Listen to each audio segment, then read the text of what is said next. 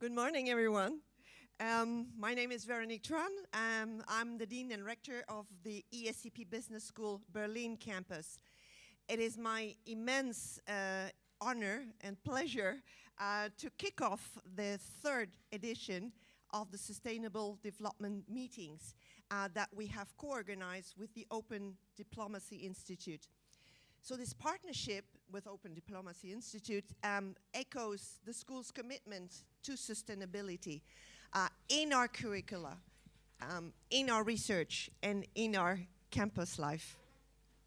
Why ESCP Berlin campus? And it is my role, and again, honor, to focus on the Berlin campus in this introduction. Well, because Berlin, capital of Germany, plays a fundamental role in shaping the rapid implementation of sustainability development goals. It mirrors the fact that the sustainability development meetings are the platform to celebrate the official anniversary of the adoption of United Nations Sustainable Development Goals in France. So my colleague Léon will talk about the tandem France, Germany, and the important role we play in this. Back to Berlin campus. We've been a pioneer on the sustainability agenda.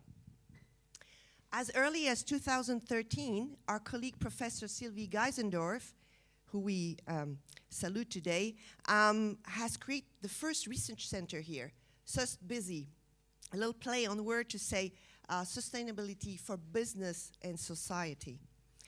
And 5 years ago, we launched two specialized masters, the Master in International Sustainability Management and the Master in Sustainability Entrepreneurship and Innovation. I know that some of the students will listen to us today, will attend, and some of us are actually helping today in organizing the event. So thanks to you. And we are currently cooking up a new European Center for Sustainability, not only to continue research on sustainability topics, but also to play the role of a lighthouse for business who want to drive the sustainability transformation. We also have several student society who, of course, build a strong student community around sustainability topic, but they also help us, the campus, to further implement our strategy in sustainability. And of course, we're continuing to strive to shape the mindset of students. Last but not least, we even have a permaculture garden in the backyard of the Berlin campus. I like to say that. At ESCP Berlin campus, we have proven that we are committed and will do our utmost to do more in the coming years. No doubt that today will be an intense, rich, fruitful day. We have amazing speakers, a wide range of high caliber speakers that will, throughout the day, deliver you top content and discussion and open up the agenda for the future. With no further ado, I declare this day open and pass on the word to my colleague Léon Loluza. Welcome and have a good day. Thank you, Veronique. Dear Veronique, dear Thomas, dear distinguished guests, dear colleagues, dear all. I'm very honored to attend today the third editions of Les Rencontres du Développement Durable. I would like to congratulate Open Diplomacy for the success of RDD, Rencontres du Développement Durable, and also to thank Open Diplomacy, of course, Thomas Friand, who was my brilliant student. So not only in diplomacy, in accounting as well. And also, of course, his team members. And I would like to thank my dear colleague Veronique, and also her team, Alina, Maria, Madeleine, IT and logistics team members, and of course, my dear colleagues Dimitri Champollion and his team, and also, of course, John Mimsik, the Société de Sustainability, and Laetitia Anglois, for the great work in this field. We start the RDD last September in the French Parliament on the topic of, if I remember well, thinking France 2030. So it's natural today to meet here on the topic of toward Europe 2030. And it is the first time that the RDDs, les rencontres du développement durable, which have a strong European thread, are concluded outside of France. And we are very honored, ESCP Business School has a pan-European business school to host in Berlin campus. Why? As Véronique mentioned, Germany and France are the engine and at the heart of the European construction, especially for sustainability development. And the ESCP, as Véronique mentioned, we are very committed to sustainability.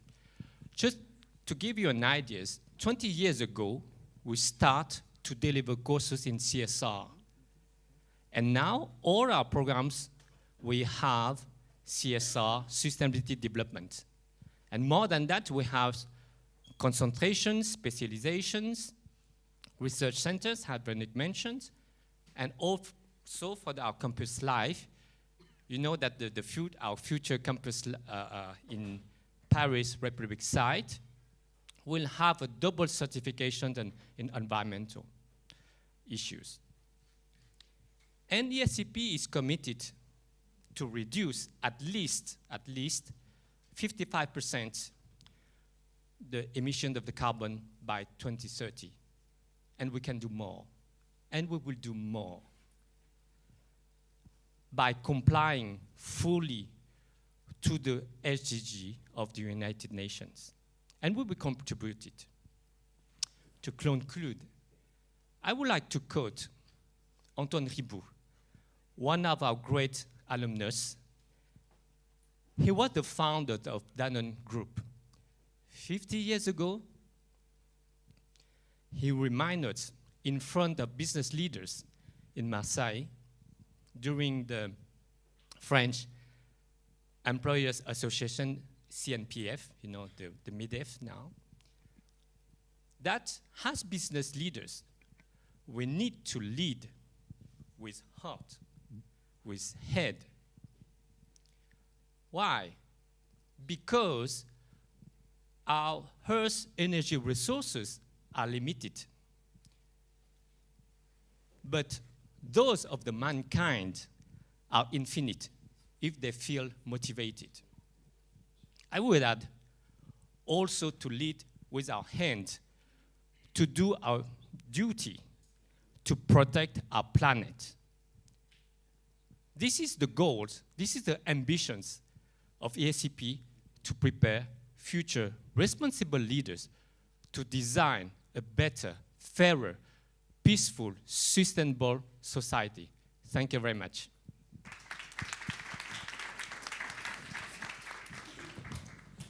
Thank you so much, dear professors, dear Léon, dear Véronique.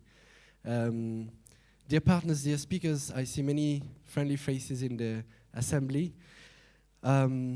It's an honor to be here in Berlin with such distinguished guests and you also, participants, you in the room and you online. Happy to see you from the camera. Today is absolutely full of paradox, and as I don't like paradox, I wanted to address them up front. We're going to discuss in English the conclusion of a Tour de France in Germany. We're going to celebrate the adoption of the SDGs while we are entering the negotiations of the COP biodiversity in Montreal. and we're going to host this debate in a business school, while everybody or many people believe that capitalism is at the core of the issue, just like the Secretary General of the UN just said in opening this COP biodiversity in Montreal. He said humanity is a weapon of mass destruction. Can you hear that? So those are three paradoxes that to me can be unlocked if we think of what is to me very important to highlight, the notion of interdependence. Business profits depends on planet and people. That is the first interdependence I would like to highlight. And I know how far ESCP, with the chair that you've created also, with your colleagues, Professor Erkki and Valentina Carbon, researching the way we can transform business models through circular economy, and how alumni of the school think of regenerative economy. This is a way into this paradox to address it, and there are many expected success in early 2030. I'm looking forward to it, not only to 2030, but towards 2023, as we expect the science-based target to be developed for biodiversity, and as we expect the task force for nature-related disclosure to finally deliver the framework we can use to address this relationship between planet, people, and prosperity. So that's the first paradox we would like to unlock today in a business school. The second, well, any sustainability agenda depends on nature. There is no way into the SDGs without stepping into nature. As we enter the COP15 biodiversity in Montreal, it's all about halt and reverse. Setting the goals for nature-positive approaches is way more ambitious than being carbon neutral, even though carbon neutrality is in itself a very demanding goal. To achieve SDG 13 about climate, we need to achieve SDG 14 about life on Earth and SDG 15 about life in the oceans. Oh, it's the opposite actually. 14 is oceans and 15 is Earth.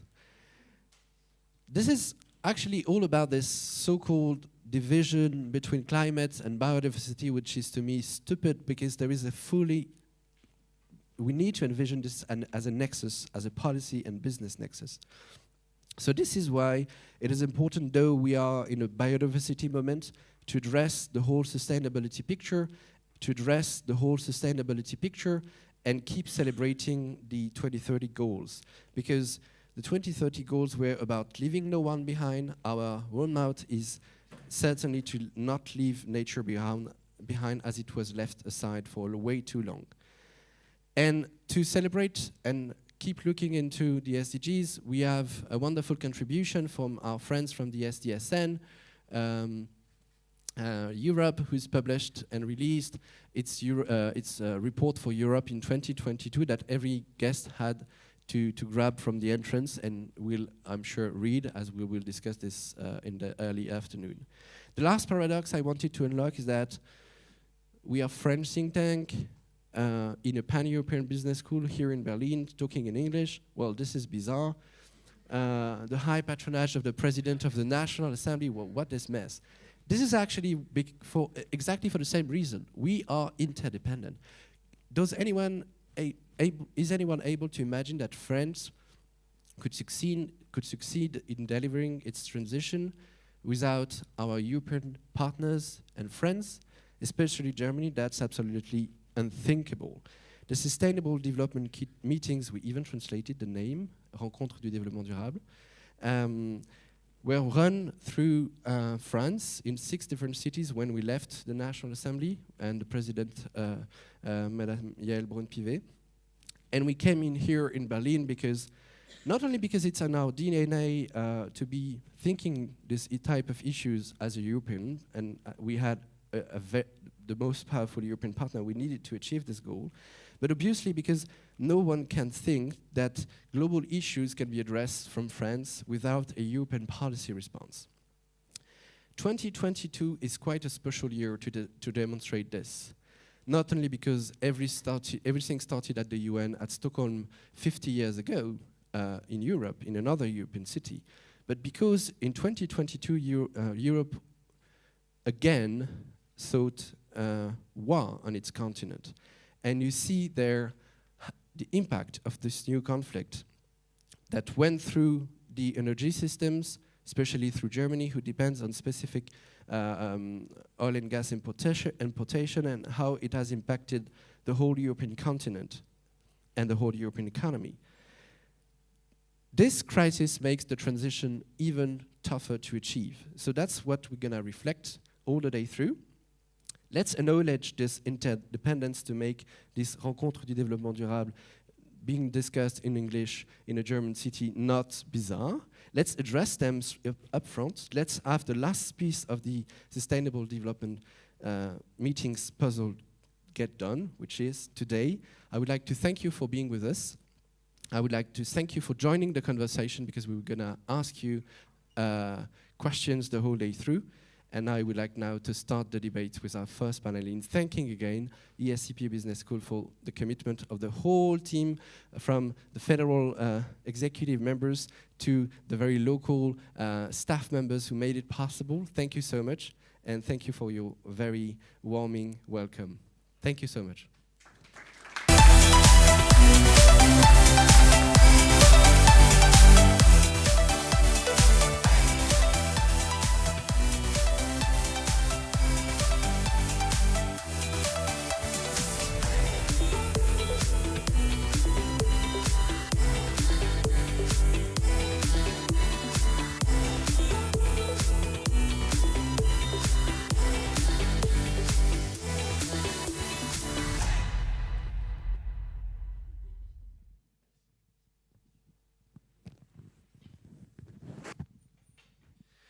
So this is the first roundtable we have for this closing day of the Sustainable Development Meetings.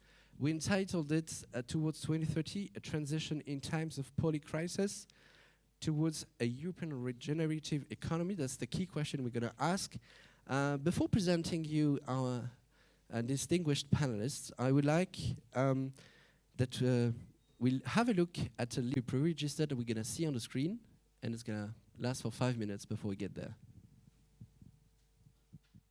Hello and good morning. My name is Yannick Servant. I'm an associate of Eric, whom you have in front of you, and it's my pleasure to welcome Pascal CANFIN to introduce this debate. Welcome, Pascal, and thank you very much. So I have two questions for you. And the first one is going to be related to the Green Deal, which was officially introduced 3 years ago. And in your mind, what has changed since then? Well, the whole narrative has changed. And de facto, we are in the process of changing more than 50 European laws. Whether we talk about green finance, transportation, biodiversity, circular economy, and so on, what we are after with this Green Deal is not a cosmetic change, is a systemic change. And of course, this Green Deal agenda has passed through two crises. The first crisis was the COVID crisis, and we managed to overcome the COVID crisis, notably through the recovery plan, where we consider massively at that stage that the green investment had to be supported even more than without the COVID crisis. That's why we designed the recovery plan, which is ranked as the second greenest recovery plan worldwide. And then now we are in the crisis related to the war in Ukraine and the high energy prices. And more than ever, we need the Green Deal to speed up the solutions. Whether we talk about demand side management, whether we talk about energy efficiency, whether we talk about renewable energies and decarbonized energies, we need to speed up that kind of investment precisely to be less dependent not only on fossil fuels from Russia, but generally from fossil fuel as a whole. And when we talk about speeding up, the COP27 on climate came to a close a few weeks ago.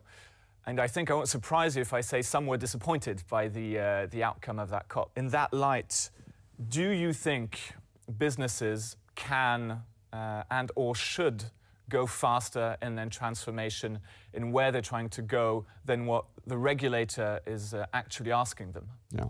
Well, COP27 was disappointing, but it was not a surprise that it was disappointing. I mean, we expected it will be, and it would be disappointing. Why? Because of the high energy prices first, and because also of the tensions between China and the US. So what we expect was not that much, and actually the EU played an interesting role because we managed to bridge the gap on the so-called loss and damage issue, where Franz Timmermans made a very interesting move, saying, okay, why not tomorrow a dedicated facility or a fund for loss and damage, but only if China is on board, which I think just reflects the reality of the Chinese emissions and the Chinese responsibility today. But beyond this, it was definitely disappointing. But we shouldn't, and that's part of your question, we shouldn't limit the scope and the remit of the multilateralism and international climate action to the COP. COP is one segment of the climate international action. It's the UN-led segment, but let's take other ones. The Green Deal, and one element of the Green Deal, the regulation on cars. We took a very strong regulation on cars, saying that by 2035, it will not be possible, legally possible, to sell non-zero emissions cars in Europe. But California took the exact same standard, bringing half of the US states together behind that regulation. So it means that the two first global markets besides China have the very same standard up to zero emissions cars. That's a kind of sectorial regulation, not at all driven by any negotiation under the UN, but very effective when it comes to concretely change one of the key value chain for decarbonization. I'll give you another example, green finance. We have now a very interesting and strong network among central banks called NGFS, Network for Greening Financial System, which allows a lot of cooperation, a lot of thinking for central bankers in England, in the US, in the EU, in China, and more or less they start applying the same rules, the same thinking. Again, nothing to do with the UN negotiation.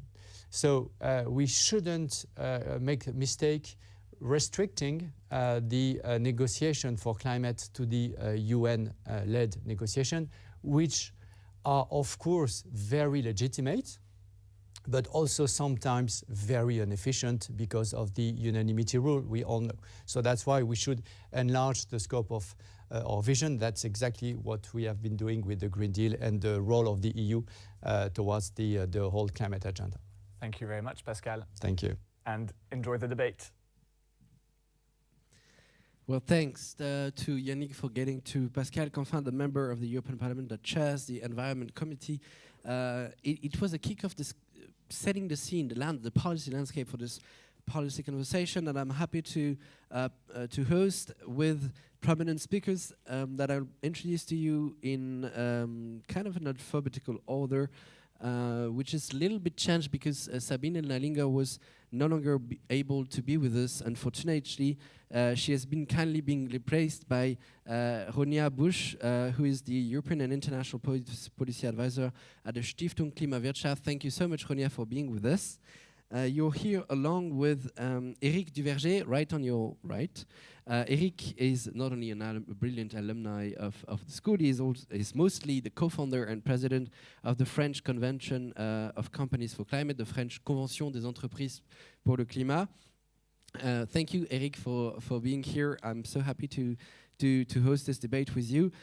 We also have Professor Joe Mimchek, who is the Associate Dean for Sustainability at ESCP Business School. Thank you so much, Joe, for taking the time to have this panel. I'm happy also to introduce Volker Ratzmann right here, who's the Executive Vice President for Corporate Public Affairs at the Deutsche Post DHL Group. Thank you so much, Volker, for being with us. And last but not least is also Sophie Robert-Velu, the COO of Expansions Laboratories, who you may know for some more commercial brands that Sophie will talk about in discussing the debate. Thank you, the five of you, for being here. It's a bit special today because it's kind of a wedding moment for me to celebrate, because there is this convergence from the CEC and the Stiftung being kind of discussed as we move towards this movement, this European regenerative economies, in bringing together very climate progressive companies together. I would like to ask a first question to Eric. As you have created this so-called Convention des entreprises pour le climat that I just referred to, and that Pascal CANFIN is a good support of, we'll come back a bit later about the policy context he just outlined. But before that, could you tell us why you launched this new style of initiative that you will explain to us how new it is, and the way you expect, and you have probably witnessed already, how we can unlock in action? Yes, hello. Thank you very much, Thomas. Bonjour, guten Morgen. Good morning, everyone. Well, first, you were talking about paradox. I would say I feel myself a paradox this morning. I feel both worried and energized at the same time. Why do I feel worried? Because just as Pascal said, this COP27, we all know it will not fix the issues. At the same time, the more we work on this with the Convention des entreprises pour le climat, we realize that policymakers will not fix the issues. And Pascal is doing a lot, and in the parliament they're doing a lot actually with this systemic 52 laws, but it's not going to be enough. And we know that French government is making some efforts, but we know it's far from being enough. In Germany, a lot is happening, also as a reaction to the Ukraine crisis, but it's not going to be enough. So why did we launch the Convention des entreprises pour le climat? It was really to put the companies, the corporate world, at the heart of the transition. Why? Today, what is done by every company, we can say, is not enough. And myself, I worked more than 20 years in a big French company making tires. And I was part of the team building the strategy, and I could realize that we were very, very far from having the right trajectory compared to the objectives we have in front of us. So we're not at all in the corporate world in the right trajectory, and the policymakers will not do it for us. And citizens, we know they will not change their behaviors in a couple of years. We know it's going to take a couple of generations. So we are stuck in what we call the triangle of inaction. So why did we launch the Convention? It was exactly to unlock this triangle of inaction, to make it the triangle of action. So this is why I feel energized as well, because a couple of years ago it was just an idea. It was just 5 slides on a PowerPoint, which we built with Yannick, you could see on the screen. And we could convince first 150 leaders, CEOs, COOs of French companies all around the country, every sector, to participate in a movement where they committed to give 12 days for the planet. 12 days, 6 times 2 days, different parts of France, a little bit like the RDD, for 10 months. And it was amazing. And I'm so glad that Sophie is here. She's, I love the 150, but she's my favorite one, I can say. It was something that went far beyond what we expected. And I will just finish with one message, is that when we launched it, actually we said, we have this conviction that something will happen, 150 leaders together. They will make proposals. They had committed to produce roadmaps, strategic roadmaps. So here we have put all these roadmaps in this document, which we remitted to the French government a couple of weeks ago. And what happened is that the collective strength of these leaders was coming far beyond what we had expected, and the ambition was far beyond what we expected. This is my point, and I think it's the point of the debate, is that decarbonization was really what we had in mind. But actually, along the way, we realized that it was not enough. And we need to raise the bar, the ambition. And that's what we need to look for is regeneration. We need, as mankind, to start regenerating the resources of the planet, the ecosystems, the nature. Otherwise, we'll continue to shrink, you know, and then we'll be on a planet with just mankind and no ecosystemic services. So this is this regenerative economy that we have put in front of us.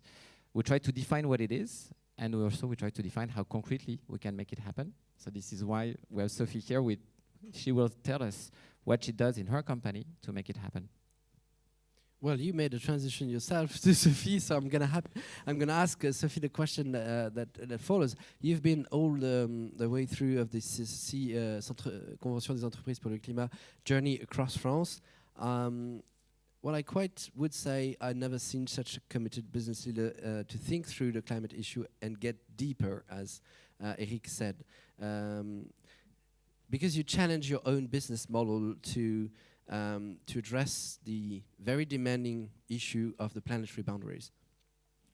And I'd like to ask you, how did this experience, in particular, change your mindset, and what type of business decisions it has triggered in your company in addressing the issue? Hello, everybody. Yes, you know, in my company, so the name is Expansions. It's a French pharmaceutical company, and we do two things, basically. We do cosmetics for family. So the brand that we handle is not known in Germany because it's not present here, but in the rest of the world it's quite known. It's Mustela. So we do creams, diaper change creams for babies, etc., wipes also, and I'll talk about it. And the second activity is medicines for osteoarthritis. Okay, so the youngest and the oldest persons are touched by our products. And what is important is that we put between 97 and 99% of our raw material is plant-based. So basically, when you have your climate consciousness that comes into your mind, what happens is that you realize that if you don't address the point of biodiversity collapse and climate change, your activity will not exist in 10 to 20 years. So the main change, the first main change that I want to talk about, thanks to the Convention des entreprises pour le climat, is that we realized that we had no choice but redirect ecologically compatible, I would say, our activity, because it's a question of survival. Okay. Then the second thing that we understood with your methodology, Eric, and the rest of the COC organization, is that the transformation of the leader is the first necessary step if you want to change your company.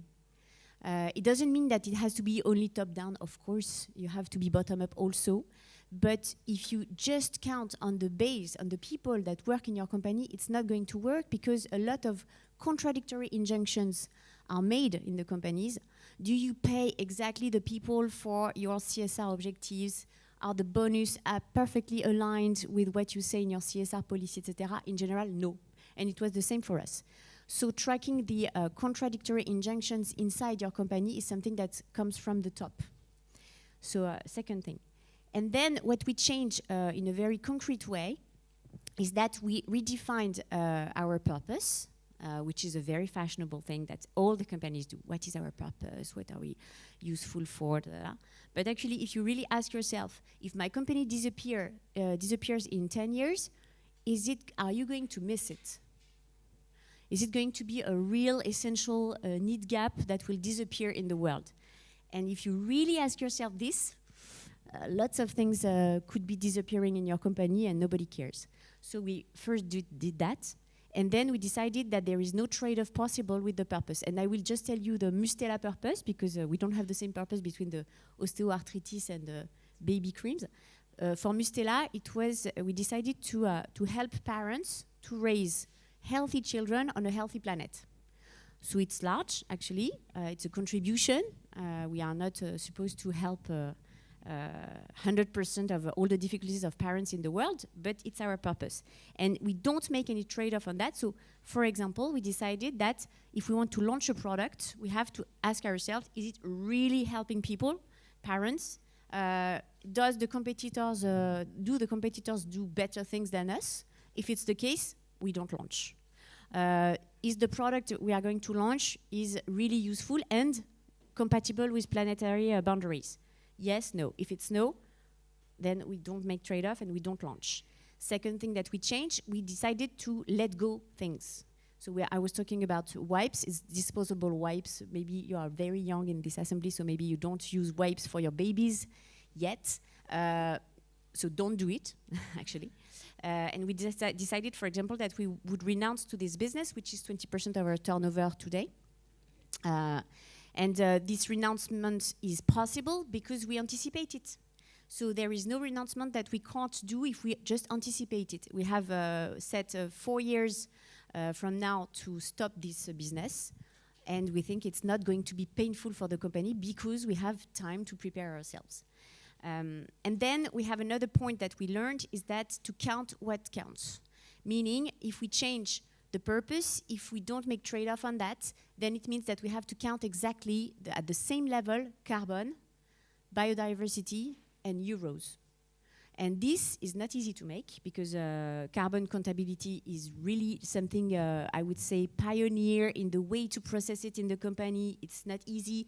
Financial direction in general is not trained for that, so they don't know how to do it. So they say to the CSR director, can you do it, please? No, we have to make it at the same level in everyday decisions. Every people that make a purchase action has to check on the carbon, etc. So it's not easy to make, but it's something that we really have to put at the same level, and it's a cultural change that is long to process, but super top down at the beginning, and then we have to give the means to the people in the company to make it happen. Well, thank you so much, Sophie, to shed light on how complex this type of transition is, but how ambitious we can be if you want to be. Ronja, I would like to turn back to you, as you do represent the Stiftung KlimaWirtschaft here today.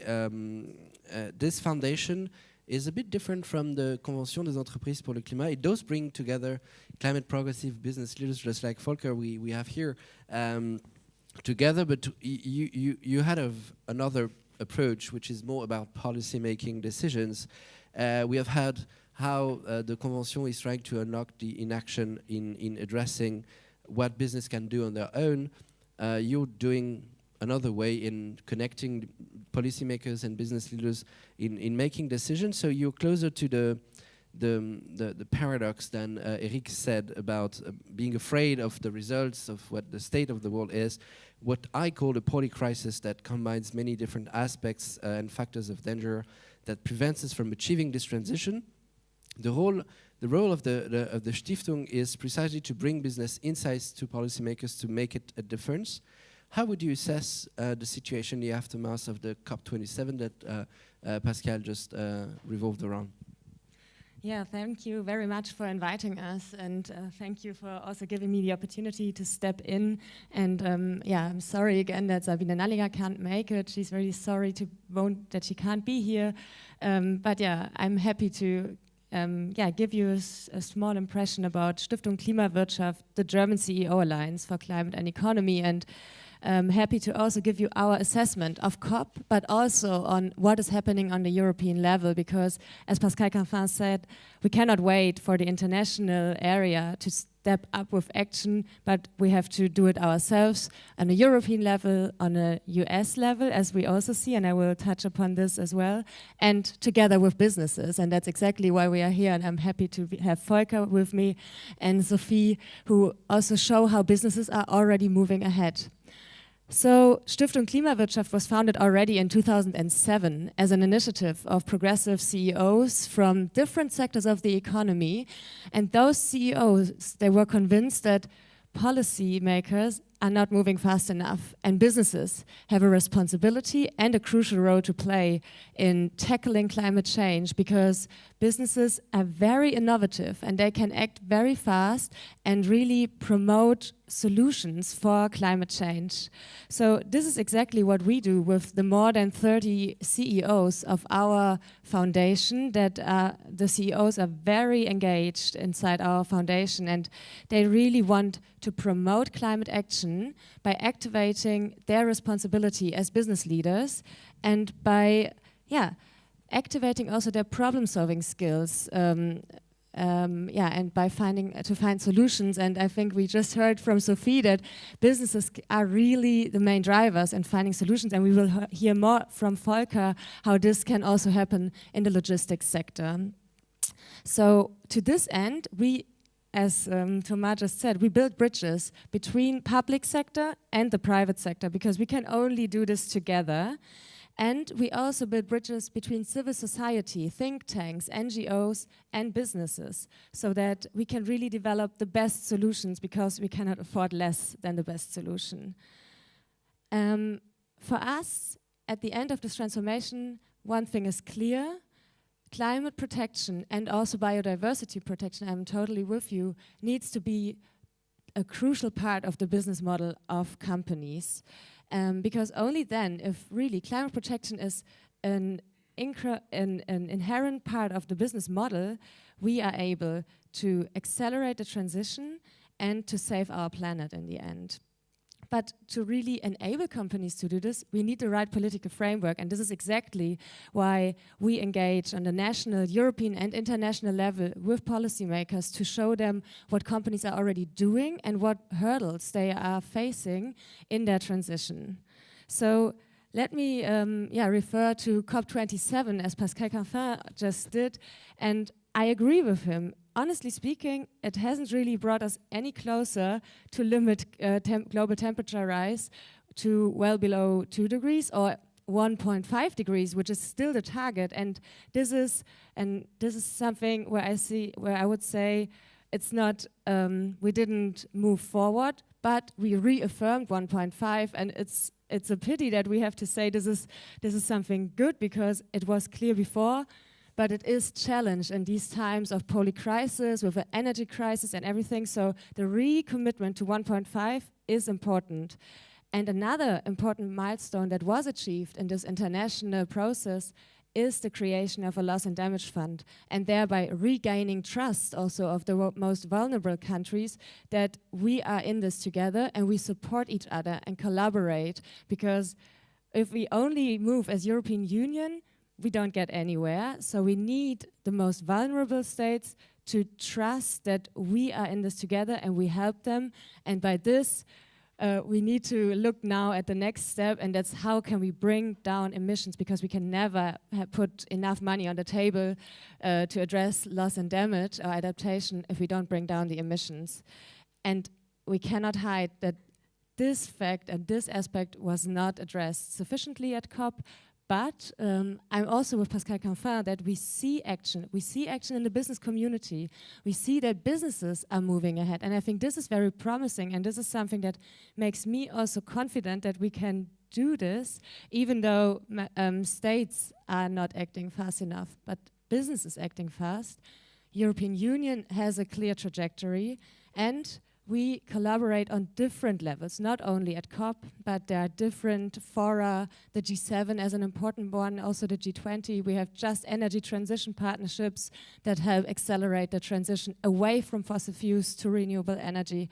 And so it was not enough, but we see progress in other areas. And especially in the European Union, we have the European Green Deal as an economic growth model that is putting climate at the center of the agenda.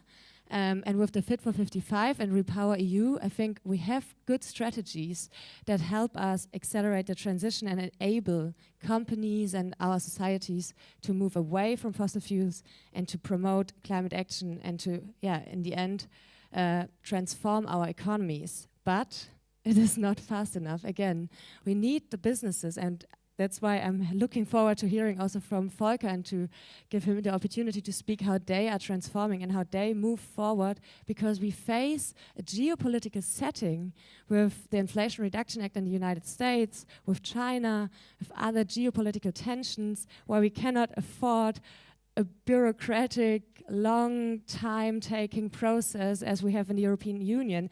We need to rethink how can we accelerate industrial transformation here in Europe, how can we keep industry here in Europe and decarbonize industry, and how can we stay competitive in a global context.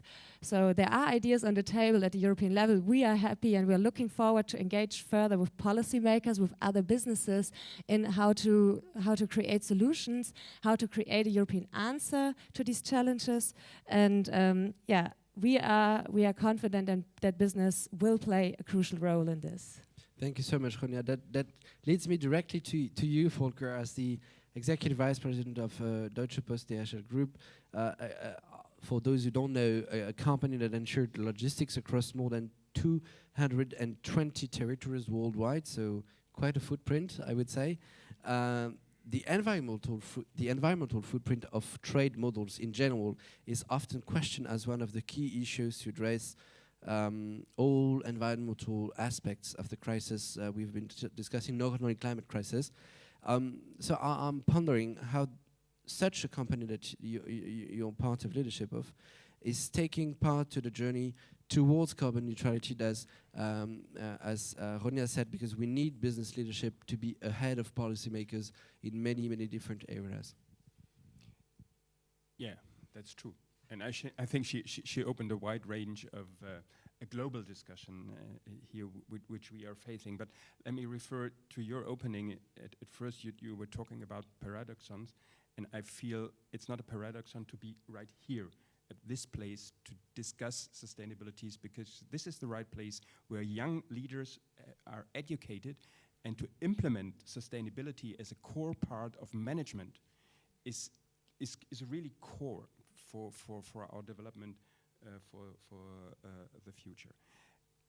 Let me refer as well to what Leon says in his opening. He quoted a sentence where he said that they were reminded in Marseille in a meeting that employers should lead with heart and with head. And we add another item to this, and this means we are leading with heart, head, and guts. So you need really to be bold and brave in taking action. And I think this is a little bit what Sophie was referring to, and I totally agree that this has to be set up in huge organizations like corporations like we are. This has come from the top management, because they are giving the trajectory, they are developing the structures which are important within a huge corporation if you want to change something. So what did we do? And I think the first step which we took was to acknowledge the responsibility a big corporation has for this necessity of transformation in the world. Yeah. I think this is the first step, and we did so. So we set up a kind of net zero plan to become net zero by 2050. But this is only the targets. And I think it was the speaker in the virtual world was talking about targets. But now I think reality has come to all these target setting. Target setting is only one part of the game, and we did this for the last decades. This is my feeling. We have so many targets. Yeah, there are so many targets. We need leaders. Pardon? We don't need targets. We need leaders now. No, we need action. This is what we need. So the targets is only setting a vision for the future. Now, and this is what I mean, it came to reality. Now we have to implement all the new technologies, we have to implement all the new structures, we have to produce things in a different way, we have to consume in a different way. This refers to what you were pointing out. This is a cultural change for the consumers. And this is what we try to do in our company. So we had a clear roadmap till 2030. So this is the next 7 years. And we know changing something just requires a lot of money. So we have to invest in those new technologies. So what we did is we are pledging to invest 7 billion euros within the next 7 years till 2030 to adopt all these new technologies. So we are running a huge fleet of as you can imagine, of vehicles worldwide. So to transform them wherever possible into the electric work, to electrify our fleet is one of our main targets to just contribute to this pathway of decarbonization. So we have more than 100,000, and we are running at the moment, I think, around 26,000 electric vehicles already. So there is a big plan in India, for example, where we have a big company, it's called Blue Dart, to just electrify the transportation sector. So we are participating in this, trying to and even to help governments to set up the plans how to develop even trajectories to do this in the political area. We are running a huge fleet of aircrafts. So we have more than 300 aircrafts flying around the world. And you all know the pollution from the aviation is huge in the transport sector. But, well, we saw also during the pandemic how important it is to just ship like vaccines from one point of the world to the other very fast to help people. So we have to deal with this network somehow. Our answer is we need new sustainable aviation fuels to do this. So we're investing a lot of money to just procure those new fuels wherever possible. But this leads me, and this just as a last point, to one problem I think we are all facing.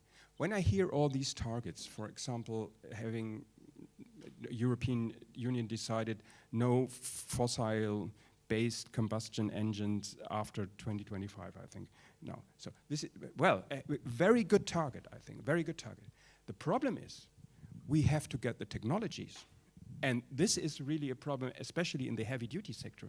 You can't get trucks which are running without burning fossil fuels. So ramping up all these technologies in giving us the possibility to take these 7 billion euros and buying those new technologies. And we are willing to do this. And we are also willing to discuss with our customers how to develop business models to implement those investments in our strategy and even in their strategies. And there is a need and a willingness to do this. So business is really, my feeling, I think all the big businesses, they learned their lesson that they have to do something, and they are far ahead of what politicians in some places are willing to do. So adopting these technologies, adopting these and ramping up the markets for those new technologies is key. And so what I want to say is setting up a target for 2025 or 2030 is one part of the game. But then you have to have the guts to change other legislation which is bound and implemented in a complex system with this. If we don't take then the risk to build the factories which are able to build these new technologies, then we won't never reach those targets. So complexity, I think, is one of the key words we have to take into consideration and we have to deal with. And this is what we are doing. We are setting out tangible plans. We have tangible KPIs. We are measuring our progress every year. We bound our leaders in decarbonization targets for their bonuses. So we directly do implement it in the governance structure of our companies.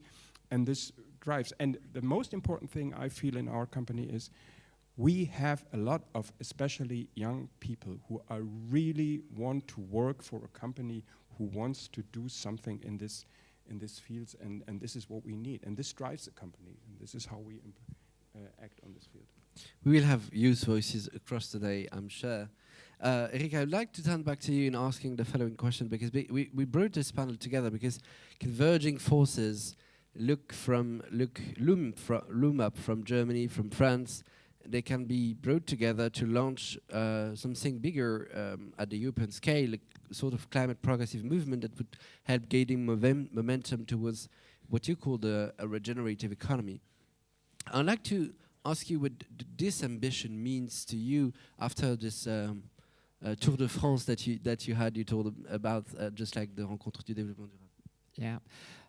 Well, first we had in our sessions, a process to get some golden nuggets along the way, great ideas, and really, Volker, what you said about heart, head, and guts, I love it. It's what it takes. It's a lot about courage. So I will keep this. Thanks very much for this nugget. Yeah, we talk about momentum, and it's really the hope that we have. Actually, we've met thanks to the European Climate Foundation, based in Brussels, from Laurence Tubiana. And she said, well, you know, KlimaWirtschaft and Convention d'entreprise pour le climat, you need to talk. And so this is why we're here today, to try to see how we can gain momentum together. In France, we can say with a lot of humility, because it's a lot of work and we need to continue to work, but we have an amazing momentum for the CEC in France. We have 12 projects of regional type of approaches that will start in the next 3 months. We are launching actually this week, a common social network, CEC for consulting firms. So the biggest consulting firms like Accenture, Bain, you know, all these firms have a lot of impact on the economic world. They speak with the high-level people in the board members, and so they will go the same way with head, heart, and guts to try to see how they can contribute more to this systemic change. And we also are cooking CEC for the finance world, because we know they have a lot to do as well, and don't want to blame anyone, but in the banking sector, they could do much more and speed up. So we have this momentum in France, but it can't stop at the border. We cannot have a regenerative economy at French scale. It has to become a European movement at least. This is why we are quite dreamers in the CEC, and let's be dreamers. And we're not the only one. We are pragmatic dreamers. And so we would like next year to have some concrete actions with KlimaWirtschaft about sharing. And this sharing was already very fruitful. So to try to do more of these workshops to see how we can share concrete ideas. And we're cooking CEC at European level for 2024. It's going to be a year of election. So we think it's going to be the right year to give a push from the economic world and to organize something, 100, 150 leaders from European companies all over Europe. So we'll cooperate on that as well. To me, a couple of thoughts. The first one is that what we need to bring all together by doing this is really a new model about economic peace. This is what is at stake when we see, you know, the crisis coming in front of us. This way of sharing practices of cooperation between the different value models, it's really a way to do peace and to stop from this, what we learned in business schools before about fighting for market shares, for profits. And so we need to get away from, you know, this type of approach of fighting or winning. You know, it's about winning together. And this is my last point. It's to me about a new type of leadership model that we need to put in front of the younger generations. And also, what is the narrative of success tomorrow? Is the narrative of success of having a big company with a lot of profit and you make a lot of money? Or is the narrative of success for the young generations of being in a company where you regenerate the planet for future generations? I think it's much more powerful. This is what the young generation are looking for, and let's make it happen. Thank you so much, Eric. Joe, I'd like to turn back to you because first to you because you're the dean of for sustainability of this precise business school that hosts us today. It's another way to thank ESCP for having us. And as a professor, you research those issues, and the school, as not only as a co-organizing partner, is also very important in leveraging on knowledge that the research produces here, not only in Berlin but also all across different European campuses of the school. This notion of regenerative economy is not as settled down, I would say, as we could imagine. It's a bit fluffy still. And to some ears, it could sound like a new way, a new brand concept, to go business as usual, another way of phrasing, like, let's do business. It's obviously not the purpose in the mind and the heart and the guts of Eric. But we have heard so many before, like green growth, etc., etc. But at the end of the day, it's all about dealing with the planetary boundaries, which, like, those are boundaries, like boundaries. You can't move from boundaries. So what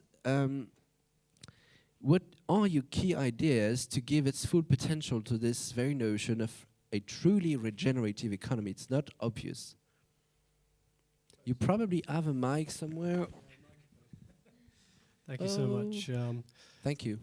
Yeah, very interesting challenge for us to understand how to deal with. Firstly, coming back to our role as a business school, clearly we've got still a long way to go in terms of how we teach, how we integrate these issues into the curriculum.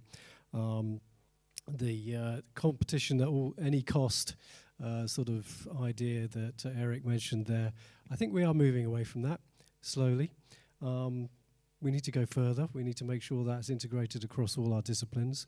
But I think that recognition that this problem is a problem that has to be solved by companies working together to solve the solutions. There's no question about that. So I think we're in agreement with that. But yes, you said fuzzy concept, regenerative economy, regenerative business. I work in the sort of supply chain area as well as sustainability in my research and teach in that area. I've got colleagues that do that as well, looking at different approaches to business model design, etc. Quite a lot of that work done here in Berlin, actually. And it's certainly not clear to us as researchers where we're going when it comes to regenerative business and what that really means. Of course, we need to go much further than just doing less harm, which is, the next step on from business as usual. And actually, I really like the way that the CEC project that Eric put together created basically a way of looking at how we move from business as usual all the way to being, the buzzword today is nature positive, I guess, which is a lot of the talk in the biodiversity conference going on in Montreal at the moment. But the question is, where are we between those different levels? How do we actually measure success in that area? We know how to measure success when it comes to financial success. We're getting a handle slowly on how we might be able to measure and show impact on improving our carbon impact. But when it comes to the planetary boundaries, which you've mentioned there already, things get a lot more complicated. There are many interconnections between the boundaries. Not everybody's sure as a business, how do we impact on them? Where do we draw the lines, etc. And we also have this issue here. We're quite clear on what we need to put in place for 2030, 2050 when it comes to carbon reduction. But when it comes to biodiversity and the planetary boundaries, as I mentioned, the baseline is far more difficult to understand because it's a global set of baselines. We've got action that we can do here at a European level, that we can do at national levels, but translating that into business strategy is incredibly difficult at the moment. And that's where I think we see a lot of challenges in the definitional work that the European Union needs to help us with, working with these cooperatives of companies to look at how we might integrate that properly into our dashboards, the way that we manage businesses, etc. And I think, Sophie, you mentioned there around how you think about that as a business. For you, maybe it's fairly straightforward because you use biological nutrients in the products that you produce. But if you're not in that sector, if you're not Danone, for example, who's directly linked to nature, directly linked and dependent on biodiversity, if you're DHL, how do you really integrate that into your strategy? And certainly they have a role. So that's one of the big challenges I think we need a lot of work on to really define how we look at this challenge, not just from a carbon myopia perspective, the tunnel vision on carbon that many companies have, but really broaden it out to this regenerative idea. to avoid, let's face it, the biodiversity collapse that we're seeing. We're losing 60-70% of that at the moment. So very serious issues on that. The other point, I guess, is looking at different levels. How do we manage action at different levels? From a business school perspective, from teaching our students, we look at it from a company business perspective or a sector perspective, and translating that into action at an economic level, at a European level, is also very difficult to see how we create those mechanisms so that we know that actions we put in at a business level or a sector level actually are going to be meaningful for a complete economy or ultimately for the globe. So still there is work to be done in that particular area. I mean, my background, as I mentioned there, is in the supply chain area of business. And if we think about value of products that companies produce, typically 60-70% of the value of those products come from the supply chain, and therefore these companies have an influence on that. We're starting to understand how we might manage Scope 3 carbon emissions, but what about Scope 3 biodiversity impacts? How do we really manage that? How do we put in action plans that allow us to have an influence at that level? And that allows us then also to have an influence at a global level as well. And the European Union certainly knows that. They're certainly putting in regulation to at least make companies be more transparent about what's happening in their supply chains across a whole range of different issues, but turning that into actual actions and business strategy, thinking about where the trade-offs are, where we don't want to make trade-offs, etc. in that area is a big topic to develop on as well. Just a last point, again, this confusion of terminology, what it really means concretely for businesses, doesn't do us any favors either, because quite often we can use different terms which may be a little bit fuzzy, as you mentioned, and then there can be clearly accusations of greenwashing. Are you really creating a business model that actually has a real impact when it comes to biodiversity or the regenerative business that we mentioned before? So there's a lot of danger in that area, and that, for me, is quite scary, because it can hold companies back. Because if they're thinking, we're not really sure what this regenerative business really is, if we're going to be accused of doing greenwashing, maybe we're not going to go down that road and put in actions in that area. So I think there needs to be clearly work done on making sure that we're secure on what those terms actually mean, making sure that consumers really understand what these products are that they're buying when it comes to nature positive. We can imagine, buying products from a supermarket saying they're nature positive. That's something we need to get to, but really a lot of work between sectors, companies, European Union, consumer bodies, etc., to come up with agreements on how to communicate on that and what really constitutes a regenerative business. So. Thanks, Joe. Your last point about distrust is key in this conversation, because distrust, or at least suspicion around greenwashing, is part of the triangle of inaction that Eric referred to, and I do believe, or I tend to believe, that only proof of leadership and proof of impact are the best way to fight back against this fear for greenwashing. And that's why I like to turn back to Sophie, because you already outlined a bit the way you addressed the business model issue in the way you tackled, you designed your roadmap at the end of the Convention des entreprises pour le climat. But precisely this is because you tackled this issue of the core business model, and not only like CSR stuff all around some committees and side issues, that this could make a difference.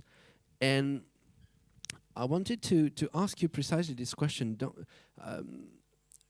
How deep has it been to address the core question of business model in the way you change your roadmap? And don't you fear to be accused wrongly, because I suppose you did it positively, to be accused wrongly in the course of implementation of this ambition of greenwashing that would actually put so much distrust within the team and within the staff and within the board members, etc., that you would be hampered to deliver the ambition, the rightful, meaningful ambition that you've designed. You're right on the how deep. I would say that you're right. We have to switch from the do less bad to be positive. What we actually did was first to change the status of our company. So in Germany it might not exist, but in France we have a new status that was invented by the government, actually by the state, a few years before, which is the mission-oriented company, société à mission. What is interesting in this status is that you really change your governance, but you also put some objectives of mission inside your status of company, meaning your company purpose is not only to make profit, which was actually the case of all the companies and societies before. Now you add some objectives, some missions, objectives that you decide in a collective way. And then you have a mission committee of independent people that can be obliging you every 2 years to respond on did you put the right means to do it? Did you achieve what you said? Are the KPIs really clear and the good ones? So you have 2 meetings per year with them, and every 2 years, like accountability auditors, they can say publicly that you were wrong in your missions and that you lose your status. So it's very something that commits you as a company. And it's really interesting because it's a sort of counterpower inside the company. And even if the top leader is an angel and got it all, etc., sometimes you really need this counterpower because it will help really the governance to be clear and to enforce the whole company to be sure that we do what we were supposed to do.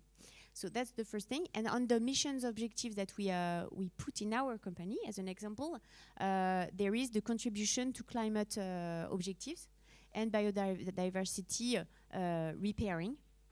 So it means that you're right, we have to be able to measure, actually. Alors on carbon, even on carbon, it's not so easy. When you make a carbon bilan carbon in English, I don't have it. Report? Okay. So when you make a carbon report, you have 30 to 40% of not sure it's true. So it's not really easy to be precise. But nevertheless, we do it. And what is important is that we have figures that are comparable from a year to the other, and you measure your dynamic. On biodiversity, it's even worse. You're right. It's easier for a company that has a direct link with non-human living beings because, yes, we need nature to put in our products.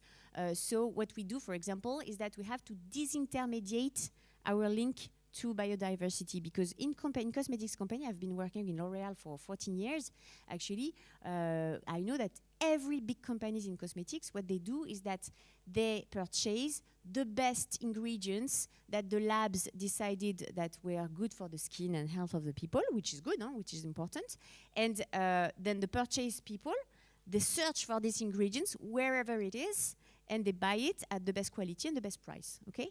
Now, if you want to be sure that the farmer that will grow your sunflower oil doesn't intervene in the soil to respect the biodiversity of your soil, then you have to know exactly who is this farmer, how he cultivates, etc. So this, even for a company that has a direct link, I would say, to biodiversity, it's not easy because we have hundreds and hundreds of farmers that we don't know because we buy to intermediaries. So first thing to do, disintermediate this link to biodiversity and have a direct purchase for all the raw materials that we buy. And this will last maybe 5 years to get it. And even for a L'Oréal company, it would be super complex to have this total traceability. So we have to do it. As you said, Volk, we have to be active, to act, because there is no plan to make. It's just calling the people, saying, okay, who is the farmer? And it's a negotiation. So it's very hard work, but we have to do it. So that's one point. And then Sophie, just before yeah. you jumped, I was in the introduction. I referred to the science-based target system, which is very helpful to tackle the point that Joe made about driving your business in taking this planetary boundaries into account.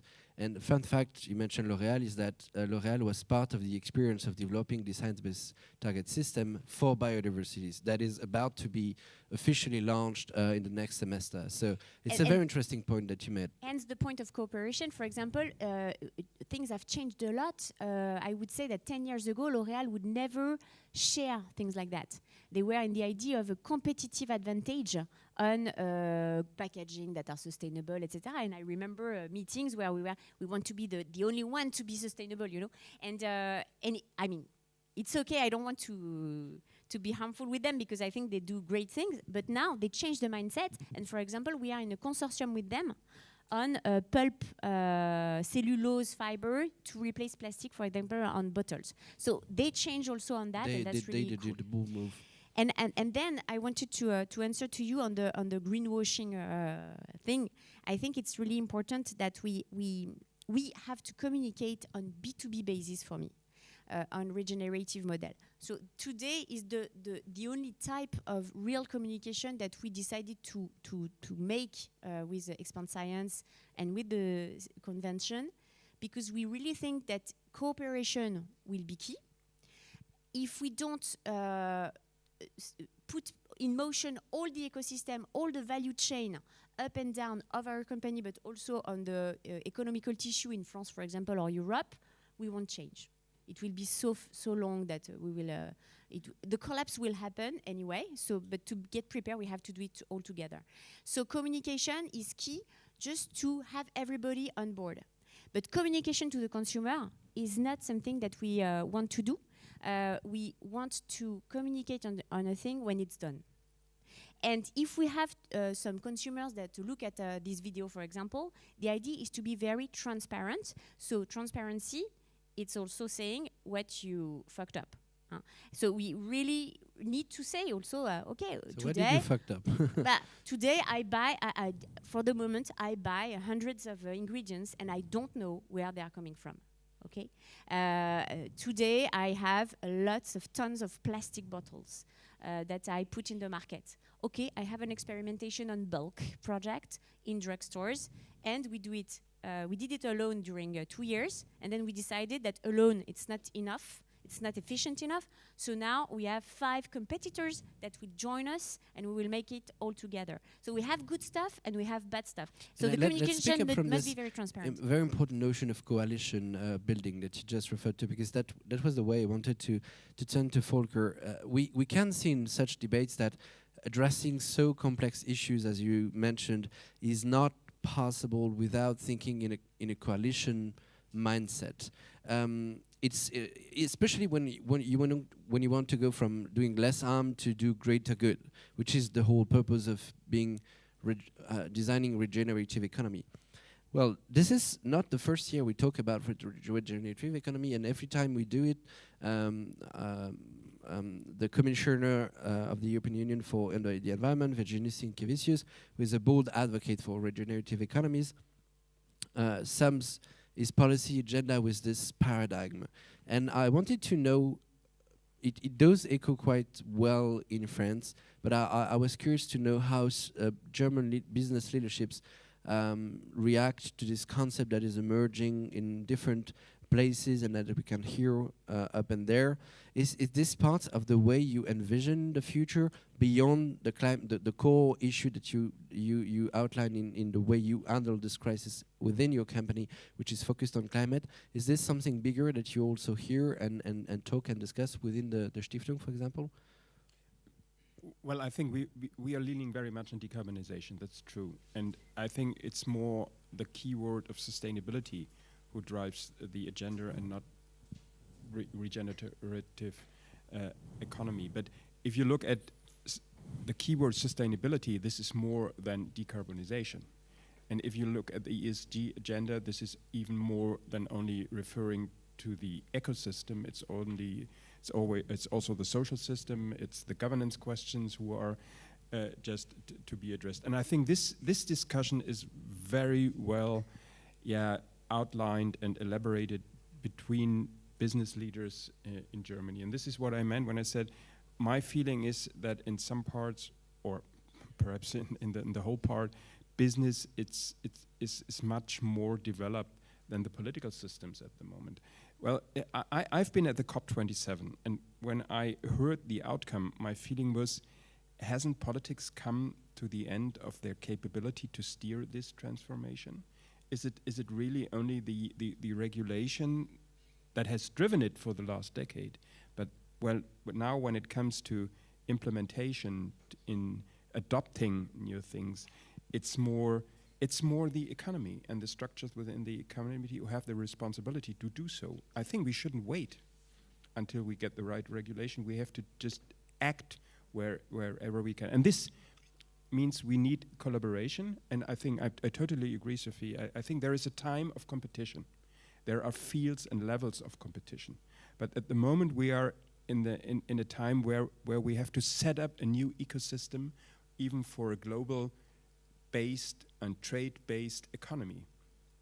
And well, my feeling is that this has been seen within the economic structures in Germany, and especially amongst the global leaders. I think they see it comes more and more up into the, and even in that field that they have to take, and that we have to take responsibility to set up these new environments. Taxation, standard setting is key in that area. And you're totally right, Joe, that this is one of the main issues we are facing at the moment. So we did some auditing processes concerning our roadmap with SPTI. So this is the only institution at the moment that we can see worldwide, very well recognized. I think the official governmental structures like the ISO has to take it into consideration as well. I see that there is a lot of ongoing discussions within those boards who assess the value of companies like the ISSS and those standard setting bodies for auditing the monetarian value of companies. Yeah? We all have, as big companies, passing an auditing process at the end of the year. They are changing now a little bit, adding more like what's about the value of having good working conditions, what's the value of being acting within the boundaries of our natures. Those items come in, I think, more and more up to. There is a big initiative that's called the Value Balancing Alliance. I think it's a European initiative setting up those new standards. And this will help us a lot. If we have a systematic, or if we just transform this more ethic, philanthropical discussion about responsibility into clear economic structures that shows us how we can act in an economic, responsible and rational way to drive our companies within these systems. And I'm very hopeful, and I see this. And I think this will also avoid, or what we need is, I think, to just create somehow a level playing field for all companies. And this is beyond competition. We have to do this all. This will avoid carbon leakage if we have these level playing fields, because then we have all the same conditions. And once set up a system like this, then we can start to compete again, because who delivers the best service, who delivers the best product on this level, and which we set up. To create this is really a global challenge and a global perspective we have to take. But I'm very hopeful that the awareness of this challenge just raises globally within. And this is just as a last point. Well, I think we should avoid to just have only a Europe-centric discussion. This is not a European issue. This is a global issue.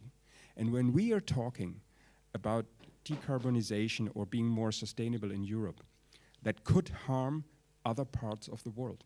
We are saving our energy at the moment on the backs of the people in the developing countries because they can't afford the expense for energy. So if we are discussing about renewable energy, and we need a lot, and this is key, I think we need a lot, we have to take into consideration that even if we have the infrastructure to use all these new technologies, we should avoid to shift our Schrott, so that those technology we can't use which harm to all those countries, and this challenge hasn't been faced, I think, yet. Thanks, Volker. This is key that you raise this international aspect, because we will have a special panel dedicated to this. Sophia, I would like to turn to Joe before we will have a round of questions, so I'm sure you're gonna make different points complementary to what has been said. Joe, there is a bit of bone of contention in what Volker said, in designing new paradigms that are achievable and getting to implementation, getting on the ground and achieving the goals and the targets. And this is very difficult when we talk about the regenerative economy specifically, because it's at this stage, we can envision what it means, but in delivering, it's difficult. There is one single industry that starts envisioning it in a very actionable way. It is the financial industry and investors who have been thinking through this, especially because they think of what it means to value what is nature capital. So I wanted to know whether you could help us in understanding the way that investors look at this as this notion of this new concept of regenerative economy, not as another punchline, another way of rephrasing sustainability, etc., but as the way we articulate the economic pillar of sustainability with social and environmental challenges. How do you think that they look at the way they invest our money, and they could use this to leverage and regenerate nature? Yeah, great question. And of course, it's all about, so action is all about where you put the money. Because in the end, where you spend that money is going to be where you have the action.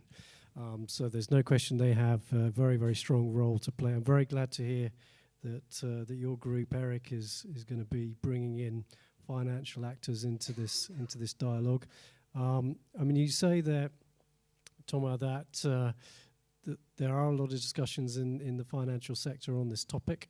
Again, it centers primarily around the climate debate again, and we're all receiving from our audit companies now, even us as a business school, we're receiving these sorts of questionnaires from our financial auditors to lay out our plans to deal with climate risks.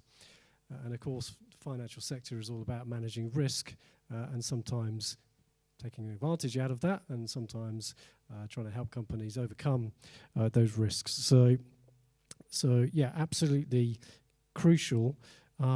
Their other job, of course, is to pick the winners.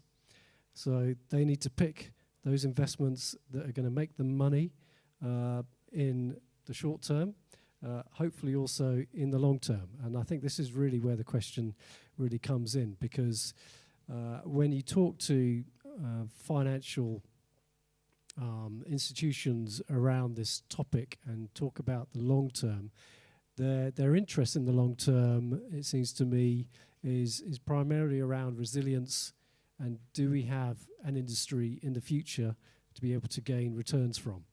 And so they're in this sort of two-phase area of looking at what are the short-term gains we can make by putting money into new enterprises, new business models, startups, etc., that've got great new technologies which particularly solve some of the issues around climate, but also looking at more sector level, what can we do to be able to build in resilience in the long term for our, for example, agricultural sectors. So a lot of the banking sector is looking at how they can support initiatives around the world to be able to create, well, actually regenerative farming activities, this sort of thing, which costs you more money to do. It costs you a lot more money to do that. But they see it as a long-term gain in terms of protecting those resources in the future. But there's always that tension between the short term and the long term. Us as, I mean, you talk about it's our money, it's our pension funds that are going into these sorts of investments. If you're close to your pension, you're close to your retirement, obviously you want to make sure that that's actually going to pay out quite well. Are you really interested in a 30, 40 year payout in the end by having, you know, sectors which are more resilient? I'm not sure we Especially really if you have. want to enjoy your pension. Exactly. At some day. We'll be able to, exactly, and that I think is a debate that has to happen. Yeah. So the other point you make there is about valuing, so natural capital, valuing nature, and I think there's also potential dangers in that area related to putting monetary value on ancient forest, for example, and saying, okay, well, it's worth this amount of money. And we've already had rather less positive experiences of trying to do that through the UN with the RED process of protecting forests, which quite often means that local indigenous populations don't get the rights to use those forests in the way that perhaps they would like to, for example. So there are issues around that which are being worked out, and so they know the problems there. They are working on solutions, but it does create quite a lot of challenges in terms of you know, the monetary value, in terms of whose monetary value. Just one last point, I guess, related to that is clearly financial institutions need to work together on this issue of valuing nature and valuing how they might improve the resilience of our natural resources in the future, and how they actually do that in terms of agreeing together where to put the funds. We have a lot of issues right now with measurement of ESG, a lot of financial institutions pulling out of funds which are very unclear on what the real tangible impacts are on the environmental and social side. So there are quite a lot of challenges being worked out, and I think the financial regulators are, particularly actually from the United States, surprisingly, putting in a lot of effort and pressure to make sure that we're much clearer on the tangible impacts of these investments, so that investors can be sure that when their money's going into an ESG fund, it's actually having a real impact on protecting nature and the resilience of the resources that we have. So yeah, I don't really have any answers, but I think we're moving in the right direction because we're starting to understand really the complexity of the problem and really putting some serious resources behind that to be able to solve some of those crucial questions that need to be answered in the next five years, probably, actually. Thanks, Joe. Final question to Ronia before we get to ask your questions, and there will be a mic going through the audience, so prepare your questions. Ronia, I wanted to ask you because the following question, because the Stiftung KlimaWirtschaft is bringing together a group of German companies committed to ensure the objectives of the Green Deal, to make sure it can be delivered, because the economy is stepping in and not policy decisions. We have in this roadmap major milestones in the EU by 2030 and by 2050. You intend to work with the French Convention des Entreprises pour le Climat that Eric has just outlined, and Sophie is probably the best witness of how it can have an impact. How do you think it can boost the results that you can have to have a fully comprehensive sustainability agenda in the EU? And what do you expect from this looming up Franco-German new type of cooperation in the context with Paris and Berlin relationship is a bit tense those days? Yeah, thank you. And I think the relationship improved over the last weeks, and I'm really happy to see that we've overcome the disagreement that we might have had in the beginning of autumn.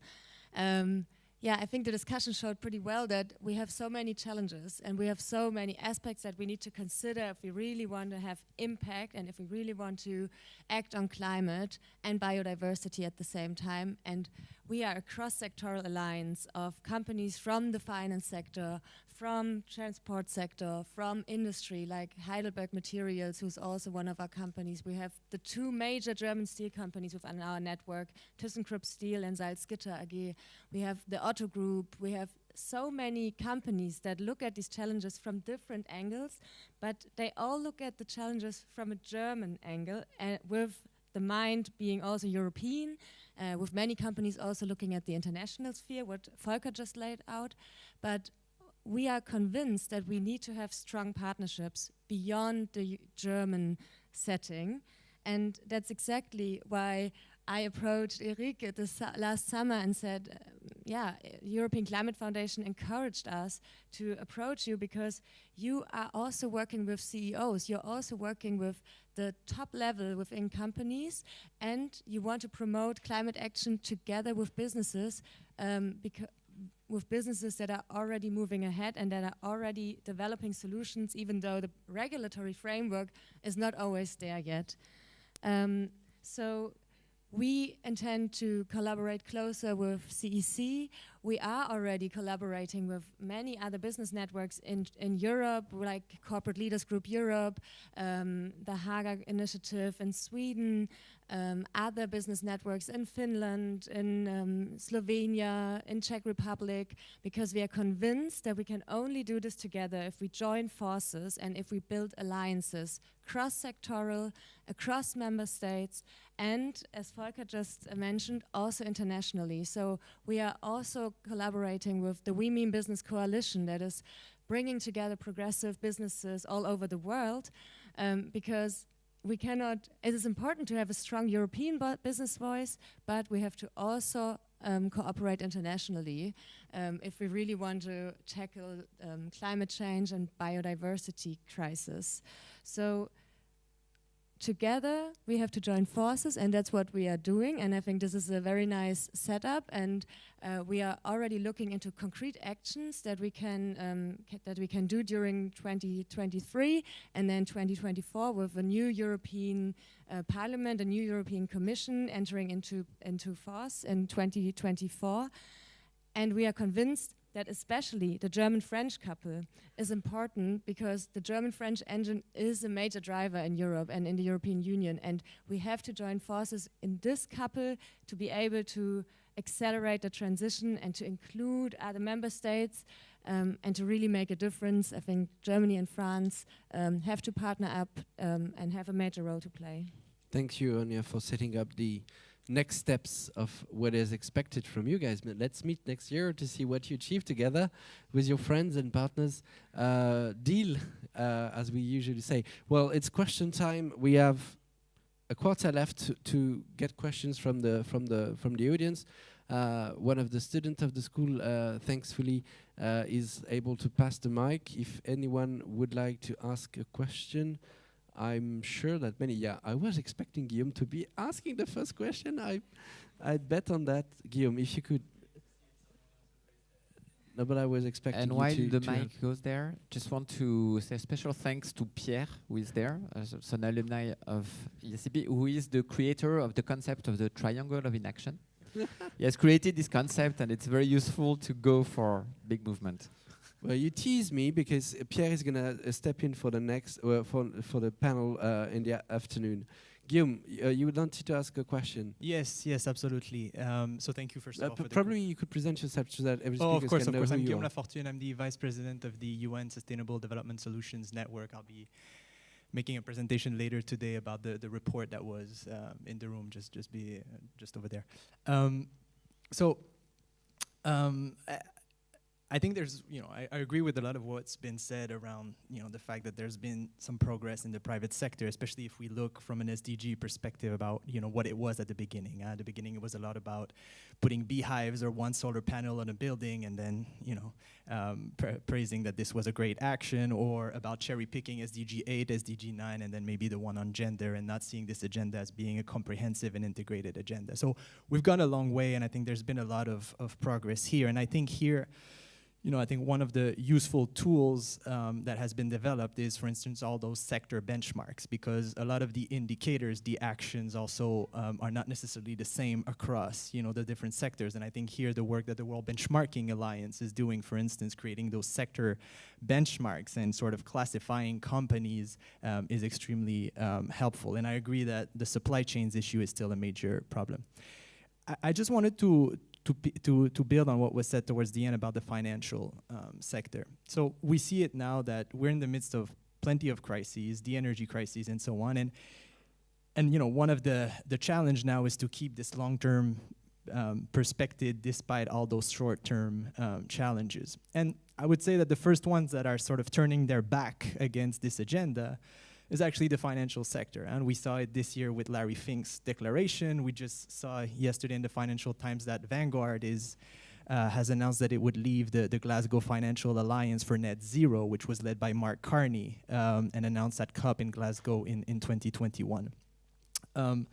So my question is the following. I mean, there's a comprehensive due diligence regulation that is being negotiating right now in the EU, and there's a big debate around whether the financial sector will be or will not be included within that due diligence regulation. And in France and Germany, there are due diligence regulations, so I just wanted to hear maybe from you, from your experience, whether you feel that things have evolved and changed since the adoption of a bit more of mandatory requirement to trace and act on those issues, and how much hope do you put in this EU diligence regulation to help the private sector move even more forward on those issues? Thank you.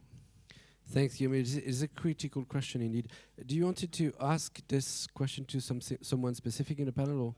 Well, I guess I would like maybe, Ronia, if you work with financial institutions at the Stiftung, that would be helpful to have your perspective on this, because Guillaume mostly referred to, I would say, US companies, US financial companies.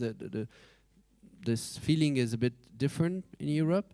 And I don't know whether within the convention, as you are about to launch a financial convention, maybe that would be helpful to have your feeling about this. Maybe Ronia and Eric.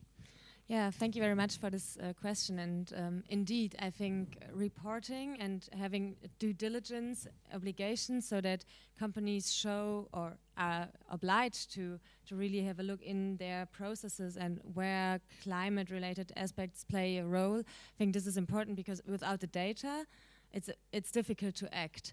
So that's also why we partner with Carbon Disclosure Project, this NGO that is doing a lot of important work on disclosure, as well for climate, but also for biodiversity. They have a very interesting new reporting scheme on nature and water, so that we can collect the data from businesses and provide them to financial institutions so that they can really see where their investment goes. If this has an influence on companies, I think this is a question that we need to address to the company representatives, whether or not the obligation to have a due diligence or to make a due diligence is driving the transformation within their companies. But I think it is a crucial first step in order to collect the data and in order to oblige the companies to really assess their impacts and their projects that they are doing. Yeah, in responding, so you handed over kind of to Volker. So before we hear Eric, Volker, if you'd like to add some few points on the way it changes. Yeah, you referred to the ongoing legislation in the European Union, which might come up end of the next year, and we just had one in Germany setting a little bit the standards, I think, in Europe. I think we have also to recognize that we have standards and legislation in other countries as well. I think in the US there is an act who was also leaning on protecting human rights, and this is the main issue and the main core of these legislation. Yes, it helps because it just set a spotlight on this issue. It doesn't help where it just underlined or highlighted only the reporting and the bureaucratic side. Yeah? And well, this is a little bit what we see in these legislations. We had a setup, due diligence within our companies, and we feel that the public sector has to control now these new laws. Didn't set up the administration that they need to control it. So in Germany we have an institution, this Bundesamt für Außenwirtschaftskontrolle. They don't have the workforce just to control. They come up to us and say, well, could you help us and teach us a little bit what we should do there in that thing? Because you worked on UN voluntarily set up standards for a long time. So I'd highlight the main thing is we shouldn't bury the good targets under bureaucracy and under work and resources we could just use better. And sometimes I see this in the regulation set up in the EU and a little bit in Germany. And the EU legislation wants to go beyond what we set up in Germany. To me, it all comes back to the theory of change that you have. Having systems, models, regulations, disclosures, we need that for sure. It can only help if there is a system that is putting virtuous circle in place. But you know, we've had like 50 interviews in the past 2 months to prepare for the CEC for finance world and insurance. Last week we were in a fund called TKO. Actually, there is a former alumni of ESCP who is at the board member. It's a 47 billion fund right now, 20 years old. We're speaking with board members of that fund, and they said, yeah, well, we're very glad because we've set up a 2 billion fund for regenerative agriculture in France. And you know, we had a press release and everything, and said we are doing this and this. We are perhaps the most advanced fund in France with this 2 billion. And so I told them, and what about the 45 other billion? What do you do with them? And so they said, well, yeah, we need to work on it as well.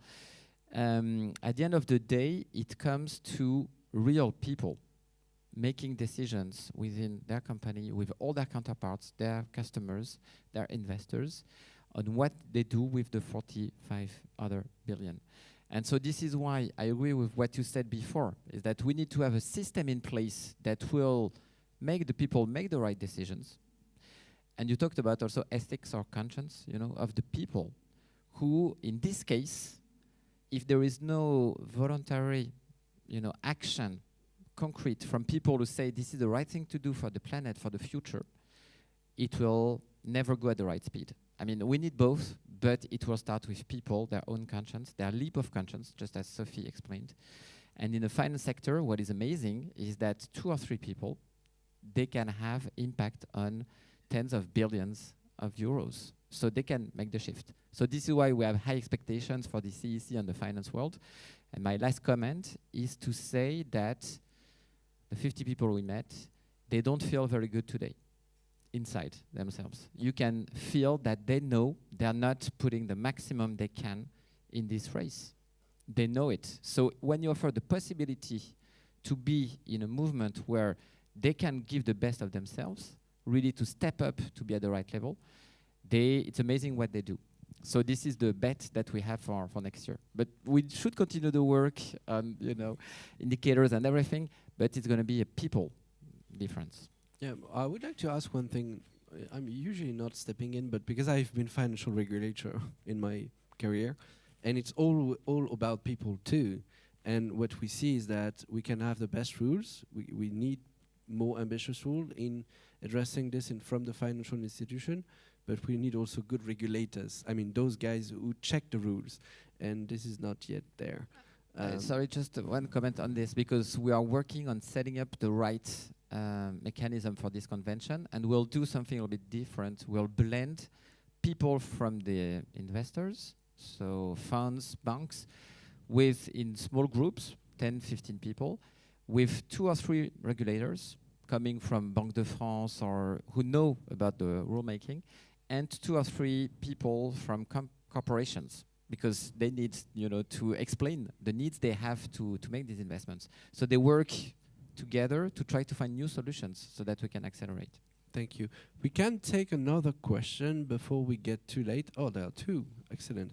Well, so one here and one there. We will take them in a row and try to address them both to try to be on time. Please. Yeah. Hello, I'm Lorenzo Manganelli. I'm 20 years old. I'm a bachelor student at ESCP. First of all, thank you very much for this panel, and it's been very interesting. As a youth, for me, it has been very difficult.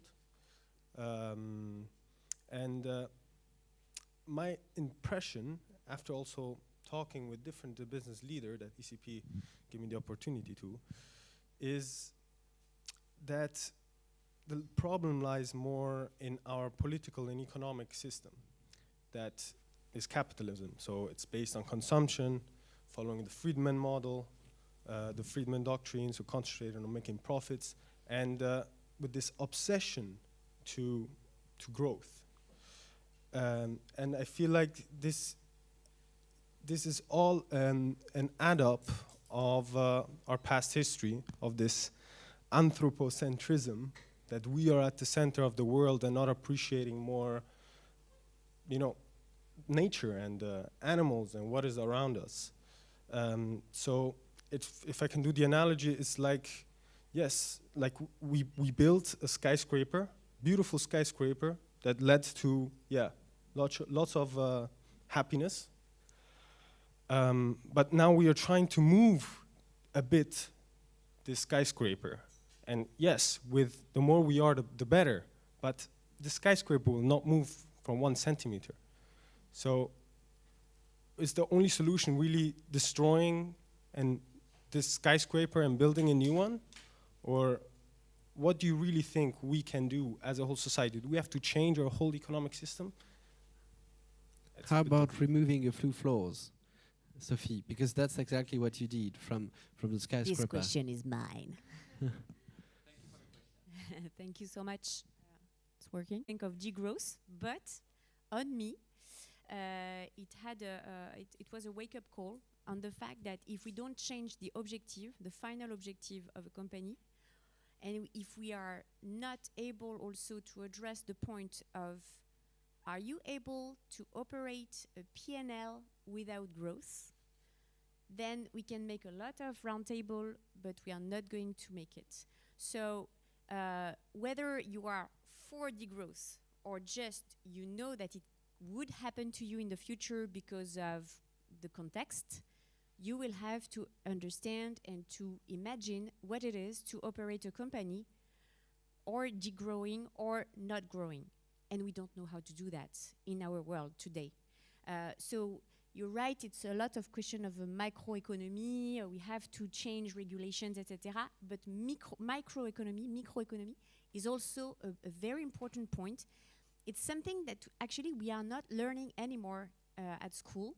We learn finance, but we don't learn microeconomy, meaning what are the exact dynamics that will be operating inside a little ecosystem, an activity sector, an industrial sector, or a region.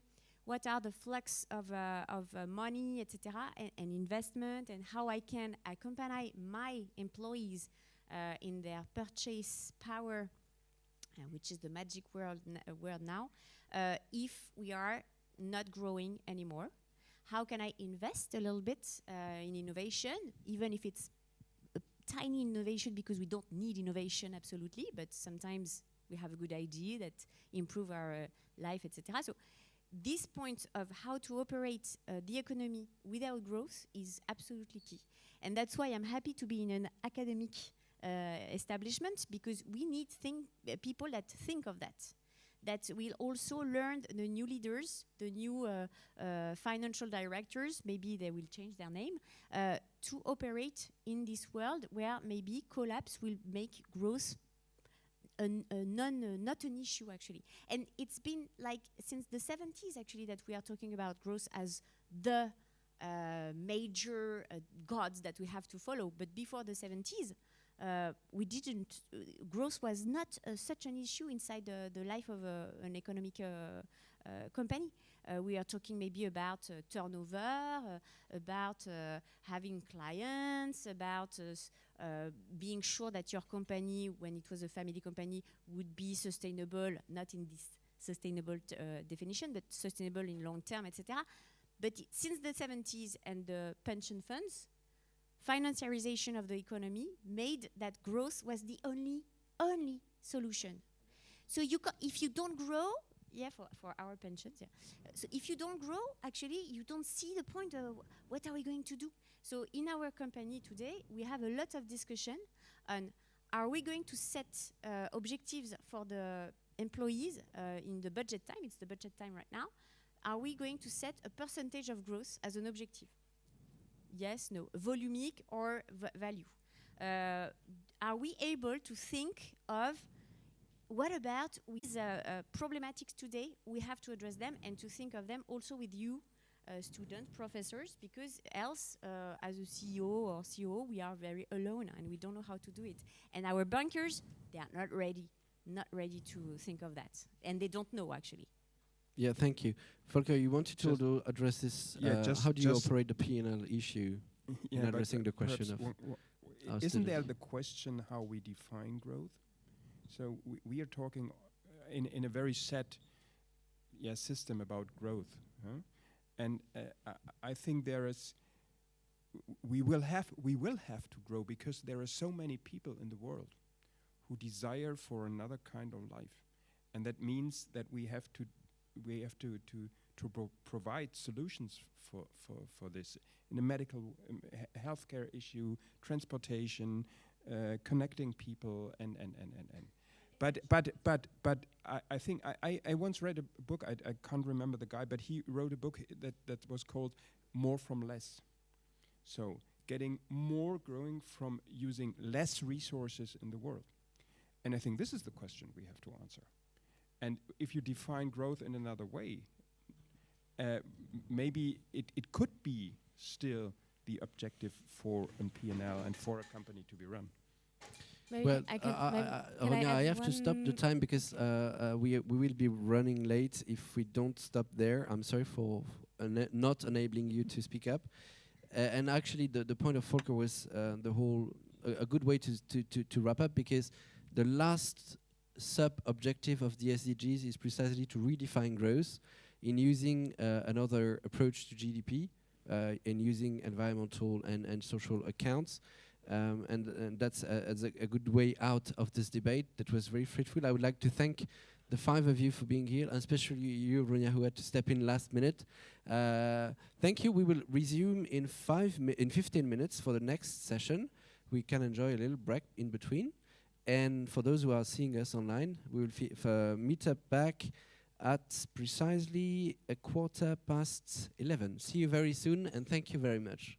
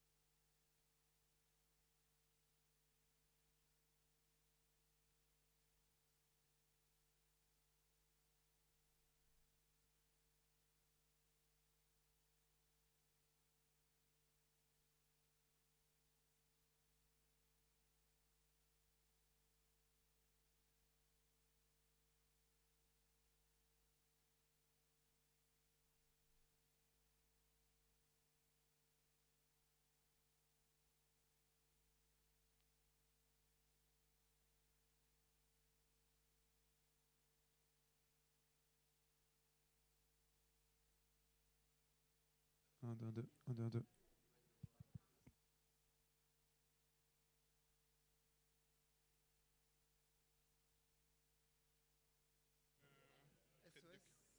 On n'est pas connu, mais on est énorme.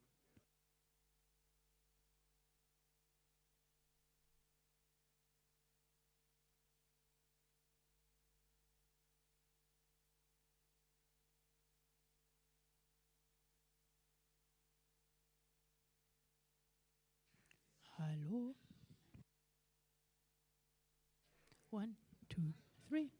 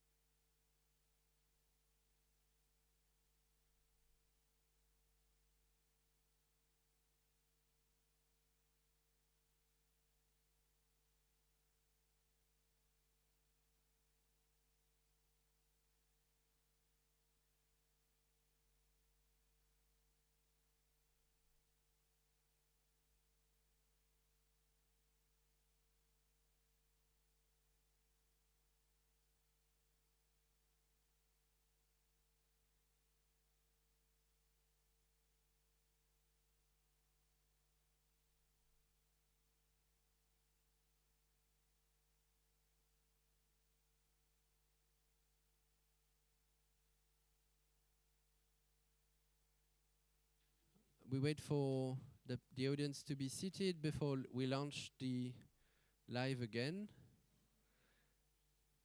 Ladies and gentlemen, if you can take a seat. And as you may have seen, those seats should not be taken for the camera purpose. It's okay? Okay. If the guy with the camera says it's okay, you can stay.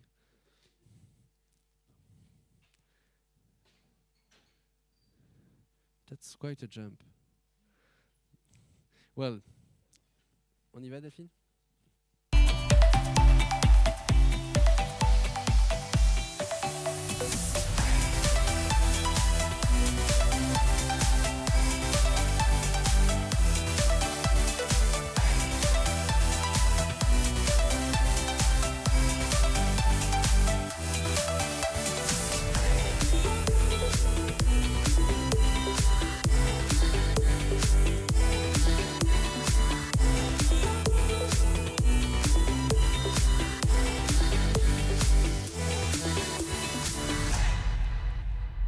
Towards 2030, transition in times of social crisis towards a fair Europe. This is the title of this second roundtable we will have today. I'll introduce you to our guests and panelists. I'm happy to present Professor Kirsten Alfes, right on my right, Professor and Vice Rector of the Berlin's campus at ESCP Business School. Thank you so much, Kirsten, for being with us and for welcoming us here on the campus. We also have Stefan Bimmelmans on the next seat, who is member of the advisory board of Sinopia. He's going to talk on behalf of Sinopia today, but I must mention that Stefan has also been the German State Secretary for Defense that I'm happy to host. In continuing with this alphabetical order, I greet Thomas Dorger, who is the Managing Director of Confrontation Europe, which doesn't refer to any confrontation from now, but it's because of the many discussions we need to have, we need to have in Europe to address the policy issues. And I'm also very happy to say hi to Johan Marseille, the Director General for Expertise and Impact at the group SOS, which is probably the largest social economy company across Europe. Thank you so much, Johan, for being with us today. Before we get to the panel, we actually wanted to hear a little keynote address from Stefan Bimmelmans, which will sound as a keynote, but I removed the lectern from him, so he's gonna talk to us from his seat. Thank you so much, Stefan, for taking this first step in the debate and talk to us about what Sinopia achieved with this index you've been developing since 2018. Yeah, thanks a lot. I'm also pleased and afraid to be here. Pleased because it's a wonderful audience, and afraid because usually my friend Alexandre Malafay has to be here, president of Sinopia, and he has to stay in Paris, and he asked me on Tuesday to be here for him. So I have to read all French papers and translate them in English and to rethink them in German. So it's a little bit complicated for me, but I will present it as asks Sinopia Index for Sustainable Business, which will start in 2023. Let me tell you more in detail about our index and explain why we started this project. When the French President Emmanuel Macron spoke about value sharing for the first time in September 2017, we chose to take up the subject and to work on that major issue, the value sharing premium. We did this with conviction because value sharing goes far beyond the relationship between employees and the company. It's a real governance issue. Sharing value affects all the company, stakeholders, employees, top managers and shareholders, consumers and customers, suppliers, as well as the population and the territories. The company's activity has an impact on all its stakeholders, quantitatively, qualitatively, and ethically. In other words, it has material, economic, financial, social, societal, environmental, and even philosophical impacts. The sharing of value therefore questions the company's role and its place in society. I'm not only talking, reading it, but I'm convinced on it because I'm also managing director of a big company. We confirmed that the relevance of the subject by commissioning a survey in 2018 with a simple question: do you feel that the current way of sharing of the wealth created by a company is fair? The answer was unambiguous. 83% of French people felt that the sharing was not fair. The unambiguous score can be explained by the major underlying trends that we observe, and you know they're all. The Milton Friedman's model is being challenged. Profit can no longer be the sole purpose of the company. The concept of responsible consumption is asserting itself and becoming stronger every day. The expectations of consumers, especially the younger generation, confirmed it. The digital revolution is transforming corporate governance, and last but not least, tensions related to real and perceived inequalities are growing and constitute a real threat for the system as a whole. Moreover, recent crises are accelerating this transformation. We will probably talk far away on this crisis, or COVID-19 crisis, or Ukraine war, or energy crisis. Facing all these challenges, we ask ourselves a question: how can we make a contribution and help to provide to companies an adapted tool that measures sincere and truly committed CSR impacts? As well as we know, CSR can, unfortunately, often remain at the cosmetic stage. After a period of brainstorming, the project took on a new dimension in 2019, when we decided to move from theory to action by creating this index.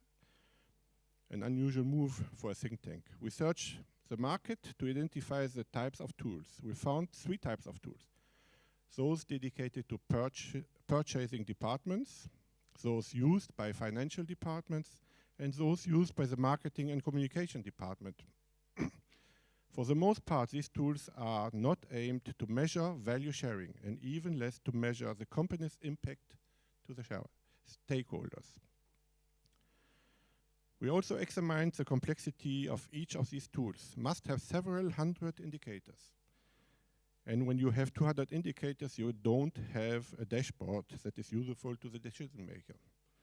Finally, we also realized that, again, North American influence, that's a very French sentence, was exerting itself and threatening the development of our own reference system, both in France and in Europe. All these factors motivated Sinopia, its members and partners, and it was part of this, in particular A2 Consulting, with whom we have done a tremendous amount of work to create a tool for decision makers in the form of an index that measures the responsible performance of the company and its impact on its stakeholders. The first stage of our work was completed mid-2020 with the launch of the test phase by the beta version of our index. About 10 companies participated in the next phase. At the same time, we presented the initiative to the French Ministry of Finance, companies, trade unions, and numerous professional organizations. I'm coming to the end, I hope. The testing phase continued on 2021 and 2022, and an operational version will be marketed next year. What is the Sinopia Index for Sustainable Business? Beforehand, this index is designed as a steering and management tool for decision makers, and it's not just a simple reporting tool.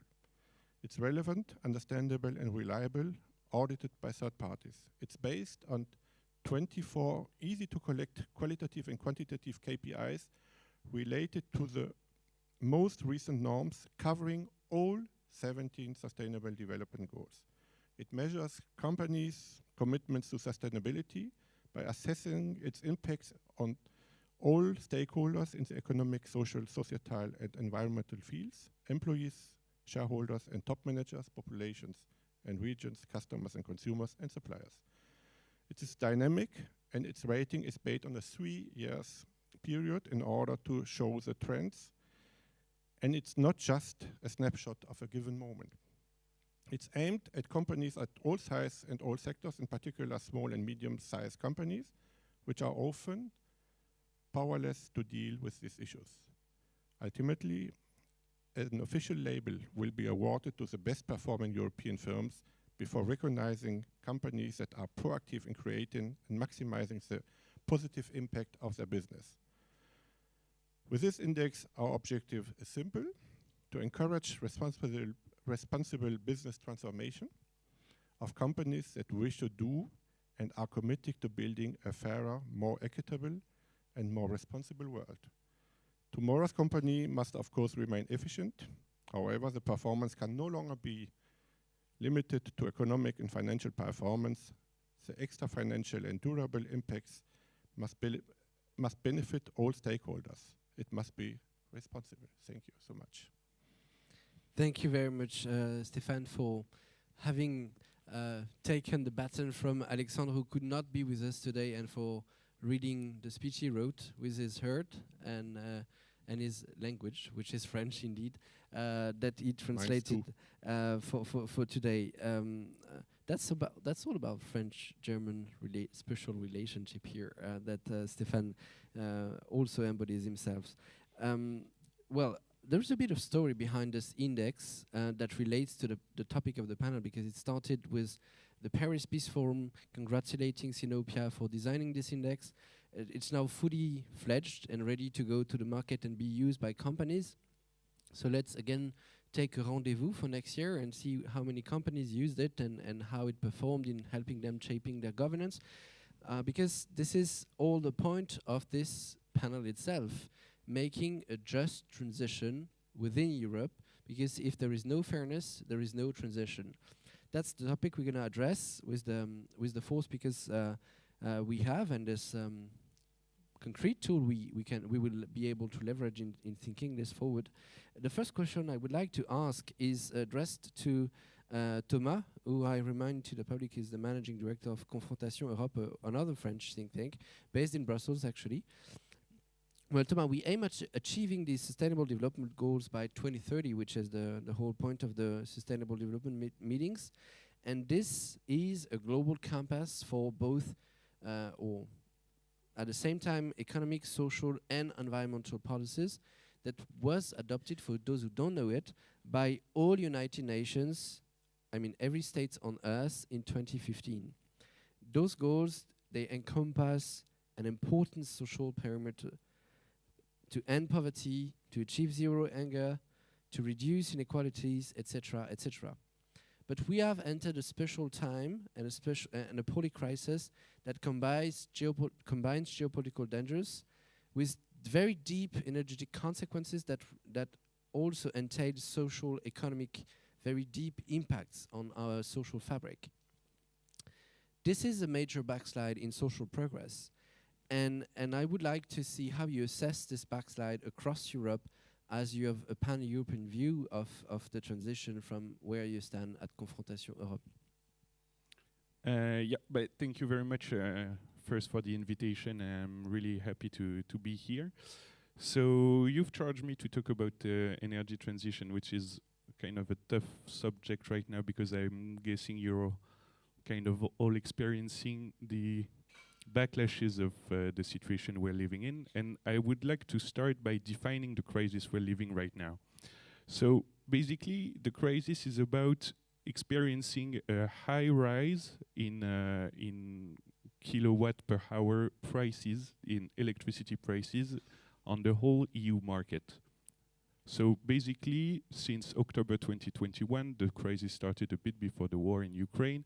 Since October 2021, the electricity prices in Europe rose tenfold, basically. So they were multiplied by 10.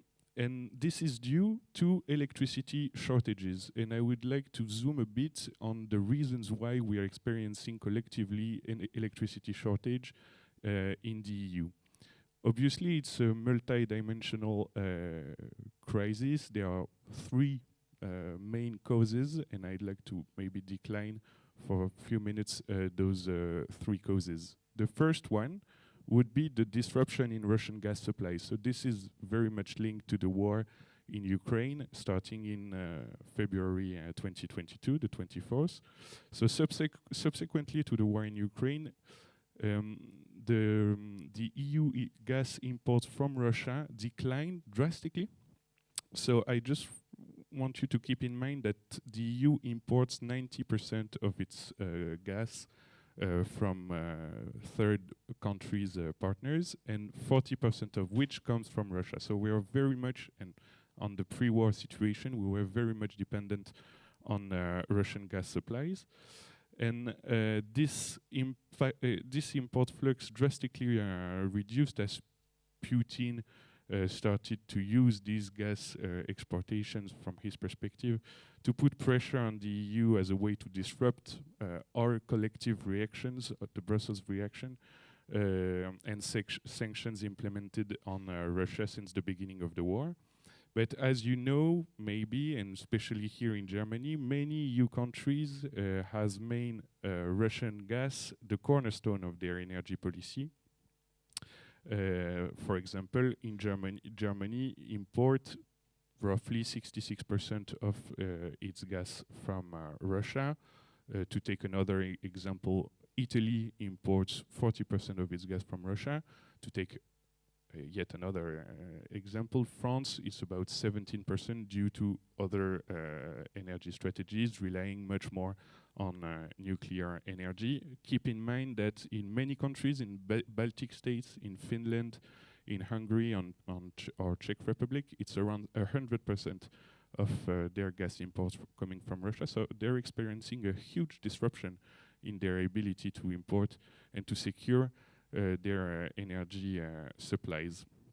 So this would be the first reason explaining the electricity shortage we're experiencing right now. We don't have the same access to Russian gas as we used to. The second one would be the fall in French nuclear production. I will be a bit shorter for this second point. So we're basically lacking 50% of the French nuclear electricity supply, because half of the fleet, 48% if you want to remember a concrete number, half of the fleet is basically on a standstill due to maintenance reasons. I won't get into the details of those maintenance reasons. It's a mix between COVID-19 pandemic and like policy choice and industrial choices. There is a huge debate in France right now to determine the responsibility of this maintenance, whether it's the result of political choices or industrial mismanagement. But the result is still here. We are lacking 50% of French electricity. Keep in mind that historically France is the number one net exporter of electricity in the EU, so we are all relying basically on French nuclear. I'm coming from Belgium, so I want to talk a little bit about this small country. For example, us in Belgium, we rely for 15% of our consumption on the French nuclear supplies. So now that we won't get access to this supply, what should we do to replace those 15% that are lacking today? So this would be the second cause, the French nuclear fleet maintenance.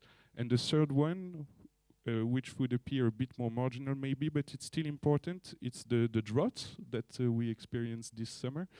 And those droughts created a shortage in hydropower generation, so we are lacking collectively 15% of those hydropower electricity. And the combination of those three causes, French nuclear, Russian gas, and the hydropower situation, creates the electricity shortage we're experiencing right now. And the result of this is a multiplication by 10 of the price of electricity in the EU, and which create the conditions of the roughly 10% inflation in EU 27 average. That we are living right now, and maybe I'll stop here for the first. Yeah, thank you. Because you dropped the numbers, 10% inflation, it means a huge social impact when we have such a high level of inequalities across Europe. And I would like to turn back to you, Stéphane, before in continuing the panel, because precisely in the introduction you made about this Sinopia index about sharing value is a way, it's a corporate way to address the issue of inequalities, but there is a lot of policy background behind there. We need to emphasize this increasing level of inequality, and in doing so, I'd like you to help us in assessing the gravity, the materiality of this problem, and probably the consequences this could have on our own ability to deliver the transition we are so keen on today. I tried. I first want to remember that we are the least unequal continent in the world, Europe. Still, we have growing inequality since the 18th. But the biggest problem is we have inequality between the continents, and this inequality brings migration pressure to Europe, and this creates new inequalities in Europe. The first problem. The second problem, we are facing a lot of new crises, and all these crises, the energy crisis, the war in the Ukraine, and the health crisis with COVID-19 have created new inequalities, new pressure on social systems in our continent, and have created new threats in the societies because of these inequalities. Third, facing inequalities is a major political threat, and I'm not sure that's the first priority of our governments, because they have to face the causes of the inequalities and not the consequences of the causes. So they face the causes of the inequalities, the energy transition, they face the energy problem with the war in the Ukraine, they face a health crisis, and the consequence of inequalities on the cohesion of our society is not being addressed enough in our countries. So what we did with Sinopia is to bring other parts of our society in responsibility, to bring the companies in responsibility, and not only to say the politician must do the work, because at least for cohesion in society, everybody is addressed and everybody is asked to react, to respond to the actual issues and threat. So we hope that convincing companies to look at their business, considering the entourage, all what is around their world, their microcosmos, and to accept to be part of that microcosmos and not to consider themselves their own microcosmos, is, in our understanding, one possible and necessary step to face and to combat inequalities by sharing social responsibility and sharing what companies produce. I don't know if it's an answer, but yeah, it is. It sounds like an answer, I would say. Kirsten, I'm turning to you because, especially when we address this question of fair transition in the times we live in, we can't make it as COVID was over. And when COVID started, we realized how difficult it is to design a recovery plan that nails down every social specifics of every groups. We obviously remember that it still lives the Next Generation EU plan that is supposed to help go over the crisis and project us in the next stage of the transition. Do you think that there should be another negotiation starting at the European Council to maybe envision another type of recovery like this? And if yes, how should we compute, I would say, very specific social variables, because depending on the different types of groups, vulnerability doesn't mean the same thing for different types of people. Yeah, as we've heard before, we live in a time where we see an increasing number of deep-level, kind of shocking crises. I think after the Second World War, we're living in a phase of relative stability, specifically in Europe. It was like a peaceful, reliable environment, and then over the past 20 years, I'd say, we see more and more crises that put shocks to the system. Like we've talked about the war, we've talked about COVID. There's an increasing number of natural disasters that happen. And when we take a look at terrorist attacks, to mention as well, so and when we take a look at the implication of crisis for people, we know that one of the key things that makes a big difference on an individual, on an organizational, and on a society level is people's ability to be resilient. So if we as an individual or as an organization or as a society adapt to circumstances, and if we feel, hey, there will be a positive outlook, a future, we are much better able to cope with those crises and those kind of deep level crises. And then coming to your question, what we see is that different groups in the world are affected very differently by those crises. Just to give a few examples, when we take a look at COVID, we see that women and the LGBT community and disabled people suffered relatively more from the health crisis compared to other groups in the workforce.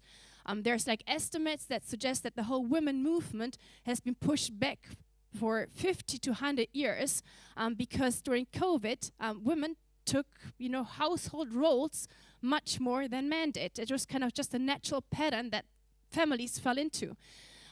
If we take the energy crisis, we know that poor countries, poor people will suffer a lot more from inflation, from energy crisis compared to well-off people. If we take natural disasters, we know that poor people live relatively more in disadvantaged areas compared to richer people. So we see that those big crises make a huge impact specifically on underrepresented aspects or parts of the society.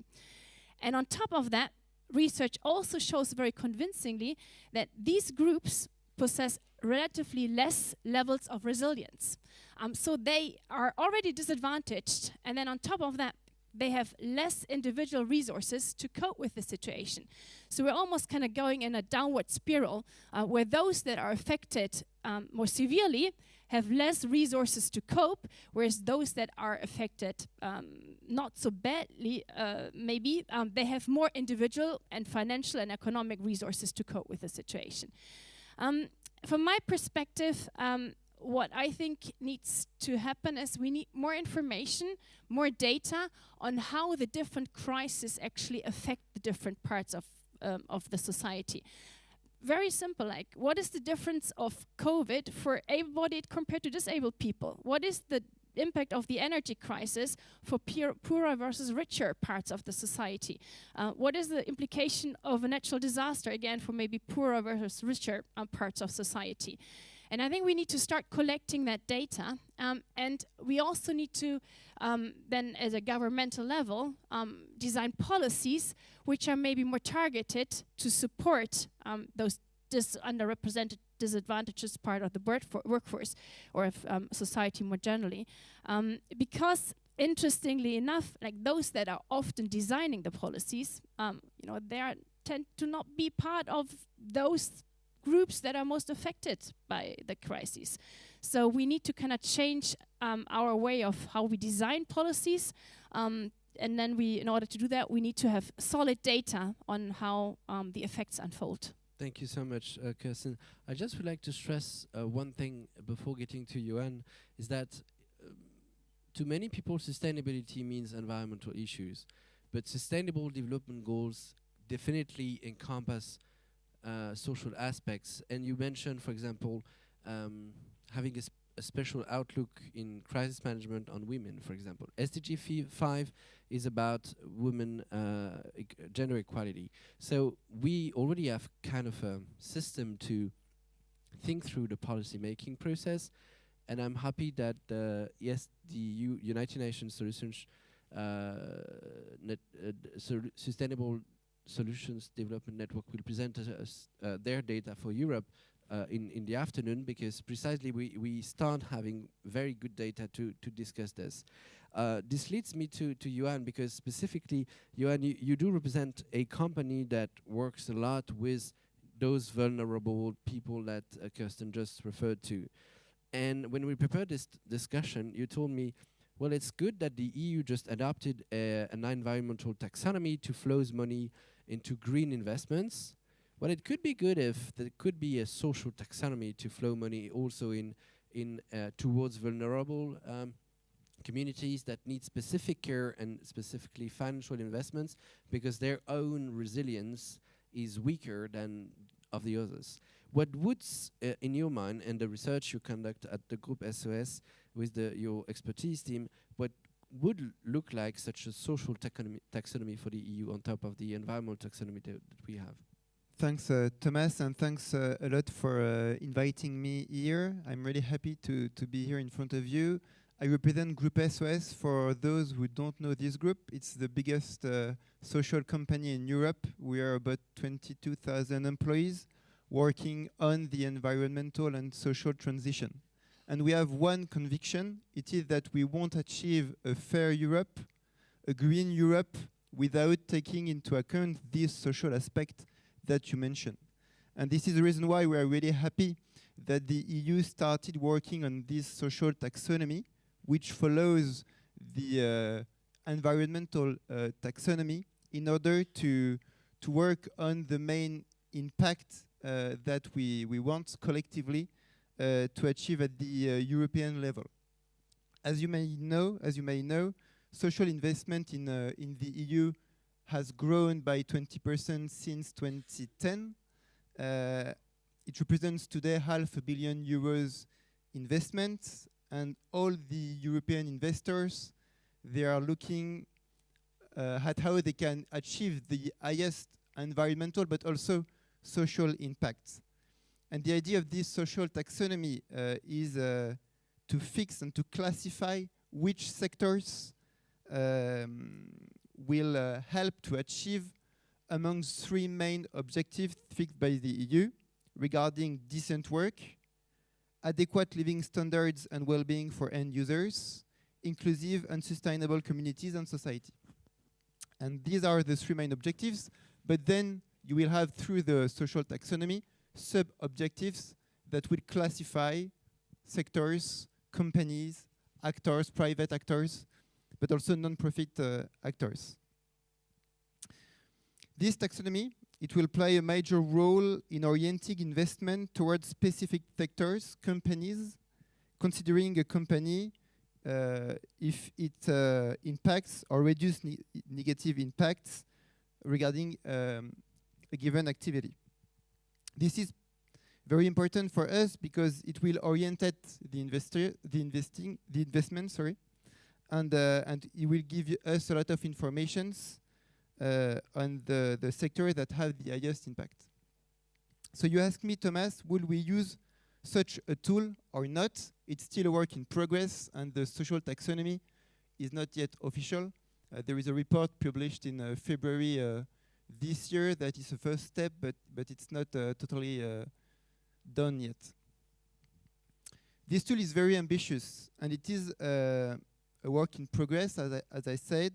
The social taxonomy will have a general view, but will lack information on the precise social impact each company can have on their stakeholders, also because we are missing important data. And this is the reason why Group SOS, we decided to launch a new think tank focusing on data collection and impact measurement. This think tank is called the Impact Tank, and its aim is to take social issues by social issues and to see what will be maybe a good standard of data collection and impact measurement in order to evaluate the action of all stakeholders, companies, non-profit organizations, but also the public state. This is what we started in France 2 years ago. For now, it's only a French initiative, but I'm open to discuss with you if maybe in Berlin, in Germany, or anywhere in Europe, we could also work on this project. For now, we are focusing on specific issues such as the well-being in rural territories, inclusive urbanism, access to education, and gender equality, but we are also open to any other social issue that may be of interest here, for instance, in Germany.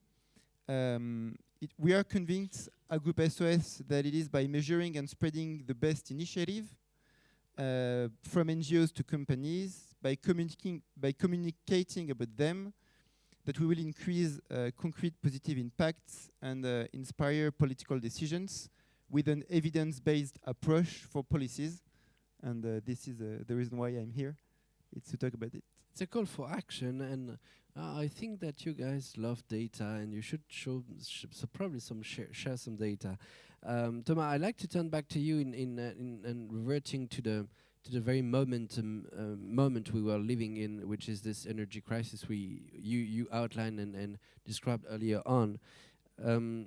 This crisis is, you said it in concluding your first answer, a major disruption in the European economy because it brought about inflation. We had no inflation for the last 20 years. It's back. And this is changing the landscape in our ability to make a fair transition. I would say it differently.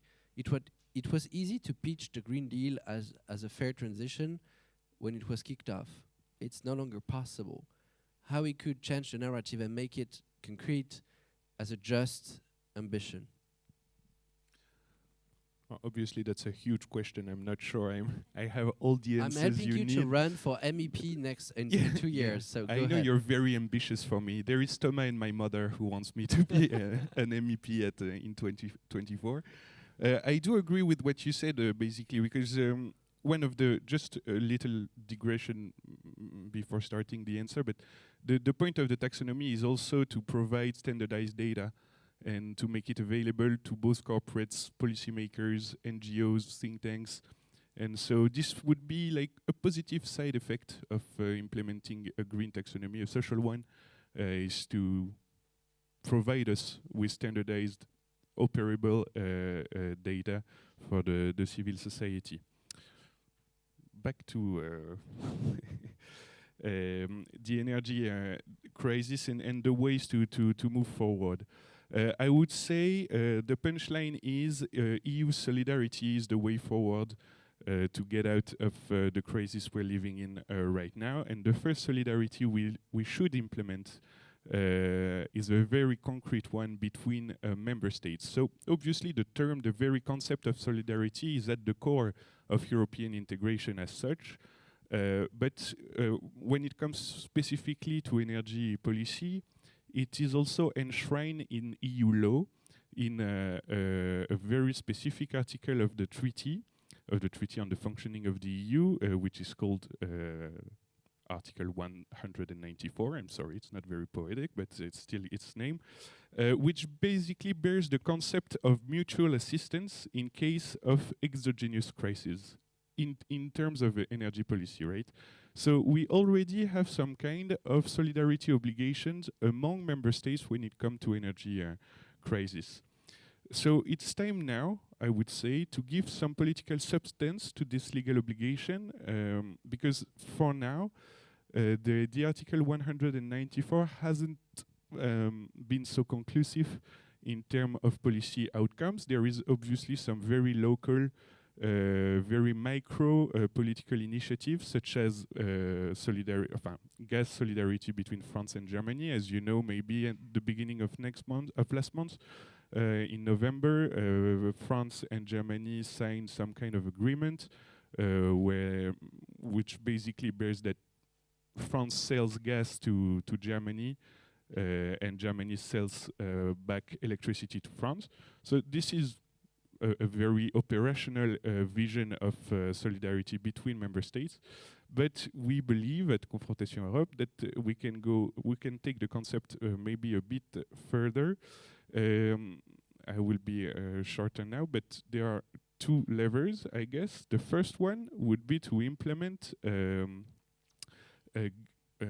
gas supplies, gas purchases at the EU level to depart from Russian gas supplies and compensate the lack of Russian gas imports with other suppliers, the US, Algeria, Norway, or other sources, LNG, hydrogen, coming from other suppliers. There is this idea which is very strong at the EU Council right now. It's on the verge to be adopted and translated into a law, but there is still a need for some push from civil society and policymakers to implement this common 27 member states gas purchasing scheme. The second aspect of very concrete solidarity between member states in terms of energy policy, which would be a bit more longer term, is that the crisis we're living now calls for the creation of more of an agency which would be able to coordinate energy policy among member states. As I said, today EU energy policy is basically one common market and 27 national policies. We would need some more coordination among those policy choices to resolve the crisis we're living, by buying some from some other sources, but also to achieve the political objective of the Green Deal, which is for the EU to be carbon neutral by 2050. And this needs some kind of policy planning. The very concept of energy planification or transition planification bears some substance in France now. The Prime Minister has new powers in terms of energy planning in France, and we believe that it's time to put this concept in Brussels and to create this new power from the EU to coordinate policy planning in terms of energy policy. Thank you, Thomas. As you close your remarks in calling for EU policy planning in terms of transition, I feel obliged to refer to the op-ed that Laurence Monnoé-Smith, the co-president of the Open Diplomacy Institute, published yesterday ahead of this conference, calling for precisely policy planning at the EU level in precisely achieving what you said. So you have kind of an ally here. Not maybe running for MEP if you don't like, but anyway, we are allies in that fight. Stefan, I would like to zoom again on a specific aspect of it, because this crisis that calls for solidarity at the EU level, it can be also looked at the micro level of people, of communities. And if we believe that social cohesion is an asset for democracies, then we can see how fragile we are in not addressing on the short term and on the long term this degrading social cohesion.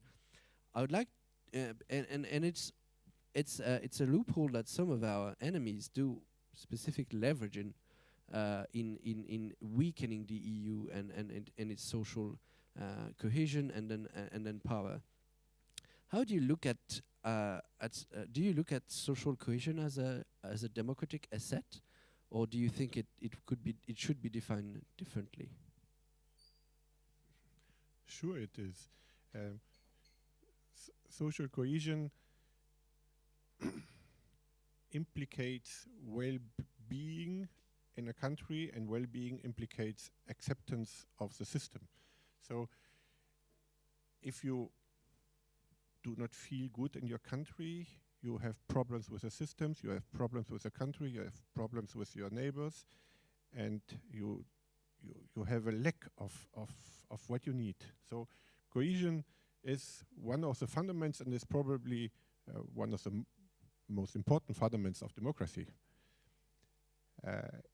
It's a work of everybody. Everybody is asked to fight for cohesion. Everybody has a responsibility. And then not only our politicians, I'm not a politician, but sometimes I have to defend them. They make a lot of plans actually to combat the crisis we are facing, a lot of plans.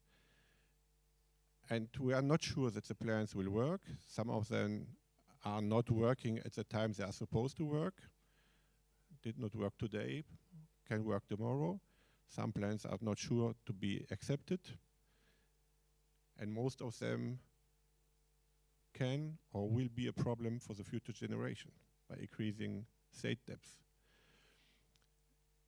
So fighting again cohesion lack must bring cohesion and can bring new cohesion threats in the future. So that's a very, very important topic for everybody, and I will come back to my answer before. It's our all responsibility.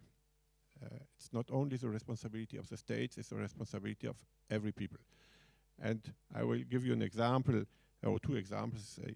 Yesterday I had a meeting in my company with two young colleagues, which are today the sustainability managers of the company. And we have the sustainability management because we started 2 years ago a bottom-up action while colleagues decided to make sustainability an important issue for the company. 3 years ago, we asked our shareholders if they have interest in sustainability consultancy. They asked no interest in it. But our collaborators started the process and decided our consultancy must work for sustainability. And we have today 2 young ladies which works on my floor, and every 2-3 months come to me and say, we must talk about strategy, sustainability strategy. So they want to be part of the process, and we have, next year we will start we make at least in the company 600 projects a year, infrastructure modernization. We will start a sustainability scoring of every project. And at the end of the process, we will no longer make projects who are not sustainable. But this sustainability management starting bottom up by the collaborators. Second, if you go to the big companies, I will give you a second example. My grandfather worked professional lifelong for a big German company named Siemens. For him, in this 40 years he worked for Siemens, Siemens was a family. I'm not sure Siemens is longer a family for all collaborators. He always felt that this company is a family, and the cohesion of the company was to provide this sense of we are a family, we are Siemensianer, as they said. And today you work for Siemens and you work for more earnings, and that changes the face of a company, and that changes the impact on society of a company, because it's possibly the negation of impact. The impact is only by the products, but not by the ecosystem of the company. And today, most of you, when you will start your professional career, will not only change competence against money and say, I give you my competence and you give me your money. You will all want to have a purpose. You will all want to see, what will I change in the world? What will be my impact? And that's what make me positive thinking, because the young generation no longer wants to change competences to money, but want to create impact, to change something. And that's, I think, will bring us new cohesion in the future. Yeah, let's not put that into the future. Let's put that to present, because it already started and it's already very vivid, and not only for young people. I see many friends and allies in this room who are not below 30, but way beyond 30, and they already put that in the heart of their jobs today. So let's also clap to them. Kirsten, I would like to ask you another specific question about the social aspects of the transition. We have all said it's absolutely impossible to achieve the transition. I mean, in terms of ecology, it's impossible to achieve the ecological transition if we don't compute social variables into the equation. The thing is that those social variables themselves have been degrading. We lack of time to achieve environmental goals, but we have also left time go for social purposes, including in a period where the future of work is changing very fast. There are many developments. The gig economy is developing, creating new loopholes in the solidarity systems we have. Stefan outlined that the EU solidarity system is probably the most developed across the globe. Still, those loopholes are emerging in the EU. There is also a rapid evolution of skills demand that reshape the labor market. How could you assess those trends to understand that in the multi-layered, what I call the polycrisis, there is a social layer of the crisis itself that needs to be understood to see that solidarity mechanisms need specifically social responses? What we've seen is that the crisis has changed the labor market quite significantly. It's like a trend that again started 20, 30 years ago, but is accelerating through the recent crisis that we have experienced. And what we see on the one hand, which I share that kind of positive outlook, is that for specific type of jobs, like those highly knowledgeable, educated type of individuals, we see a future in building new levels of cohesion. Because yes, I agree, like if I take a look and talk to my students, people want to make an impact. People want to change the world. This is great. I'd like to maybe add a second perspective to that, and that's the other side of the labor market. You've mentioned the gig economy, and again, the gig economy is something that is very different depending on what type of gig you're taking a look at. But part of the gig economy are the Uber drivers, who are maybe not interested in making an impact, but driving to survive, and whose life is almost, or whose work life is dictated by an algorithm that they have no control of. So we've got parts of the workforce that become more and more inhumane in a way. So if a Uber driver doesn't have a management that they can talk to, they need to almost talk to the computer in order to challenge specific decisions that are made. I've recently went to a conference in the States, and I mean often in human resource management, labor relations, this is where the trends start before they swap over to Europe. And I went to quite a few presentations on so-called side hustlers. I hadn't heard that term before, so I kind of went to Google to tell me what it is. And basically, it's people who have a second, third, or fourth job at the side of their existing job. And now we can say again, wow, that's great. I'm only working 4 times a week, and the 5th day I'm spending doing photography because that's my passion and I enjoy it. But the main reason for why people engage in side hustle activities is because their first job or their second job, and sometimes even their third job, do not give them enough money and income to survive the implications of the crisis that we're experiencing. And you've mentioned the loopholes. There is very little net that kind of saves those individuals. Like when you go to a gig economy environment, there's no or very little social security. It's very precarious jobs sometimes, very high intense workload, very much on demand. You deliver now or never, which puts a lot of pressure in that system. And therefore, when we talk about social cohesion, again, I believe we need a differentiated perspective, the positive outlook, which I totally share, but then also consideration of those types of jobs that are very precarious and where people live on a day-to-day basis or work on a day-to-day basis to get an income that allows them to sustain their family and their house. Yeah. Those trends looks a bit gloomy, and we know them, but when you look specifically at them, it's a bit scary. And I don't want to be so pessimistic, and I'd better remind or recall ourselves that in facing the crisis, the COVID crisis, I mean, the EU has been probably the most resilient continent across the globe, because on many specific responses, but also because of this next generation EU recovery plan that happened and helped us to create new types of solidarity at micro level, but also at macro level between countries with this new type of common debt. That's also a point that Thomas made.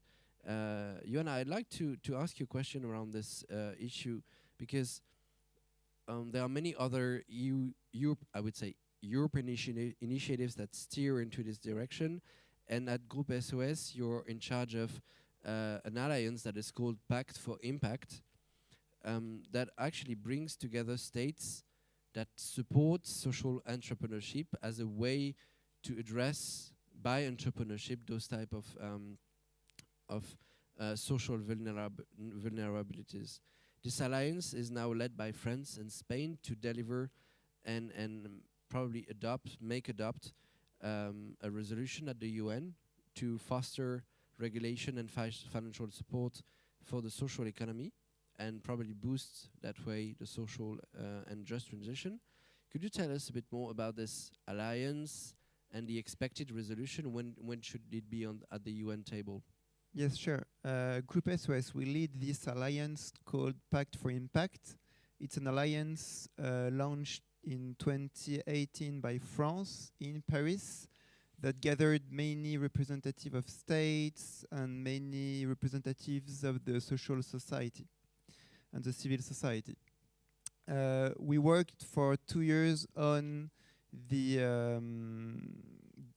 development of the social economy across the world, and I'm happy here to tell you that one of the main achievements of this alliance will be the adoption of a resolution, probably in May next year, that will recognize the social and solidarity economy worldwide as one of the main vectors of social and environmental transition around the world. We are today working with the Alliance on gathering different states supporting the initiative. The French Secretary of State for Social and Solidarity Economy will be in New York City at the United Nations next week in order to organize an event and to convince more countries. If you're interested by this initiative, you can see online. I think it's on Monday, and you can register online. It will be accessible online. This event, it's next Monday. Today, I can tell you that many countries are already supporting this initiative. France and Spain, that are the two main countries, but also Slovenia, Bulgaria, Chile, Senegal, Canada, Argentina, Colombia, Brazil, Costa Rica, Mongolia, and we are sure that many other states will follow in the next few weeks. I don't know why Germany is not supporting the initiative, but I'm sure that that maybe being here we will try to figure it out. But I think Germany should be, and many other European countries. The adoption of a resolution, it's not an end in itself.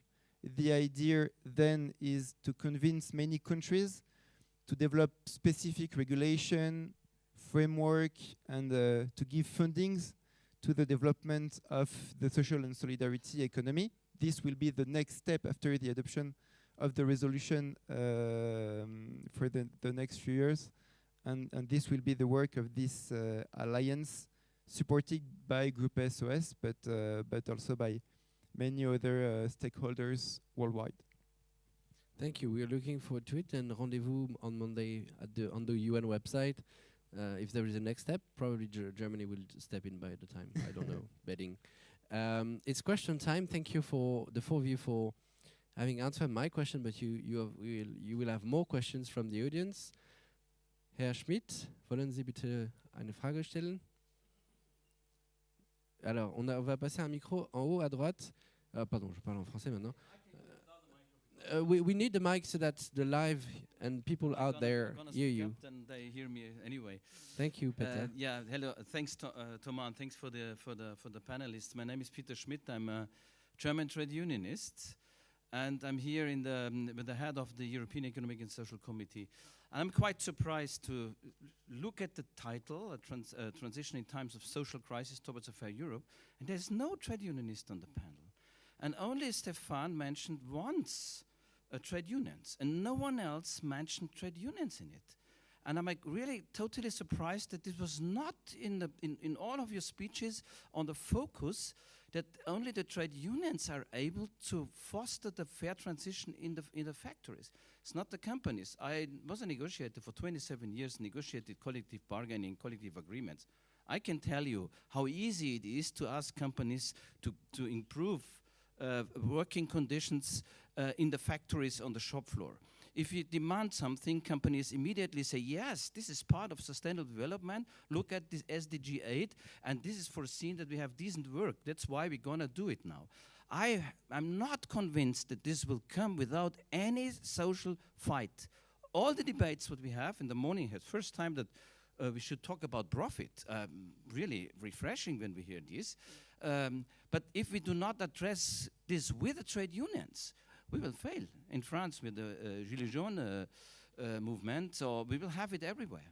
We will have it everywhere. So that's my question to all of you for in SOS or so other trade unions in, or is this just excluded to say these are dinosaurs from the past because we do not want to talk with them? Thank you, Peter. I strongly appreciate the question for two reasons. A, because I did not manage to get any unionist on the table, and B, because this is the topic of the PhD thesis I failed to achieve at ESCP when I was a bad student. So thank you for it's my fault, not the school fault. It's my fault. So it's exactly the point I wanted you to address. And actually, the question is valuable for all of you. In your separate jobs and functions, how do you work with unions in making sure that you can carry on your topic? I know for sure that Confrontation Europe, who has been founded by one of the most famous unionists in France, has an answer, and then we will cross the panel up to Christine. Yeah, sure. Yeah. It's a very, very, very valid question. I would say in Confrontation Europe, we have this special positioning compared to other think tanks that we have all trade unions represented at our board of administrators. So we work quite closely with trade unionists on a daily basis. And actually, the very reason why Philippe Herzog, so our founder, created this think tank was to create some kind of forum where companies, trade unionists, and regulators could join together in discussing European Union policy making. So we very much believe in the role of trade unionists as a way to lead the transition forward. We also have members of the EESC, so the institution you're a member of, in the board. I would say the problem is trade unionists are not as influential in every European countries, and especially in France. Maybe the main trade unions lack of political representativity and political influence in the policy making process. In Southern Europe, it's a very much generalized issue. So there is a need for us to involve and engage more with trade unions. There is a need for trade unions in Southern Europe, at least, to maybe step up their game a bit more and engage with civil society as well. Thank you. One key point here is that Confrontation Europe, by design, is thinking with unionists. Johan, how do you work at Groupe SOS with unions in the impacting, for example? Do you? Yeah, no, I do agree that probably in France, trade unions are less powerful than it is in Germany. But we work with trade unions at the Impact Tank. Especially, we are organizing next year the first summit on impact measurement at the French National Assembly. And among the main speakers, there are many trade unionists representing trade unions. So yeah, we work with unions, even though once again it is probably less powerful than it is in Germany, which is probably a shame, and that maybe we should work on making them more powerful, because I think they are really useful to achieve the SDGs and a fair transition. Yeah, you're right.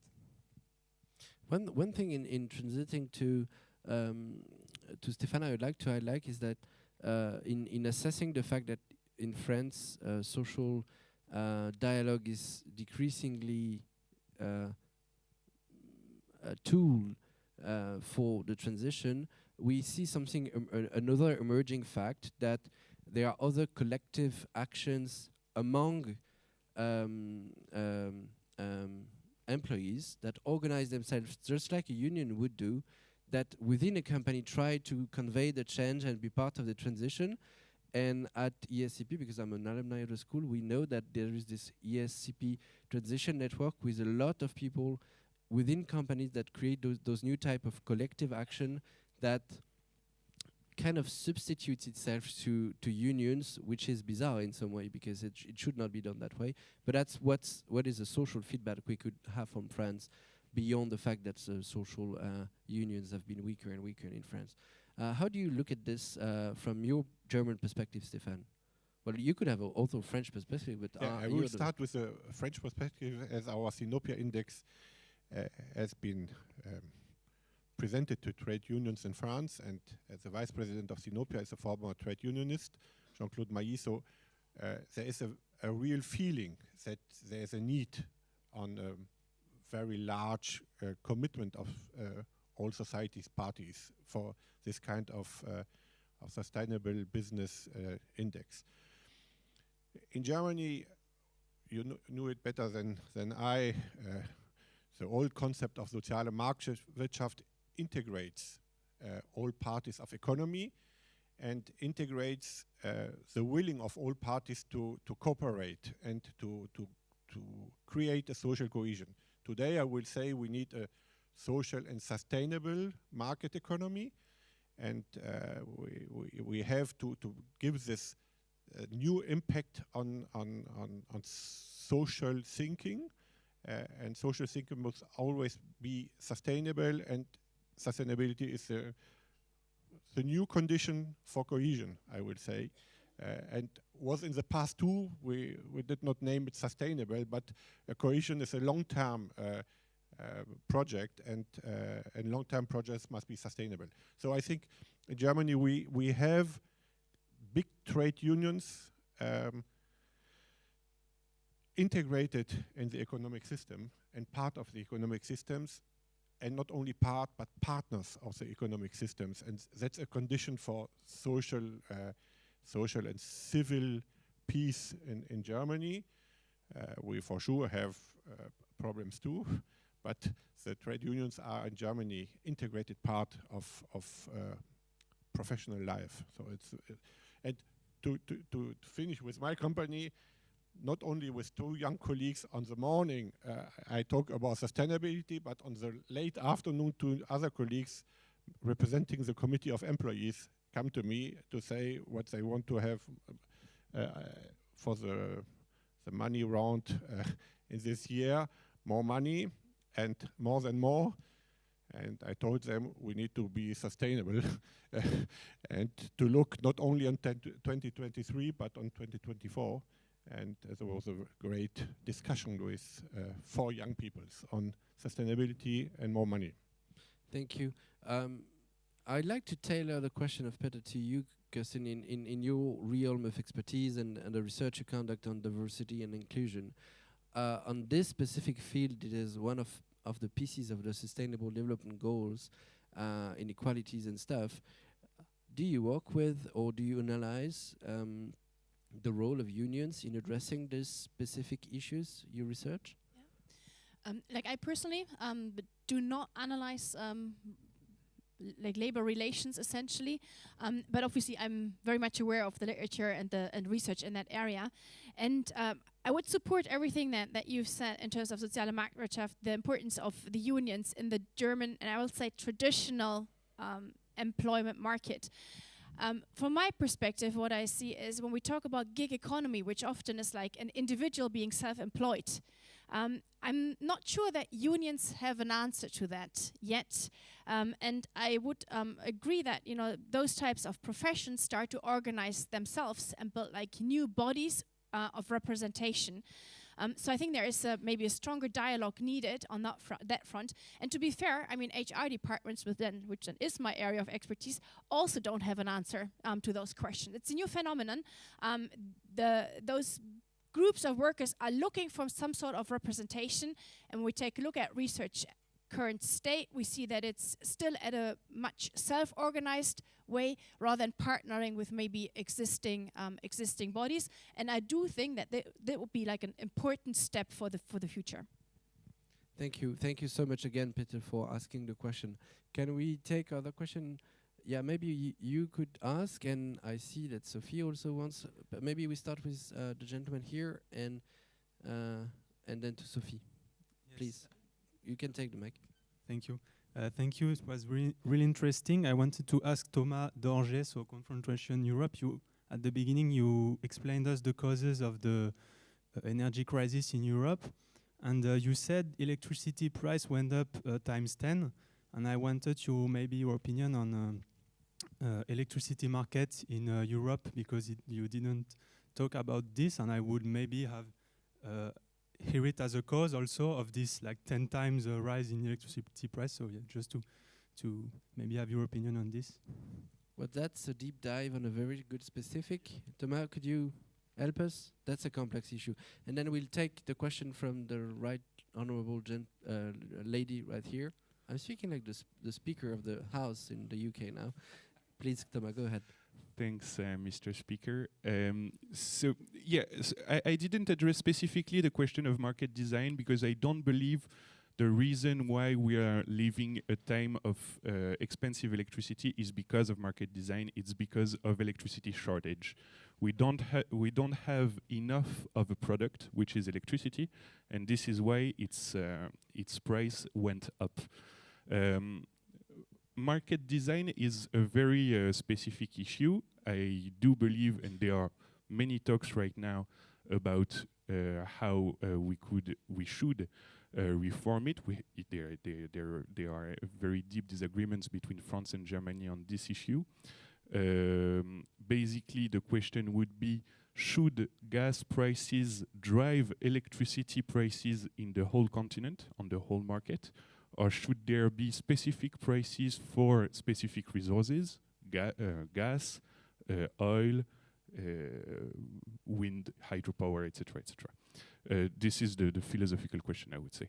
But just to answer the question and very shortly, I know that in some public opinion debates, and especially in France right now, there is this trend to accuse the market design as such to be the cause of the prices of electricity prices going up. But I do believe that I want to underline the problem is we don't have enough of the product, and this is the reason why its price goes up. This is a very basic reasoning of a classic market, and I would be very glad to pursue the conversation a bit later to dig a bit deeper in this. You tease him. That's unfair. Sophie would like to ask a question. Yeah, I just wanted to, you were talking about social cohesion, and just behind you there is a panel saying, let's build a sustainable peace. So my point is, I would like to understand and to know what is your vision in each of your organizations of the future of EU policy in terms of migration. Because we know actually that climate change will create huge migrations everywhere in the world, and it's the fragile countries that are going to need to run actually and to go maybe toward Europe. And today we know that in terms of ethics, actually we see that Frontex is covering sometimes policy violations of the European laws in human rights. We prefer to give money to Libyan guards that are at the same time migrant smugglers, and we don't support SOS Mediterranean, for example. So here we know that this will be a real fact, a human fact in the 10 years to come. So what to do? We always fight with facts. So how do we address these facts? Does any one of you specifically work on migrations that could start answering the question of Sophie? She addressed it to all of you, but maybe I would like to ask Stefan, who was like shaking his hand, no way. Germany had a specific migration policy that was very ambitious when we had the Syrian crisis. It has somehow destabilized domestic debate and caused a general EU debate. It was wonderfully courageous and brave from Chancellor Merkel at the time. How do you assess back this issue and to anticipate the phenomenon that Sophie just described? It's key to make sure we can craft sustainable peace. 2 years before the start of the migration crisis, I was working for the Federal Ministry of the Interior in Germany and addressed the topic and said we will have a migration crisis in Germany or in Europe. And the answer was, when talking about it, you will call it. So don't talk about it. And the reaction was that as migrants have no idea what's going on in the German Federal Ministry of the Interior, they only see that Germany seems to be a paradise. They came, and then in one historical night, the Chancellor decided to open a country which was opened. and created a political crisis in Germany and a political problem. And I'm not sure I have the solution. I think we must, to avoid this kind of mass migration and the problems which we had to face in Europe because of the German decision. And the German decision was not a decision to bring the migrants to Germany. It was a decision not to let them stay in Hungary or in Austria. It was clear that they must go in a country, and it was clear they won't go to Hungary, but they want to go to Germany. And the solution must be to combat the reasons of this kind of migrations. And combat the reason means look where are the causes of the migration in the countries from whom the migrants come. And we have done too less for this. We have every country in Europe our part of symbolic policy for combating the cause of migration. We have one country, we have another country, we make a UN conference on sustainability and SDGs. But that's not enough to avoid this kind of migration. Germany and France still continue to be, or to seem to be better than the situation in the countries of origin. That's the first answer. We must do a lot more in the countries of origin of migration. The second is we must work better, and Germany has done a great job, and Germany means the German population, not only the country, in integrating or trying to integrate people to give them a new future in the countries where they are. And that's important too for the cohesion of our country, because Germany is becoming older and older and needs to have people working in this country. That's not always the people who is coming, which is able to make the jobs in which are needed in Germany, but we have great opportunities with the migrants. That's true. That's but that's like with students. Not every student has a competence for every job, and not every migrant has the competence we need. But we have a lot of opportunities with them.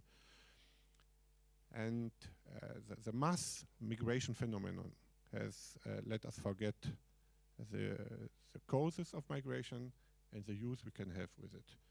And we must fight against the causes and fight for the integration of migrants in Germany or in France.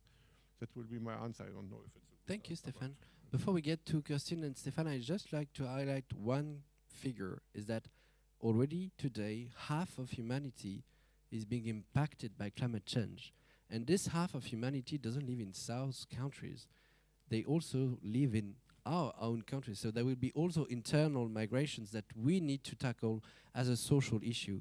Kirsten, you've been working with voluntaries helping migrants, and then Johan, you also probably work at Group SOS about those special vulnerable people. So you would like also to address Sophie's question. Yes, like I've been working with volunteers who welcomed migrants after the Syrian crisis.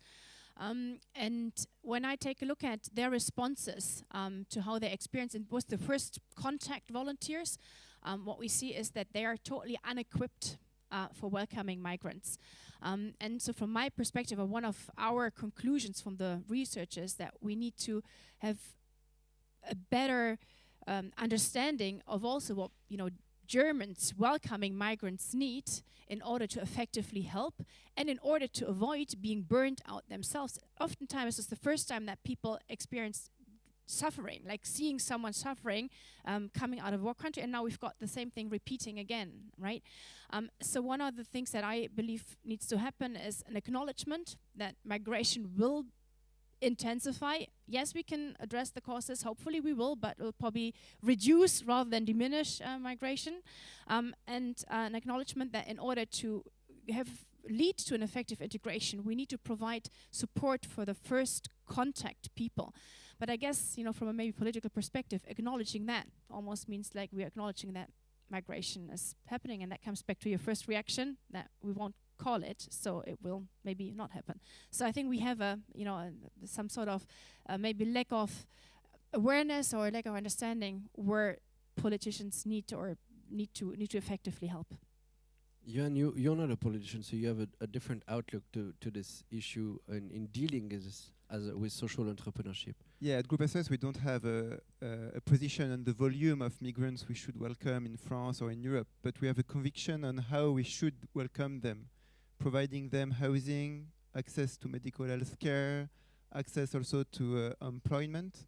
And we just conducted a research on this topic on how we could welcome migrants based on Ukrainians, but also Africans. And what we have seen is that the French state has put some specific legislation to welcome Ukrainian migrants, and this worked pretty well. But our conviction is that it should be also the same for African migrants, for instance. There are many skills, and this research has shown that they want to work, that we have a lot of positions available in France, for instance. So it's just a question of match between what they can do and what the market can offer them. This is our convictions. Once they are in France or in Europe, we should do all what we can to integrate them, because at some point there are a chance for us, collectively speaking, and also it's a question of dignity and a question of humanism to better welcome them. Thank you so much for your answers. Thank you so much for the question, Sophie. It revolves on the key back question of adaptation, because we need to start adapt to something that is already happening. And that's where we're going to close, because we need to be on time for future generations and present generation who need to eat. We're going to resume at 2 o'clock straight on. So be in the room a quarter before so that we can start on time. See you very soon.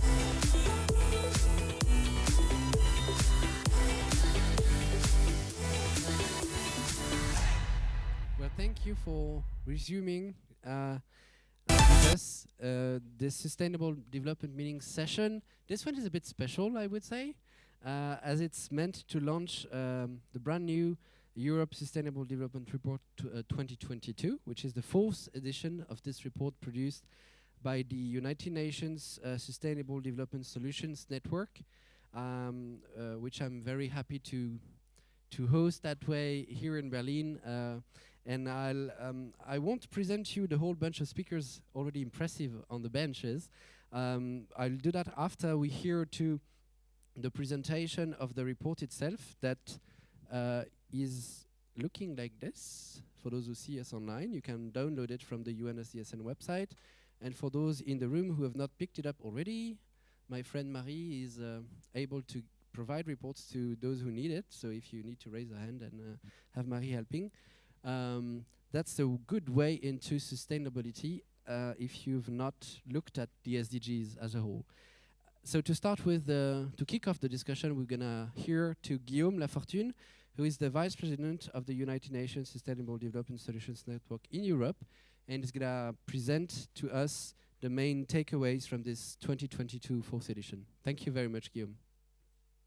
No, but thanks to you, Thomas, for the invitation today, and congratulations for the success of those RDD. Indeed, this is the 4th edition of our Europe Sustainable Development Report. And we've been doing this obviously at SDSN, but working closely with our European chapter, SDSN Europe, but also in cooperation with the European Economic and Social Committee and many other partners and contributors this year, including the Heinrich Böll Stiftung Foundation, for instance. So I just want to thank, first of all of the partners, the contributors this year. This year's edition was structured and it was conceived as a special edition. There will be a Heads of State SDG Summit in September 2023. And the European Union, for the first time, will present an EU-wide voluntary national review. And so the idea of this report is that it can feed into the reflection of the European leadership and the European Commission ahead of this important summit and the EU VR process. So we can move to the next slide. I've prepared a few slides because I think this report is a lot about data indicators, and I think that's what I'll focus primarily on for my presentation today, is just to give you a snapshot of the key results and findings, and I'm sure some of the co-authors here and panelists will also go in more details around the policy dimensions. So next slide, yeah, please.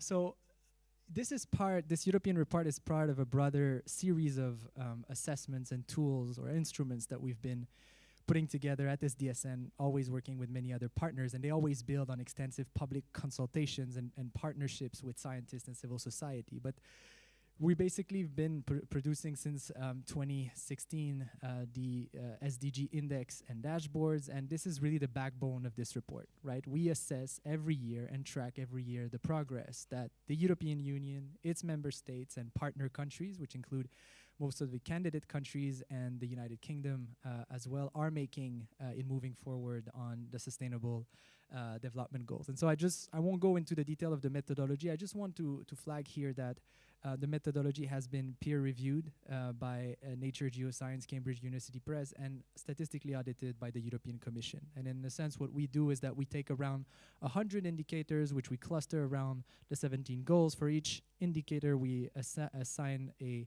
sustainability standard or threshold, and we calculate the distance to the targets, but we also look over time at the progress that the EU and member states are doing and whether they are on track or off track to achieving those goals. The next slide, please. And so in terms of the key messages, and after that, all of the slides will be about charts and figures. But essentially what the report is saying and is showing is that the multiple and simultaneous crises, geopolitical, health, financial, and climate crises, are major setbacks and distractions for the SDGs.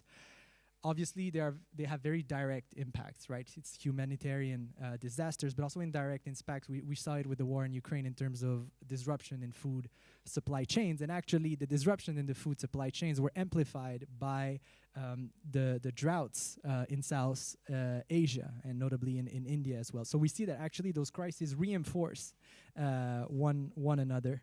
And there are also major distractions, both at home, and we see that we need now to go back on things that we had committed to do in terms of our energy policies. We're delaying also the implementation of certain policies, but at the international level, it's also a major distractions in international summits and conferences. So the bottom line here is that the best thing that can happen to the SDGs is that the war ends as soon as possible. I'm going to go into the discussions around how can we leapfrog and how can we double down the implementation in this context of the European Green Deal. But the bottom line is that this war in Ukraine is a catastrophe for the SDGs. The second point is we need to move into a whatever it takes approach for the SDGs at this point. In French, it's the quoi qu'il en coûte, as we've been hearing in French. We're at midpoint into this agenda. We're off track, and we might face a cascade of sovereign default and financial crises because, in particular in the developing world that do not have the similar access to financial markets, issues around fiscal space issues are major issues for advancing on this agenda. And so the UN Secretary General has called for an SDG stimulus back in September at the UN General Assembly. We think the EU should really lead these global efforts, building on what was achieved at the G20 conference in Bali, but also on what was agreed at COP27 on the issue of loss and damages, for instance. The point here is that the future cost of not investing now in the SDGs will actually exceed investments made now for this agenda. The third point, and we've been discussing this also this morning, but it's about cooperation within the EU, between the EU and neighboring countries, the Western Balkans and North Africa, but also with major powers such as China, India, Africa, and Brazil. And here I think the EU single market remains a very powerful tool for the EU to export its values abroad, but also the SDGs can be a great instrument to rally other countries to the EU's values of solidarity, the rule of law, and sustainable development. Fourth point is that this is really an agenda around long-term directed change. It requires effective institutions, but also education and skills, in particular in an information-rich and post-truth environment. So the report goes into the details around this, but those aspects are really key. To a large extent, the situation we're in now is due to a failure of planning, probably over the past 50 years. I actually looked again this morning at the Stockholm 1972 declaration. In a document of 80 pages, planning is mentioned 60 times. 60 times. So to a large extent, this is a failure over the past 50 years of a lack of planning. And then finally, long-term science-based pathways and more operational frameworks like the 6 transformations that we're discussing in the report can help structure and simplify the EU strategic approach to the SDGs. The SDGs are a very useful vision, a common language. They're not an action agenda per se. You don't implement the SDGs by having 17 individual strategies. So there's other frameworks that have been proposed that can help operationalize this agenda. I'll go through the next slides rather quickly, but these are all in the report, obviously, which is available online. The first one is this trend over time. So this is the SDG index overall. And you see here that the impact that, in particular, the pandemic has had on the EU's progress on this agenda. If we extrapolate the trend of progress from 2015 to 2019, we see that the actual progress that we've made is below that line. And actually, this is, so basically what we're saying is that there's no longer progress being made in the EU, and this is probably actually underestimated because we're still missing some of the data, and we know also that some of the impacts of the pandemic, for instance, will take years to to be visible, and it does not reflect yet all of the implications of the war in Ukraine, again due to timelines and statistics. So we could imagine that if I'm here next year sitting in this chair, it could be that the results are actually even worse than what they look like right now, because it doesn't represent all of the crises. But having said that, and that's the next slide here, the situation in the rest of the world is even worse than in the EU, because the EU has managed to mitigate to a large extent some of the impacts, especially of the pandemic, through social protection systems, but also automatic stabilizers and very strong government intervention. $17 trillion were mobilized by rich countries during this crisis. This is not the case in most of the world that are facing deep fiscal space issues. And here you have the results of our global SDG index published last June, but also the Human Development Index, which shows a real declining trend in their latest edition back in September. Next slide, please. In the EU, some of the indicators that have been impacted, those are just examples, but we see that SDG 1 on no poverty, SDG 3 on good health and well-being, SDG 8 on economic growth, of course, and also unemployment, for instance, are among the indicators that have been impacted. Next slide, please. On the social side, we compute a Leave No One Behind index, looking at 4 specific dimensions. And if we look over the past 2 years here, 3 out of 4 dimensions are not showing any progress. These are related to extreme poverty and material deprivation, income inequalities, and access to and quality of services for all. Right? So we're no longer progressing on some of the social dimension of this agenda. The one that is progressing here is gender equality, and this is largely driven by progress in some of the countries that were starting from a very low position, including in Central and Eastern Europe. This is not computed here, but also there's been some progress. We saw it in candidate countries, including in the Western Balkans, on the gender dimension. The next slide is about the inequalities not within countries but across countries. And we see here that this issue around convergence in member states, especially if we want to act as one European Union and get the backup of all the member states on this agenda, we need to accelerate this convergence process. There's still really deep inequalities and differences in performance, including on SDG 9 related to innovation and innovation capacities and infrastructure. So you have a very big spread. This is the goal where there is among the largest spread between top performers in the EU and very low performers in the EU. Next slide, please. When we look at the European Union overall, the major challenges, they are not new, but it's around responsible consumption and production. SDG 2 is obviously counterintuitive because it reads no hunger, but it's also about sustainable agriculture and about sustainable diets as well. Major challenges here, but also around SDG 12 to 15. And also, in general, the point we're making is that there is progress in many areas. It's just going too slow. It's just not going fast enough. And there's also questions around SDG 17 on the partnerships. We've seen some countries going backwards when it comes to concessional finance, especially over the past couple of months. You will see in the report, that's the next slide, that we have detailed country profiles, not only at the goal level, but also for each of the specific targets and indicators that are available in the report. And a final point, which is around those issues around the negative spillovers, right? I mean, it's one thing to decarbonize domestically, but if this is achieved by outsourcing the sectors that emit a lot to the rest of the world and then re-importing the production, whether greenhouse gases are emitted in the EU and in the rest of the world, for climate change, it doesn't make a difference. And it's about 40% of the EU's total GHG footprint, which is generated abroad to satisfy the consumption of EU consumers, right? And so we compute this international spillover index, and when we look at things from a global perspective, we see that European countries, on average, when we look at all of the goals, due to a better performance on SDG, the socioeconomic SDGs tend to perform better than the rest of the world overall on the SDGs. But when we look at those impacts that are outsourced to the rest of the world, this is where our consumption is actually leading to the negative impacts abroad. And here, I mean, obviously all of those data have a few years backwards. There's been very positive and interesting policy developments lately, including earlier this week around the import bans for deforestation-linked commodities. I will just say that we present a framework around 6 transformations. We have 10 contributions from experts this year. And my final slide is just about the key recommendations, and that's the next slide, that we proposed this year.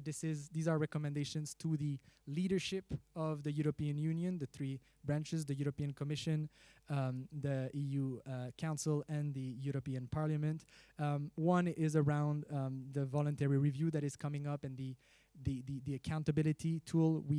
We think and we recommend that it covers internal priorities, obviously, and doubling down efforts on the European Green Deal is, of course, the way forward, but also this issue around international spillovers and those international partnerships and diplomacy. The second recommendation is around political leadership.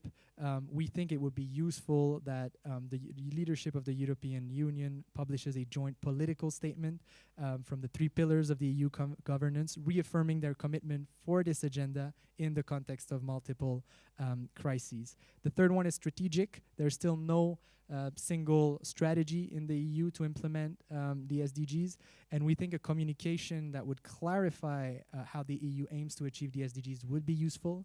Eurostat publishes every year a report that tracks the performance of the EU. It includes indicators for about 22 out of 100 of the indicators that it uses. There are targets, for about 22 of the 100 indicators, quantitative targets. So we think it would be useful to have a communication from the Commission, and that would help also clarify and communicate clearly around this. International financing, I mentioned this. We think the EU should really lead the call made by the UN Secretary General for the SDG stimulus. And finally, engagement, strong engagement with civil society, trade unions, youth organizations, business associations, and so on. And we think here a new mechanism or renewing the mandate of the multi-stakeholder platform, which was terminated in 2019, would be a great idea. I'll stop here. The report is available online. There are copies here in the room also. And thank you again, Thomas, for the invitation this year. Thank you so much, Guillaume. The last point you made, the whole presentation deserves applause, but the last point you made about multi-stakeholders approach is precisely the way we designed the Sustainable Development Meeting. So it was obviously a good way to land the report, and we are happy to make it happen here. For those who are not so familiar as we are about the UN system and the way it reviews, as you mentioned, you said that the EU, it's worth mentioning that the EU is indeed presenting for the first time ever a joint review of all member states at the UN next year. What does it mean is that they're going to get to the so-called high-level political forum next July and report on those 17 goals, 169 targets and different objectives and indicators. And precisely this report is a good way for civil society to challenge this review that's going to be presented. So thank you so much for enabling us to do our role. And we're going to challenge the speakers to discuss the conclusions of the report itself. But before we get there, as you mentioned, the different governance body of the EU, we have asked to the European Parliament to be with us today, somehow, I would say. We had I must thank Mrs. Anna CAVAZZINI, the chairwoman of the Single Market Committee of the European Parliament, who agreed to speak, but she actually fell ill, unfortunately, this week. And Barry Andrews, the member of the European Parliament who is chairing the SDG Alliance at the European Parliament, accepted very last minute, I should say, thanks to Guillaume and his team, to record a video that we will show. And Barry Andrews is from Ireland. Let's have him. That was him. And soon, yeah. Colleagues, it's a great honor to be able to speak with you today and to be invited to speak with you today at the launch of the Europe Sustainable Development Report 2022. My name is Barry Andrews. I am the chair of the SDG Alliance in the European Parliament, which is an informal group of MEPs who are interested in the implementation of the SDGs and drawn from all the different political families within the European Parliament. So far we've had the success of having a known initiative report brought back onto the agenda of the European Parliament plenary, which myself and my co-rapporteur Petros Kokolas, Greek MEP in the left group, brought through the Parliament back in June. And we've also signed a memorandum of understanding with the Sustainable Development Solutions Network, which has deepened our access to the network of expertise across Europe, which has enhanced the work of the SDG Alliance. Now, I think the timing of this report couldn't be better in that the European Union is currently undertaking its very first voluntary review and has cast about to the member states to obtain their opinions about how well the European Union is doing in terms of implementation. And clearly more data is available through this report to the Commission in the way in which they prepare for this voluntary review, which we expect to happen in the usual way at the high-level political forum in July 2023. It is my experience since I became chair of the SDG Alliance that the SDGs really does suffer from an image problem. A huge amount of energy is going into the politics around the European Green Deal, into the digital transformation, into, naturally, the response to COVID and the response to Russia's aggression in Ukraine. But the SDGs does not get anything like this amount of political energy. So it's important that we work together. All of those of us who are interested in the implementation of the SDGs, that we work together to the greatest extent possible. And of course, 2023 presents all of us with an enormous opportunity, not only the EU voluntary review presentation at the high-level political forum, but also the 4 yearly SDG summit, which will take place in September. Myself and MEP KLOKE-LESCH received a letter from Ursula von der Leyen just 2 weeks ago confirming that it is her intention to attend that summit in September 2023. And I think that the conceptual framework of this report around 6 transformations could be extremely helpful in trying to win this battle about the relevance of the SDGs, because it is a battle. And it is something about which we cannot be in the least bit complacent. We have made some progress, as I've said, both through the own initiative report, the European Parliament delegation that went to the high-level political forum in June, but we have an awful lot of work to do. So we are engaging very strongly with the Commission and with the Council and, of course, with our own network through the SDSN to try to develop the European Parliament's voice. And we hope to have a meeting with the President of the European Parliament early next year to share with her the experiences and the insight of the SDG Alliance. So with that, I want to once again thank you very kindly for the invitation to speak with you today. Good luck with your work and congratulations on the launch of the report. Thank you so much to Barry and who made it possible very last minute to be with us, and it's grateful to see that at the core of the European Parliament some MEPs fight to advance the SDGs. Now we're going to discuss this report with the panel that we set up here, and thanks to all panelists for waiting a bit to take the floor. Before we get into the discussion, I would like to introduce you to all panelists. Again, I'm using the alphabetical order. It's much easier for me to avoid any diplomatic mistake. So I would like to start with Carolina Klaus, who is the co-chair of the 2022 G20 Youth Summit, the so-called Y7, that is the youth outreach group of the G7 towards youth. And so you handed over your recommendations to Chancellor Scholz in last May, and you keep advocating for those issues, and probably it somehow echoes what we've discussed. Next to you, he is Adolf KLOKE-LESCH, who is the co-chair of the UN SDSN at the European level. So thank you very much, Adolf, for making this possible with us today, on top of the presentation that Guillaume made this morning, at the beginning of the panel. On my left, here is Dr. Marc-Olivier Pahl, who is the Secretary General of the German Council for Sustainable Development. And to make sure that everyone knows what this council is, it's the advisory body that is appointed by the Chancellery to look at sustainable development policies here in Germany. So thank you so much, Marc-Olivier, for joining us here in Charlottenburg. Here on my right is Mrs. Anna PASKOVÀ, who is the chair of the Working Party on the 2030 Agenda, so the SDGs for sustainable development, and the director of the Department of Environmental Policy and Sustainable Development at the Ministry of Environment of the Czech Republic. Well, that was a long way to phrase it. But one thing I would like to add on top of this, these precisions is that the Czech Republic is not here for just for fun. It's specifically because the Czech Republic presides over the EU Council up to very soon, up to 1st January.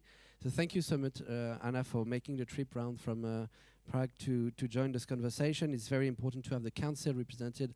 As Guillaume pointed out, we wanted to have as many institutions as possible. The Commission is not represented, but we have the chance to host the European Economic and Social Committee in the person of Peter Schmidt, right there, who is the president of the section for Agriculture, Rural Development and Environment.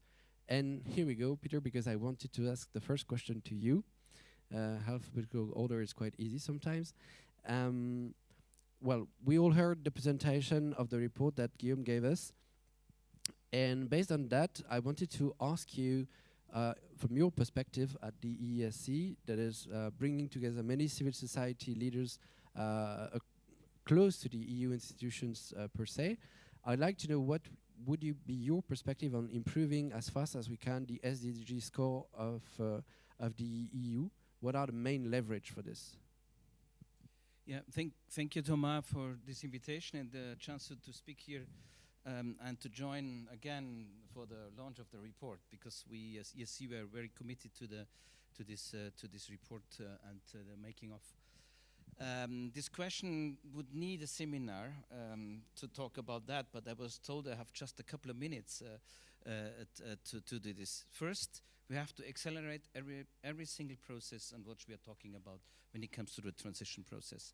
So that's for me the first point, and Guillaume mentioned it. I would like to concentrate on 2 points, because this what we focused on in the report is the food system and energy transition. So on the food system, we have been the first European institution calling for a comprehensive food policy, European food policy. We don't have it, but we have now Farm to Fork strategy. So this is a good point, because the Commission understood that we must have a holistic approach.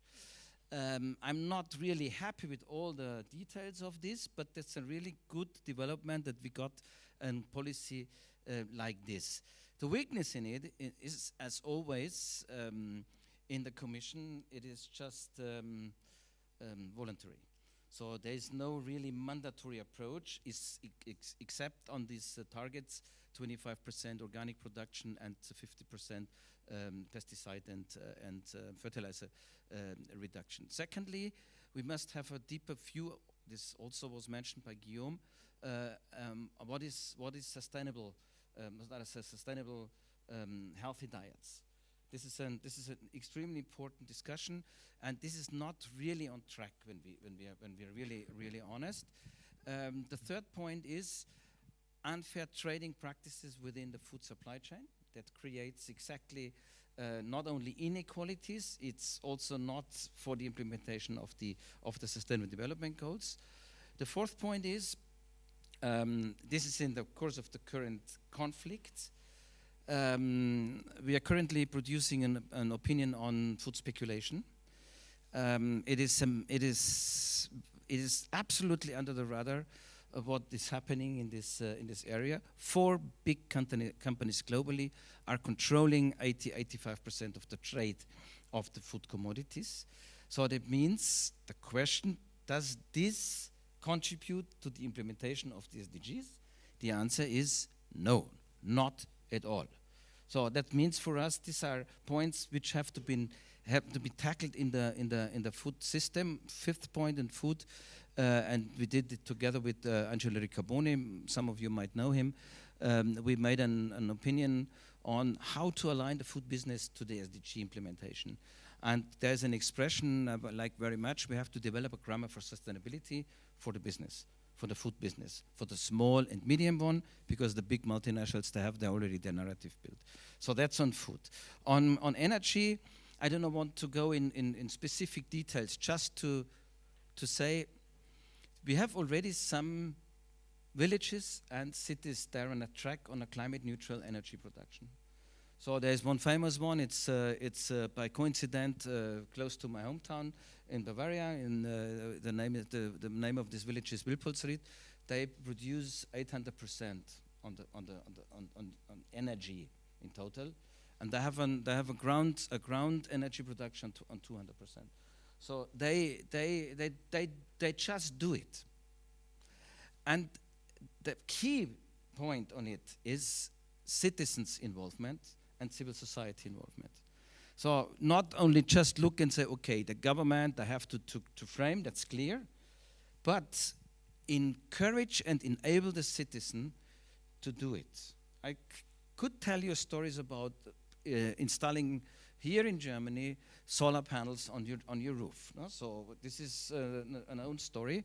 Means if you involve in all policy making processes, the civil society, whether it is at trade unions, local activists, the cities, all civil society elements, of course business as well, then it is possible that we can make the transition much more. We are on a track, but not quick enough. Some tracks are quite good. In Egypt, Franz Timmermans announced that the Fit for 55 package will reach already 57, probably 60%. So that must encourage us to say, so you see, it is possible, and we can move much stronger. Third point and last point, and I'm gonna stop, Thomas, is youth involvement. The youth must be involved, and we as ESC, we are doing this structurally and meaningful. That means this we have to also organize because youth is part of civil society. Thank you so much. I'm specifically fond of the last one for some personal reasons. But I'm going to hand to another institution in getting to Marc-Olivier. I hope you have a mic, Marc-Olivier. I'm just asking our gentle panelists to put the mic like that. If not, if you turn your head, people from out there don't hear you. Marc-Olivier, how would you assess the report that Guillaume presented for the whole EU from the German perspective? We have not seen the chart for the German country, but you have probably looked at it within the report itself. Do you think there are options to help gaining momentum here in Berlin in policy-making decisions to boost and keep accelerating the SDG implementation? Yeah, also from my side, thanks a lot to SDSN Germany for preparing this report annually. I think it's a good basis for deeper debates.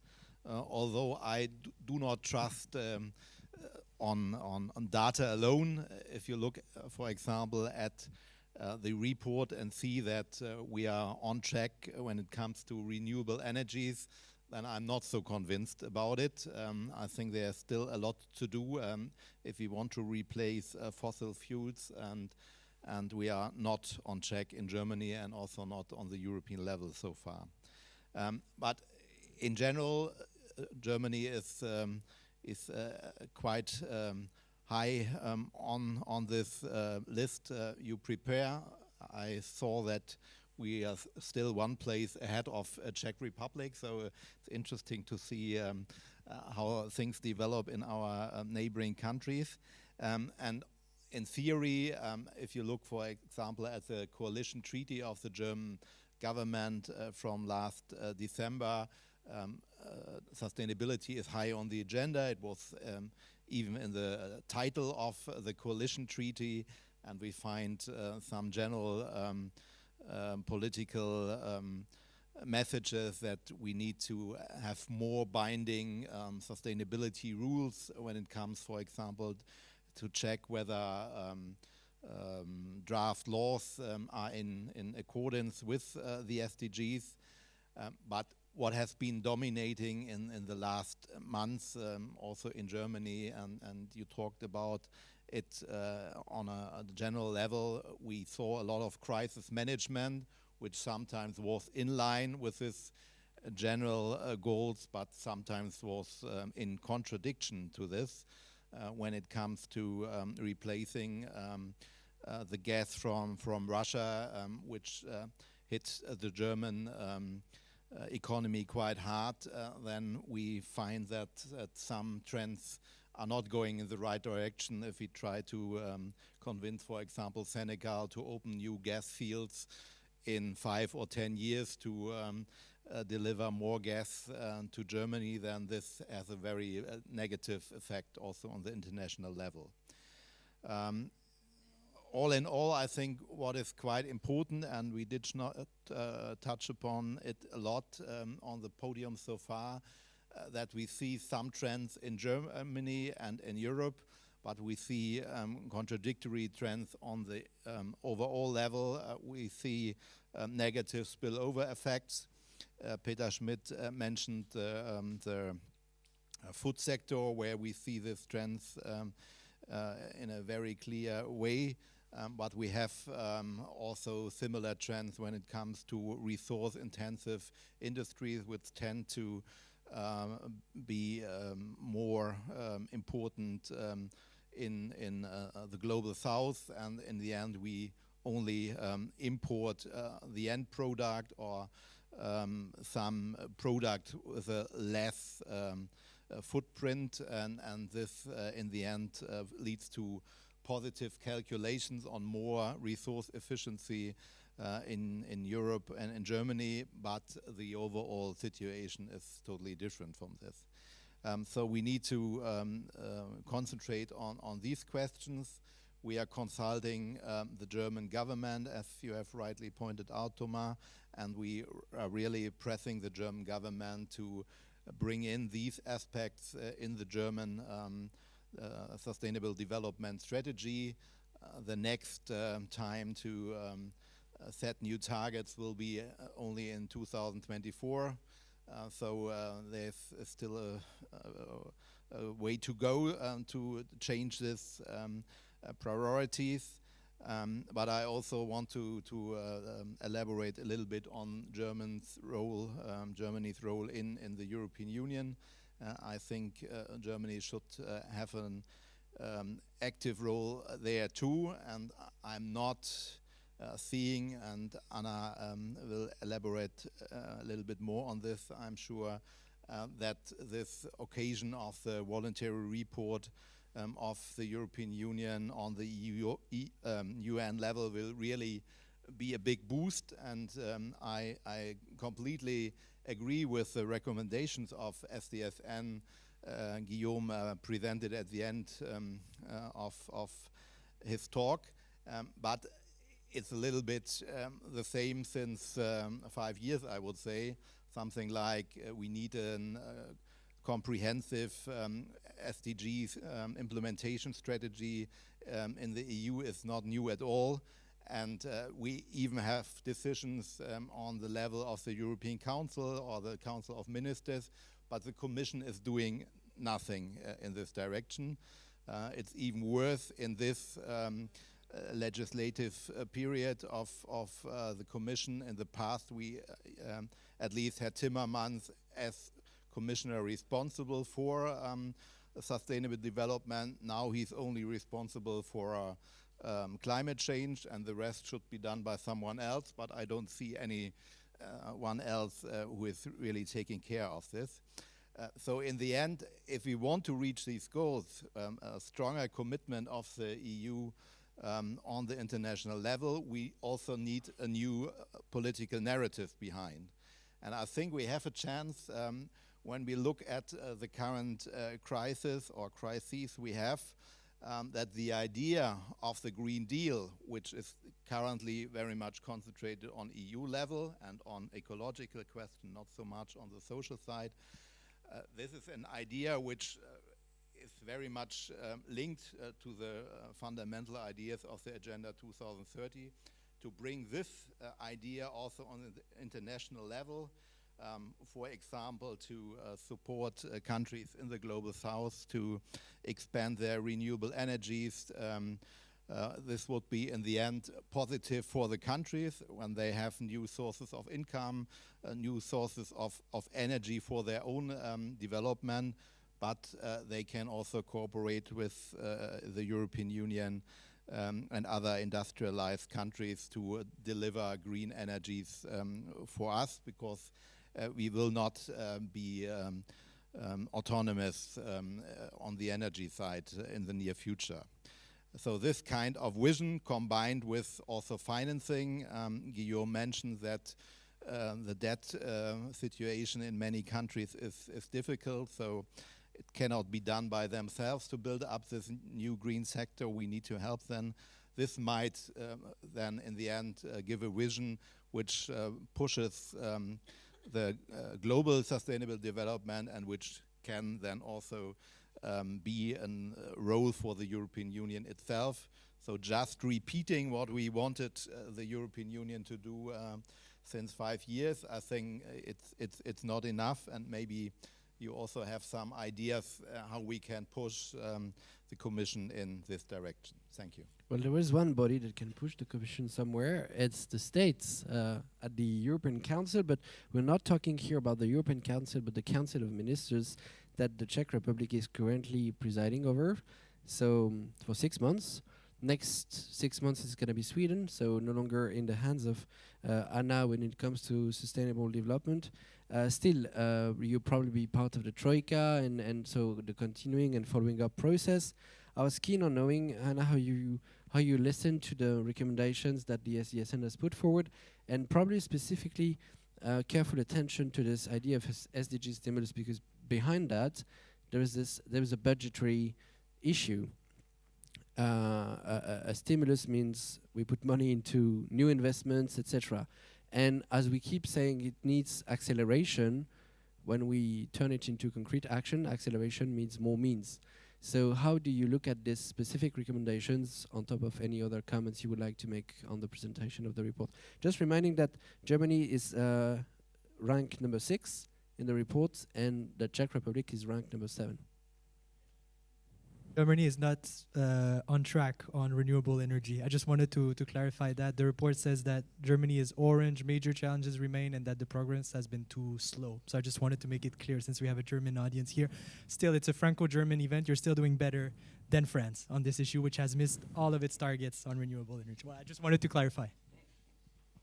Yeah, well, thank you very much for this kind introduction. And yes, everyone loves rankings, especially the governments loves rankings. But first of all, good afternoon to everyone, and I would like to thank the organizers for invitation, and also the SDSN for their excellent work every year. Since I'm one of the recipients of the reports, to work with the data and the information, we really appreciate the work. And also, thank you for insightful presentation in our working party this week. I'm here today with the head of the Czech presidency of the Council of the European Union, and it means that I'm chairing the working party on the Agenda 2030 for Sustainable Development. This working party is mandated to steer and coordinate the policies and also the horizontal measures within the European Union, and to have a strategic dialogue with the European Commission on how we are doing in implementation the sustainable development, what is not on track and what we can do better. So that's only to explain the mandate of the working party that I'm currently chairing, and from January it will be chaired by our Swedish colleagues. For the Czech presidency, for sustainable development, we had within this working party 2 main goals. First was to really take seriously the discussions on the EUVR process, and we decided to open the dialogue not to have it between the member states and the European Commission, but to open it also to other stakeholders, which is very important, and it resonated also within the speeches of previous speakers. Actually, we also had colleagues from the European Parliament for the first time being at the meeting at our working party. We had Barry Andrews because it's really important to have the 3 institutions, not only the Council, not only the European Commission, but it's very important to have Commission because they are the main legislator, but also the European Parliament. And we really are happy that there is this voluntary network of SDG friends or SDG alliance. And we really hope that for the next period after 2024, we can hope also for some committee. So we can have better institutional or interinstitutional dialogue also with the European Parliament. And the second goal was to really stock take, because we have seen so many council conclusions calling for, implementation strategy at the EU level. So we decided it's very important to stock take. So we have produced a reflection paper how well actually we are doing, or what has happened from the last council conclusions on sustainable development, and where we are heading, if there is any progress. So this reflection paper is now finalized, and it's not only like the past orientation, but also future orientations, since the Working Party also concludes the possible future measures that can be taken at the level of our Working Party, but also at the level of the European Commission. So going back to the proposals of the SDSN report, I have to say that we have several common stands. For example, talking about the joint political statement, I do agree it's very, very important. And since the Commission work program has been published this autumn, we are in the process of drafting the joint declaration on the EU legislative priorities. And I really hope that since it is within the draft, that it will stay there, that the three institutions really commit to accelerate the Agenda 2030. And it will be, I guess, the first time that the topic of Agenda 2030 will occur within the joint declaration of the three institutions for the next year. And it's very important also because it will be the EUVR presented at the HLPF. When it comes to the communication, of course, the EUVR is opportunity not to showcase at the global level what we are doing, and that we are doing well at the European Union, but also to use the report within the European Union in different countries to talk about what is happening. Since we don't have the strategy or implementation action plan, it will be also important to say what we see as the main contribution to different SDGs, and it will be in the EUVR report, and to talk about it also in different member state countries. And it's very important that the EUVR is not also like the past-oriented report, but also future-oriented reports. And that's how we are able to continue the discussion with this future orientation. So hopefully it will be also part of the report. When it comes to coordination, I think it also was the main task of the Working Party to see not only how the Commission is coordinated among themselves, but also how we as a Council are coordinated. And I have to say, and to be honest, it's a challenge that we have to work better, because we have to coordinate better within different Council formations. There are so many. And they are, adopting decisions and Council conclusions on different topics, which then affects different SDGs. So better coordination mechanism, not only at the side of the European Commission, but also within the Council is important, and we have to work on it. When it comes to the call for multi-stakeholders platform, we do agree that it's very important. And we have seen that it's possible at the European level to have this deliberative and participatory process. We have seen it at the conference on the future of the Europe. So it's there, we are capable to do it, and we are also capable to track how we are implementing proposals from this conference, since it's indicated in the Commission's work program. So then it's one of the conclusions of the reflection paper that we should be able to do it also when tracking the SDGs within the Commission's work program and the legislative program, since we can do it with other with the conference. And also, we are very happy that the citizens panels, the citizens deliberative panels, will be adopted for the next period, for the next year, for different different topics, beginning with the food waste, then the learning mobility. So it will be part of procedures when drafting the European policies before they are adopted, and this is very good step. Going back to the SDG stimulus, because everything is all about the money, right? I think that all institutions need to be, striving for sufficient funding. The European Union is very concerned about sustainable development, and when it comes to funding, we have different voluntary but also mandatory measures. Well, when it comes to our own budget, we do have this target of 30% for climate investments, right? And we also do have this target for external partner countries to fund 4 billion euros until 2027. So we are tracking this particular commitment, even though the European Union is not doing that well on the SDG 16. Still, we have to keep in mind that the EU is the most largest global provider of ODA worldwide. So even though we are not doing that well, that's how we should have been doing, we are still the largest provider. So it's very important to repeat this fact.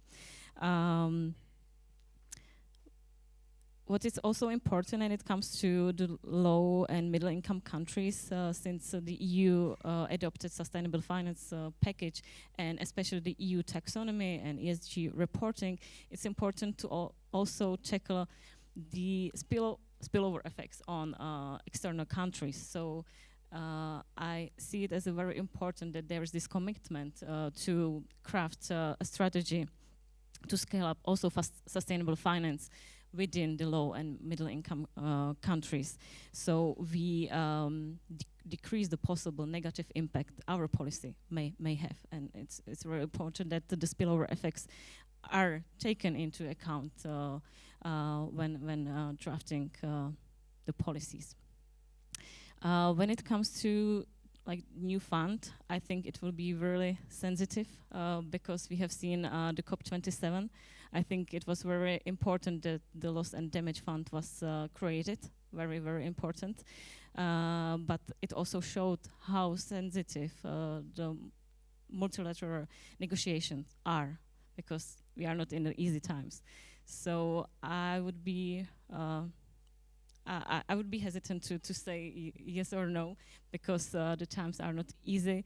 But of course, it's important to provide the stimulus to external partners from the side of the EU. But then the question is whether we need more or we need to better streamline how we invest. And we try to do so within the Team Europe.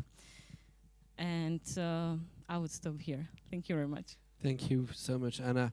You said it's all about money, because at the end it's all about time. And well, you know the story. Time is money. So Peter said, I'm saying so because Peter outlined the importance of use here when it comes to those issues. I keep repeating, it's no longer about future generations, but about present generations. And we have very present generations vocal for future generations, even though they are still young. And I'm turning to Carolina, who is the co-chair of the G20 Youth Summit this year. You handed over your recommendations to the German Chancellor in May, I guess. I don't know where the summit was, but it was close to here, I guess. A large portion of these recommendations and orientations covered sustainability issues. And I wanted to know to what extent the content of the Y7 recommendations to the G7 head of state and government echoed what Guillaume presented. Of course, we need to take into account the chronological factor. Your report was published before the SDSN report, but there probably is some common ground and overlaps. So interesting to know how your voice is echoing Guillaume's voice. Yeah, the little button should be. Thanks. No. Okay, now. Yes. Yeah. Thank you so much. It's no censorship, just technique. Thank you so much. So yeah, maybe briefly to my background, because I think my background is slightly different than the background of the other panelists. I'm actually an educational scientist, working also on the topic of the SDGs, education for sustainable development. And in my free time, and I really love to spend my free time today with you here, I'm doing youth politics, and I'm engaged in the field of youth organizations. I'm also doing the policy work, but I'm also running, for example, workshops for children and young people, talking about the SDGs, because as you said, it's not the SDGs are not a concrete plan to action, but we need to bring life into it, and therefore young children and young people need to know about the SDGs. So this is my work I'm doing. This year, under the German G7 presidency, I had the honor to chair the Youth 7 Summit with my colleague Benjamin Günther. And last week we handed over the whole process to our Japanese colleagues. So looking back on a very successful year, I think. Reading the report, which is quite long in comparison to our communique, there stood two areas out for me. And one was the area of transformation 3 about housing and mobility, because we've been working on that topic a lot. We have specific recommendations in our communique, also in the past years in the different communiques. And urban development is for young people a very, very crucial topic, very important topic. Yet, in political decision-making processes, especially on a global level, there are not young people represent, not young voices at the table, which is really sad. We are working on that. And especially, for example, affordable housing affects young people a lot. I need to find a flat next year in Berlin. It's so, I don't know how to manage this, for example. So it's a tough topic. And therefore, young people are independent of or dependent on social housing policies, for example. As I read in the report, we are not on track to achieve the goals regarding affordable housing. We see this problem as well. That's why we advocate for social housing and policies in this area. And we hope to see progress in this field, and we also hope to see more report on that and put young people in the center of these reports. There's another key pillar for us, that's mobility. Public transport, very important. And for example, in the report, what I really like to read is that cities must pay special attention to the impacts on vulnerable groups, in particularly the elderly and young people. And it's really nice to see, to read this, because often it's just that young people are mentioned when marginalized groups are mentioned, and there's 10 different groups, but especially young people. And that's why, for example, we advocate for a right to mobility that must exist independently, regardless of the socioeconomic background. We had huge debates in Germany. We had the so-called €9 ticket this summer. And this is great if you have, you can afford public transport and it's not expensive, but for example, if the infrastructure is not there, you don't have trains, you don't have buses, it does not help at all.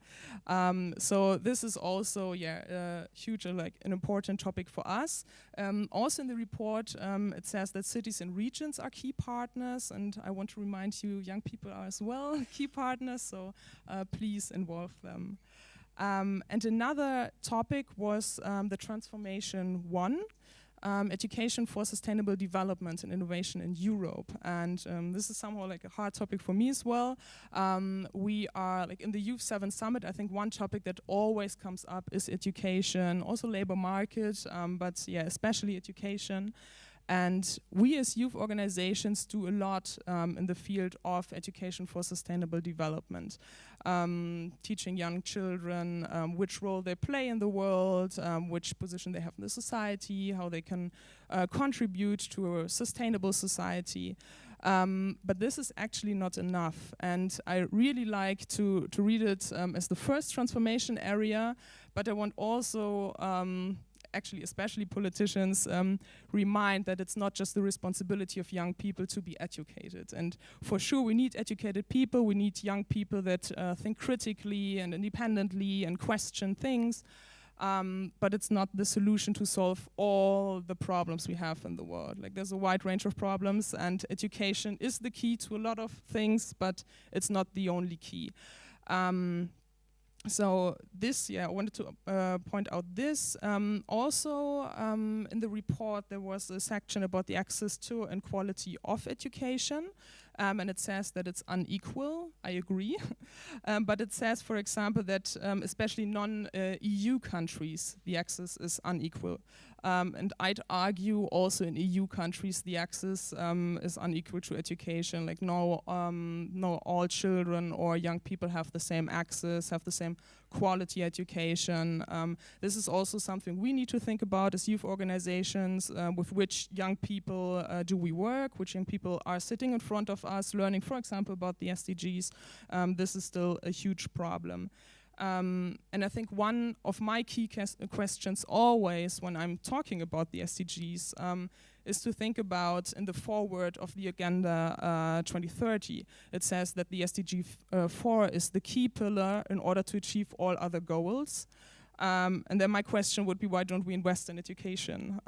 Because we do a little bit, but not enough. So I think these are very, very important points. And maybe I just stop here. Thank you. Thank you so much, Carolina, to help us bridging different arenas. We have been from a rotating presidency of the EU Council of Ministers to another rotating presidency of the G7 that is not going to Sweden this time, it's going to Japan, as you pointed out. Adolf, I wanted to ask you about, to bring us in, to help us grasp the international background of this conversation, because we talk as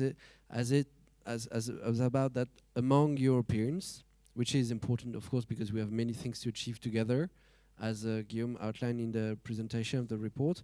But there is the world out there, outside Europe, and as it is pointed out in your report, the different crises that we have been through, COVID crisis, the war in Ukraine, those have major impact on the trends and on the long-term process.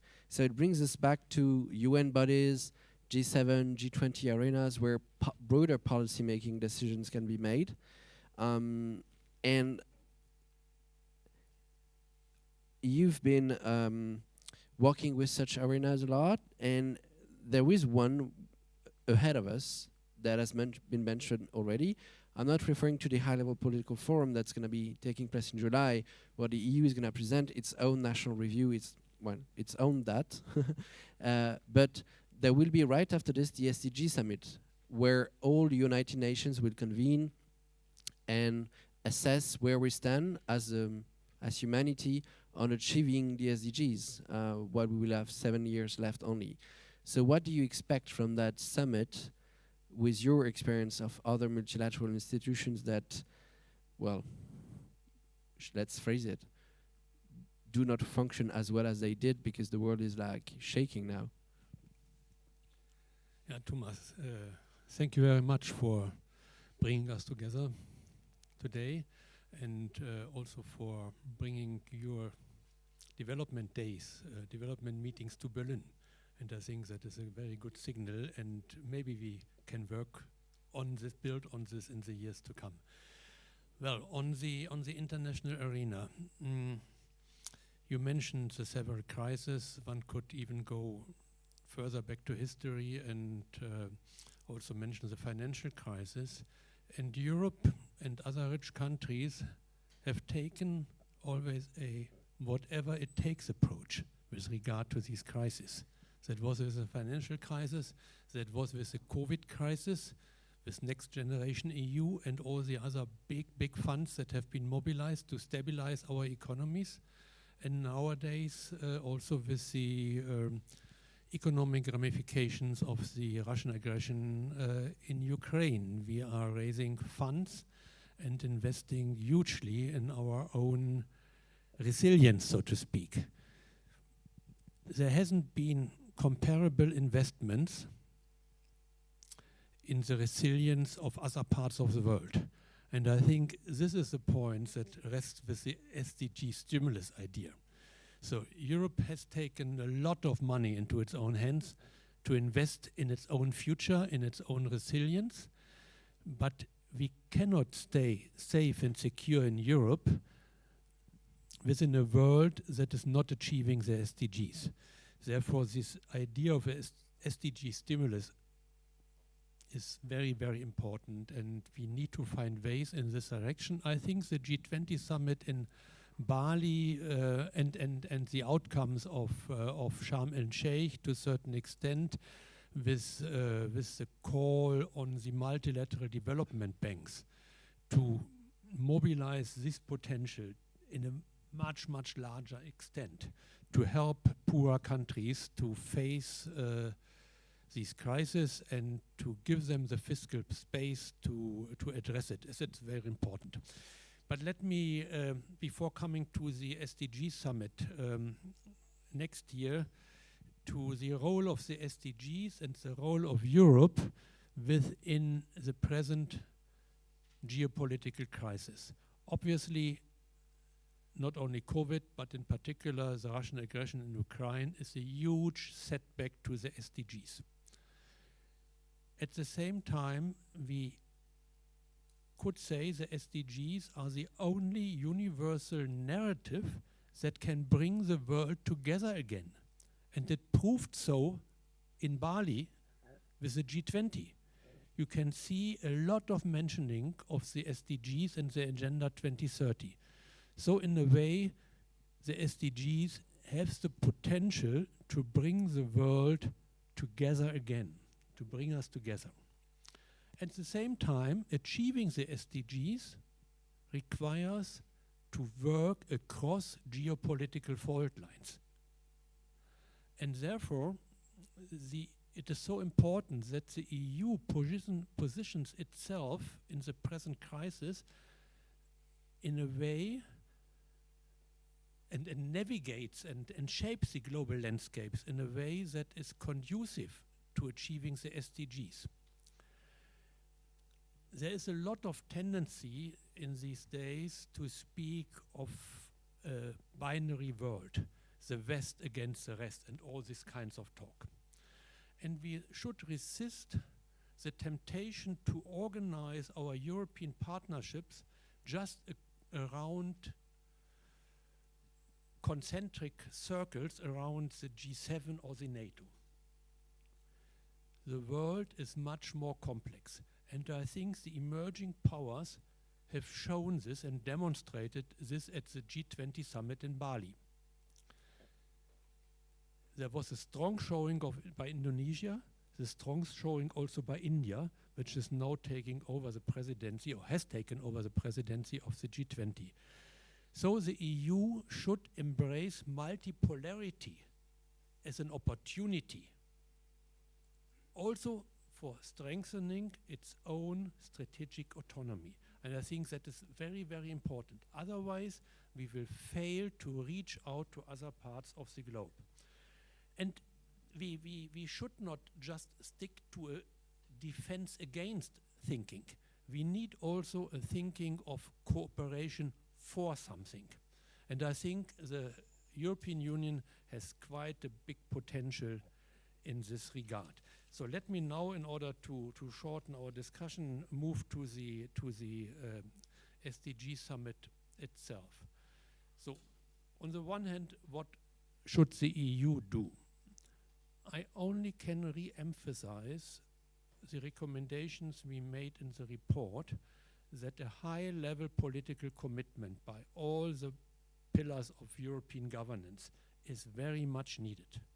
Because due to COVID, due to the Russian aggression, there are so many new narratives out there that we need a renewed leadership by the EU towards the SDG summit.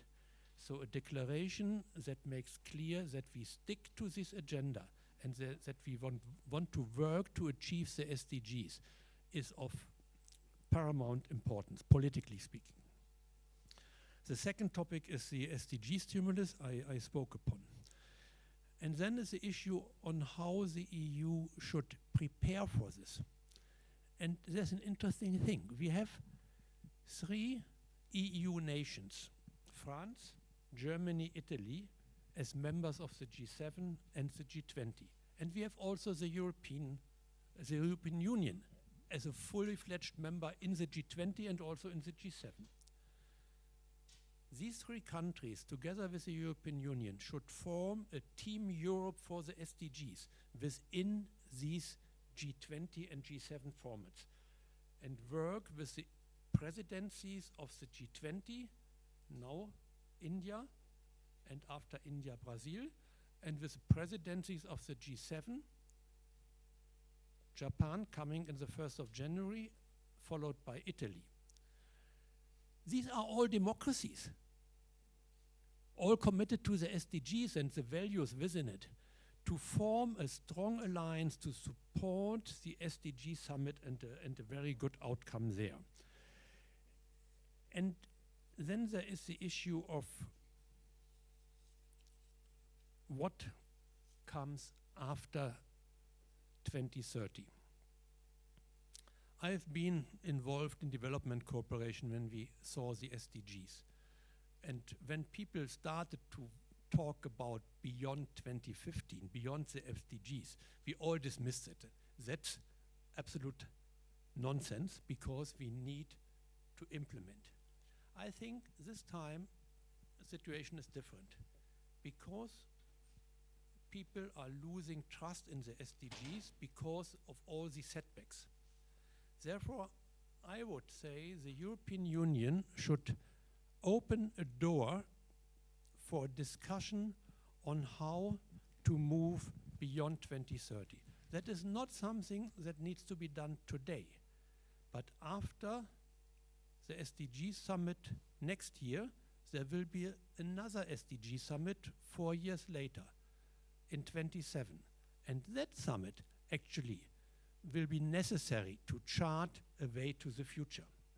And therefore, this summit, and the EU should work for that, should mandate a process towards preparing for the next summit. And I think, for example, the SDSN can work on it, but also the GSDR, the Global Sustainable Development Report, can also work into that direction. And I see you are looking at the clock, and therefore I close here. Thank you. Thank you so much, Adolf.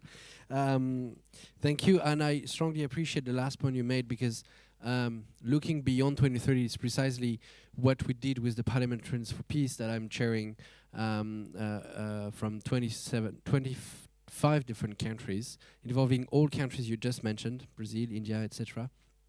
And we did so because of the 2 crises we've been through, or we are in, COVID and Ukraine, that actually, well, you saw the trends on the pictures that Guillaume showed. So setting principles to think through what's going to be next is key to start now, at least at the EU level. I think it's very important in such a political tension moment. Well, we are almost done with the time, actually. I was pressuring not so much you, Adolf, but the whole group, because we have 4 minutes left for one question at least, and we have so many speakers, so it's going to be slightly frustrating, but I'm sure that a good, sharp question would make it, if there is one from the audience. Yeah, sir, please. We can give you a mic. Yeah, here it is. And before you ask your question, I just apologize to those more than 150 people looking at the streaming online that we are sorry that you can't ask any question, but there will be mails and stuff that keep following the discussion. So please, ask your question. Yeah, first of all, thank you very much, everybody. So towards what Mr. KLOKE-LESCH was saying, for me it's very interesting how you want to promote a more united European Union towards to be represented in the G7, concentrating on the SDG.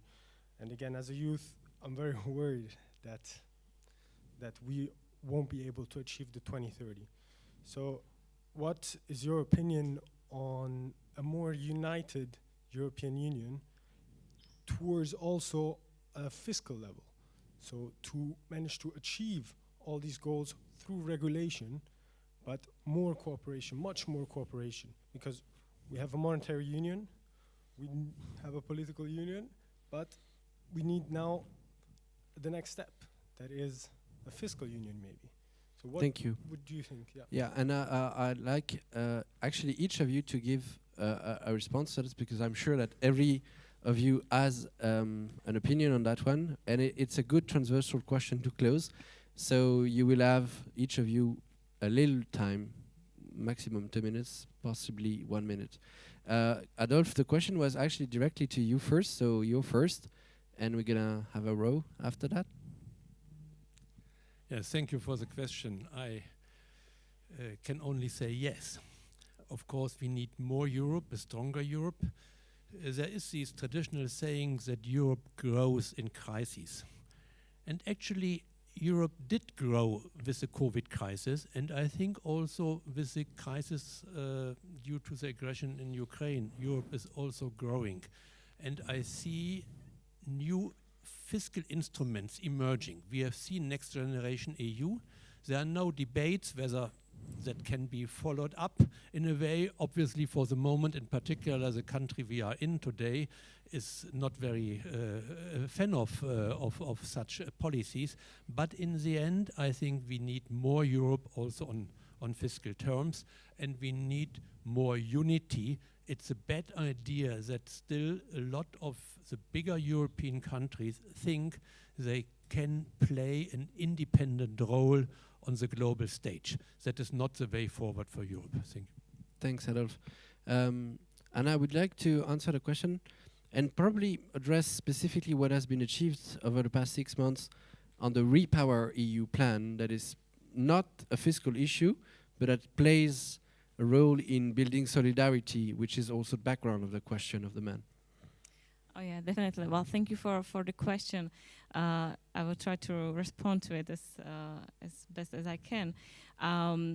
Indeed, we need better coordination on various issues, but it's also maybe the issue of education, not only the fiscal. I think there are more policies that are not governed at the EU level, are still with national governments, and I think more unity would be beneficial, but also more coordination.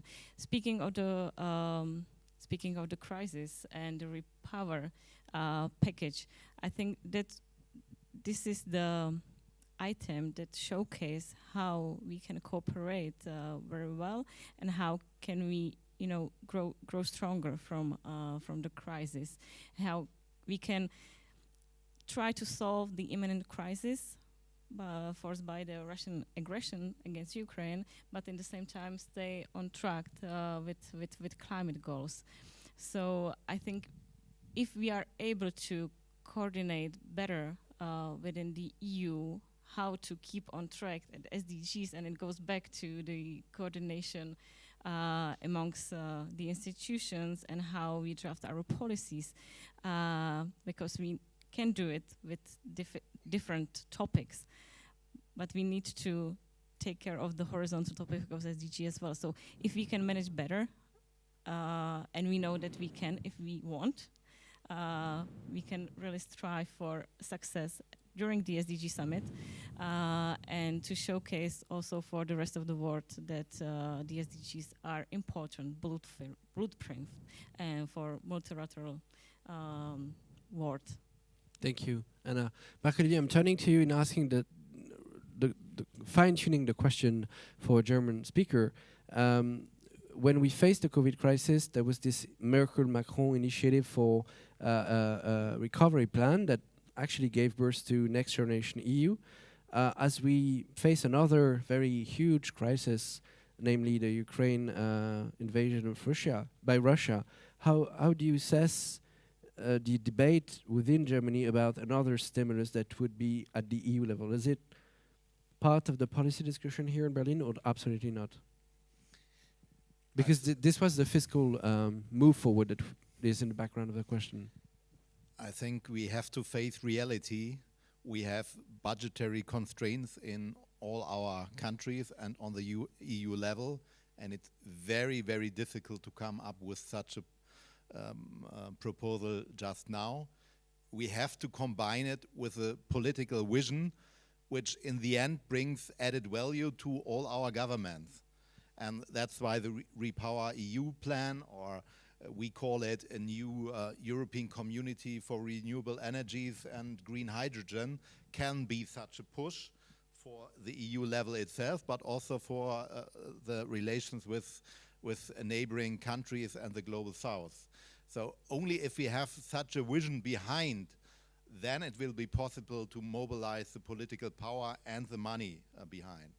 If we are only just talking about a stimulus in itself without this kind of image behind, this will not be possible, not in Germany and not anywhere else. We have a better political situation in Germany now. Last week, the German Constitutional Court decided that next generation EU is in accordance with a German fundamental law, the German Grundgesetz, which was not clear before, because the original EU treaty says it's up to member states, the financial and budgetary question. So I think there is a chance, but we need to combine this question of fiscal power, also overcoming the veto of some member states on EU level on fiscal question with a political vision. Thank you. I'd like to keep going with Guillaume because, well, in listening to Marc-Olivier's points about what do you put behind money brings me to this idea. What would look like a SDG stimulus as you propose? Is it would it be investment for any specific areas, any specific SDGs, a mix of those?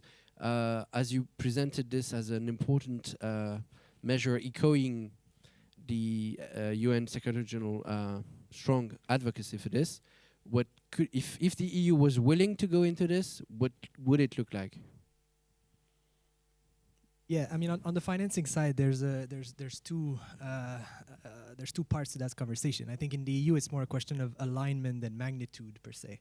In the rest of the world, in the developing countries, it's a real issue of magnitude. There's just no fiscal space to make the needed investments into the human capital, education, health, social protection, and the physical infrastructure needed to achieve the SDGs, right? Hence this idea around the SDG stimulus. And there should be money out there, and that's what we laid out in the June global report. So it's not in this EU report, but over the past 2 editions of our global SDG index, we've been discussing how we can tap into more fairer taxation system, also issues around tax evasion, digital profits. The MDBs was mentioned also, the role of multilateral development banks that can really borrow at lower costs, that also have technical capacity to do regional investments. To a large extent, SDGs, it's about regional types of investments, not only at the national level. So there's many levers out there that can be mobilized. I just wanted to answer the questions on the United Europe, and I think this is the key message right now. This is not the moment to get divided. And I think we saw it during COVID, actually, that the EU was much stronger when it acts together on the vaccines, on the recovery plans, the first time we borrowed together. This is absolutely key. And we see some positive signs lately. I think, clearly on the Green Deal, we need to move towards more integrated power grids, but also, on the industrial policy side, we were discussing this morning the no combustion engine. We have the first basically industrial policy in Europe around the batteries, essentially. And then on the trade policies, we discussed spillovers. The right level for this is the EU. Trade is an EU responsibility. This is where there should be probably more targets to address those issues, right? And the single market. The single market is such a powerful instrument. We're so much more powerful if we speak at 400 million than if we speak individually with a couple of millions. And this is the way also to export our values abroad. If we start putting the standards and so on and negotiating with China, with India, with Africa and so on, this is where the EU is really powerful. But for that, we need a strong Franco-German leadership. And I think this is great, again, that we're launching the report here, because we need that relationship to be very strong and to continue to be the engine and the driver of European leadership on those things. Well, probably not only French and Germany. I'm French, so I'm saying this. Peter, would like to hear you about, does the ESC talk about such fiscal issues? It's not of your competence, if I'm not mistaken, No, but no you probably have opinions about this. Yeah, of course we talk about this because it's all about money. That's clear that we talk about this issue on financing and but let me bring another point in. This not probably the house is the right one if there's a lot of students that teaching about economics and so on. So you mentioned it, Mark Oliver, it's a Green Deal and not a social deal. So, and this is for me the most important point. If we do not bring a more social Europe into the game and discuss that, then all right-wing and populists are winning the next elections, and this leads to nationalism, and that leads all to this what we do not want. We have to say it clearly. And when it's all about money, then we also have to address that we must be clear, tax the rich. There is money, we have so much money, just a small figure.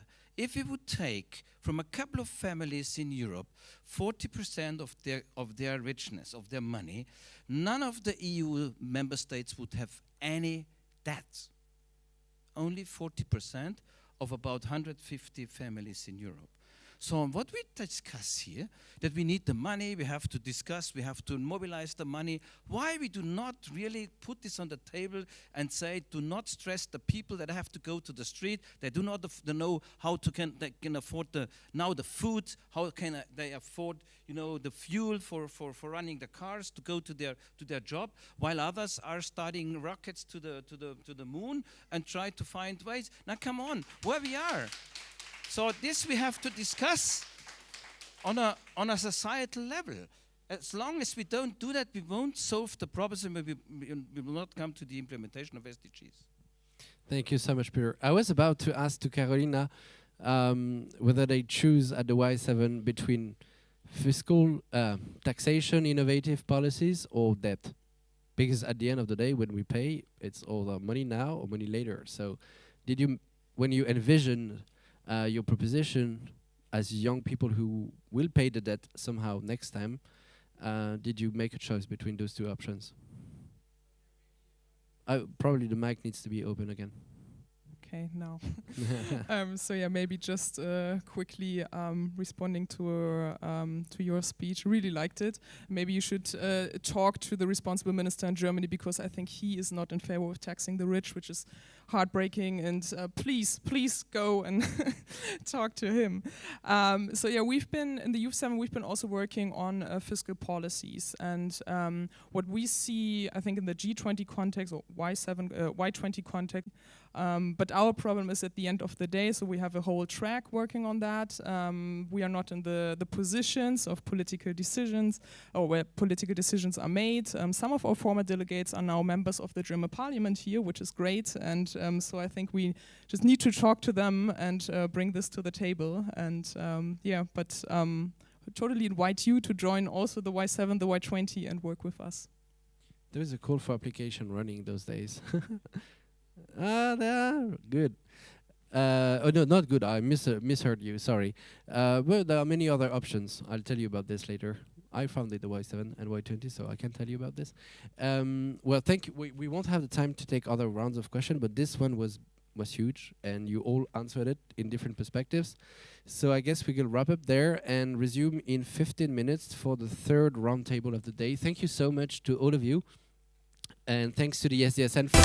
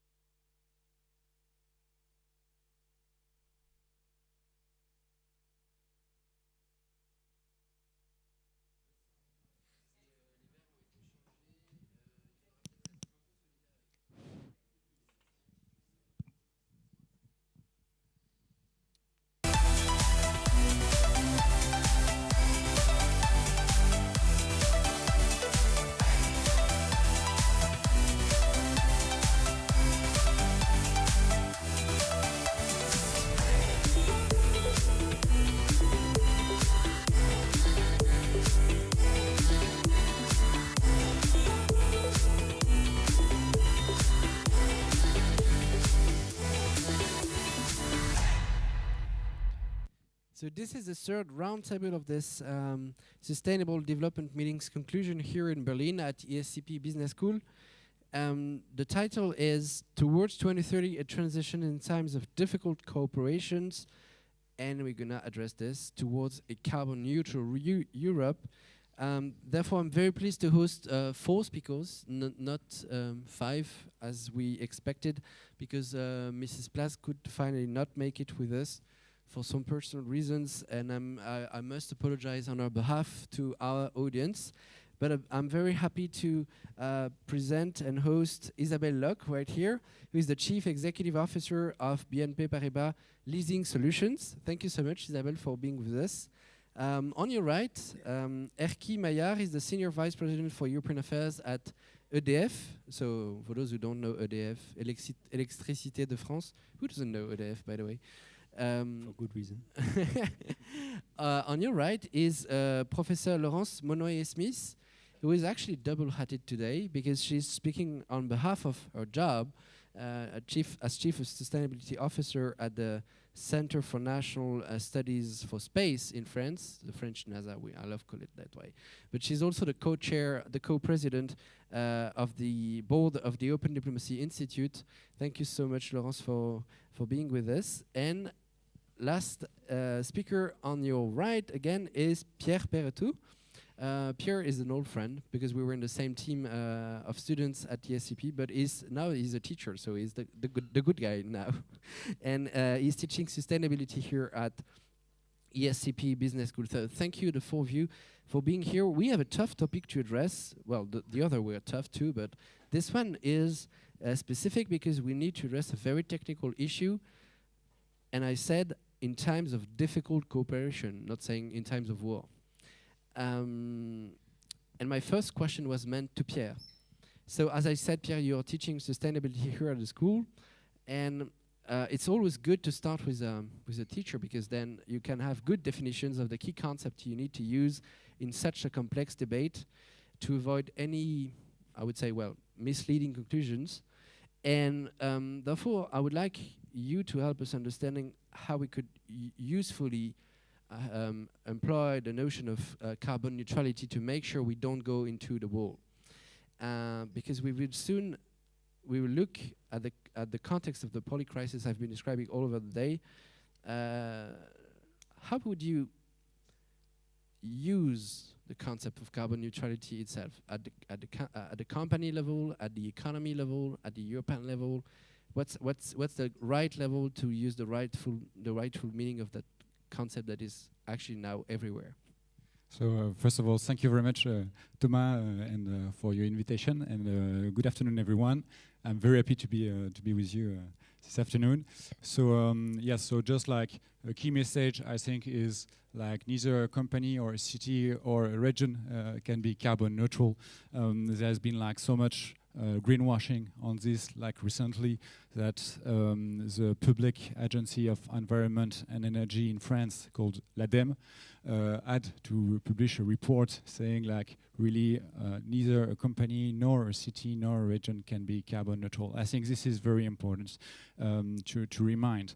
Right now with another colleague of mine at ESCP, Aurélien Inquiet, we are calling at climate scientists of the IPCC Working Group 1, and they are really like saying one by one, really it's very important to say all the time a company cannot be carbon neutral. Okay, just to be very clear, like even the term, just to be very clear on the term of carbon neutrality is not a scientific term. The scientific term is net zero CO2 emissions that appeared in the special report 1.5 of the IPCC. The definition of net zero, so already first a difference is like when you say carbon neutrality, you do not specify either are you talking about CO2 or methane or nitrous oxide. So like I think this is very important. And just to quote the IPCC report, what is net zero CO2 emissions is just say like the anthropogenic, or let's say the human emissions at minus like the human removals of CO2 is equal to 0 at the planetary scale. Okay, so it cannot be done at an organization scale. I think this is very important to remind. And just like we could write a book about all the reasons why a company cannot be carbon neutral, but just like to give you the intuition right now, carbon neutrality is simply not happening. Okay, or not zero CO2 emissions is simply not happening.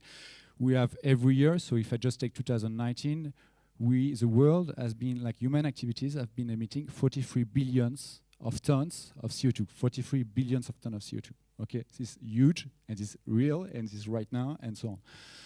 In terms of removals, it's not even 1% of it. Okay, we are still right now deforesting faster than we are replanting trees. Okay, so not even talking about like removing the CO2 emissions of fossil fuels. We should stop first, like deforesting and replanting faster. So that's something that is, I think, very important. Another, like in terms of just to give you like what it would. In terms of greenwashing, what you should really watch out is like there's something strange about like the most emitting companies are actually the one who are saying we are carbon neutral. Okay, so really you should watch out about this. Like you look at Air France. So if we want to talk about France, but if we want to talk about Germany, we talk about Volkswagen. If we want to talk about the US, we talk about Google or L'Oréal or so on. They're all saying like we are carbon neutral for some reasons, okay? And you understand like there are the guys who are emitting the most, and they are the one coming and saying like, what's the intention be at the end? Is like just keep buying my product, okay? Because I'm clean. And if you do buy my product, if you take my flight, you are clean and you're carbon neutral. So keep doing it. So keep polluting. So I think in terms of intention here, we should be like to watch out. And just to give you like the correct, like the right level of strategy at which and change of society we need to consider is like.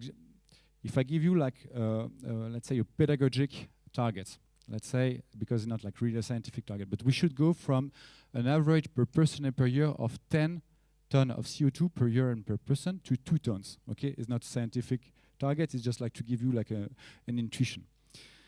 2 tons of CO2 equivalent is like one commercial seat in an airplane that is going from Paris to New York and back to Paris, okay? So if you go to New York and back to, the 1st of January, the rest of the year you do not have the right to emit anything, either to eat, to for traveling or whatever. Okay. Right now in France, the average emissions just for the cars, transportation car, is like 2 tons as well. Okay. So just like if we keep doing the same, just with the car travel transportation, we are already like emitting too much. Okay. And so if you want to come back to go from this 10 tons to 2 tons, then you understand we need to do like massive transformation, which is just not more like a behavior transformation, okay? And on this, like to get a good feeling in terms of economy and of society, what it means as a change is like, you understand like going from Paris to New York and back to Paris by plane is not part of the picture anymore, is not in the landscape anymore in a neutral carbon society, okay? So the companies and the economic sectors are not in the picture anymore either, okay? Or they are so much smaller that we're not talking about the same activities, okay? So I've been talking about planes. We can do the same like with cars. So really, like the level of change is like radical and is huge. And one last point to finish on this, I think is like we have been hearing so much about carbon neutrality.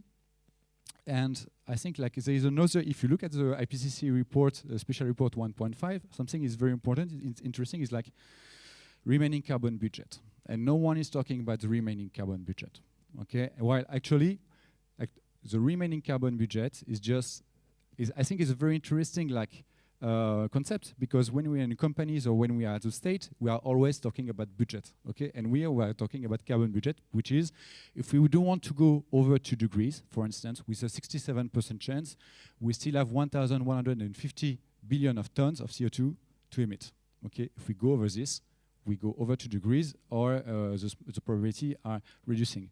This is basically something like 25 years, okay? So just like to give you, and I think it's very important for companies to understand this, like you need to be able to project from a micro perspective, because they are always centered on the self, to like, okay, in which kind of society should I help to build in the future to face like these challenges.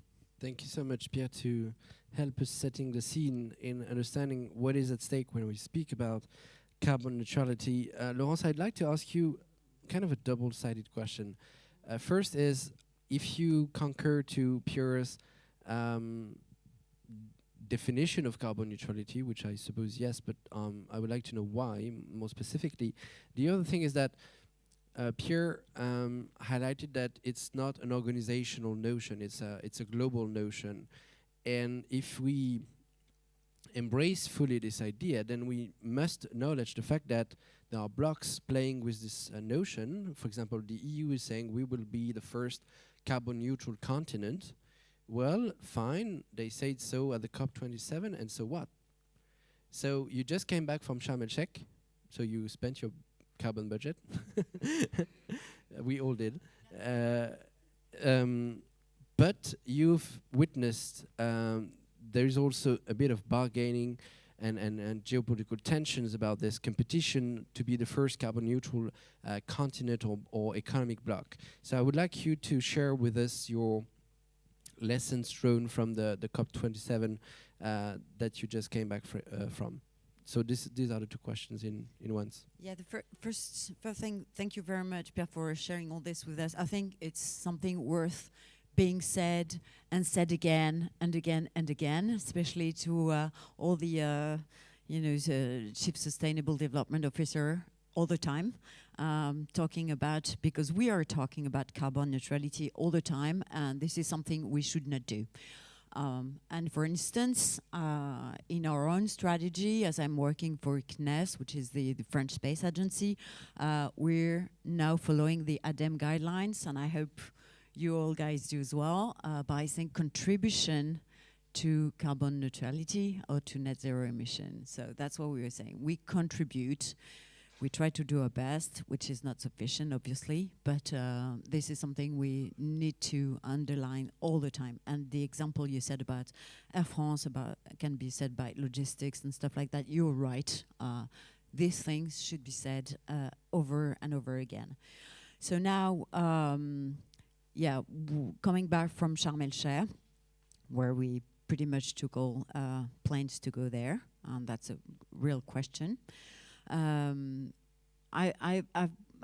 quite, what I saw there is, there are two sides of it, just like Janus faced it. Because on one hand, I think what we witness is an enormous mobilization, and I think if I can compare to the COP21, which was pretty much the first one when we witnessed a strong mobilization from the civil society, I think what we've witnessed in the COP27 is very impressive, massive, and more contribution from civil society to the discussions, even though there has been a lot of papers about the mobilization of lobbyists as well, and this has been underlined and documented quite well. But what I'm saying is that we can witness that civil society, NGOs, and members of all the vulnerable countries and parts of the world were extremely present. And I think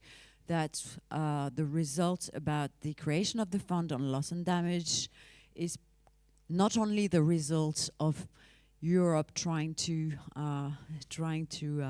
solve problem or to make its way through a difficult relationship with China. Not only that, but also because of the very strong push from G77, but also from vulnerable countries and from NGOs and civil society to try to attract attention on how we should, and we have this very important role to help those countries, and this is very important.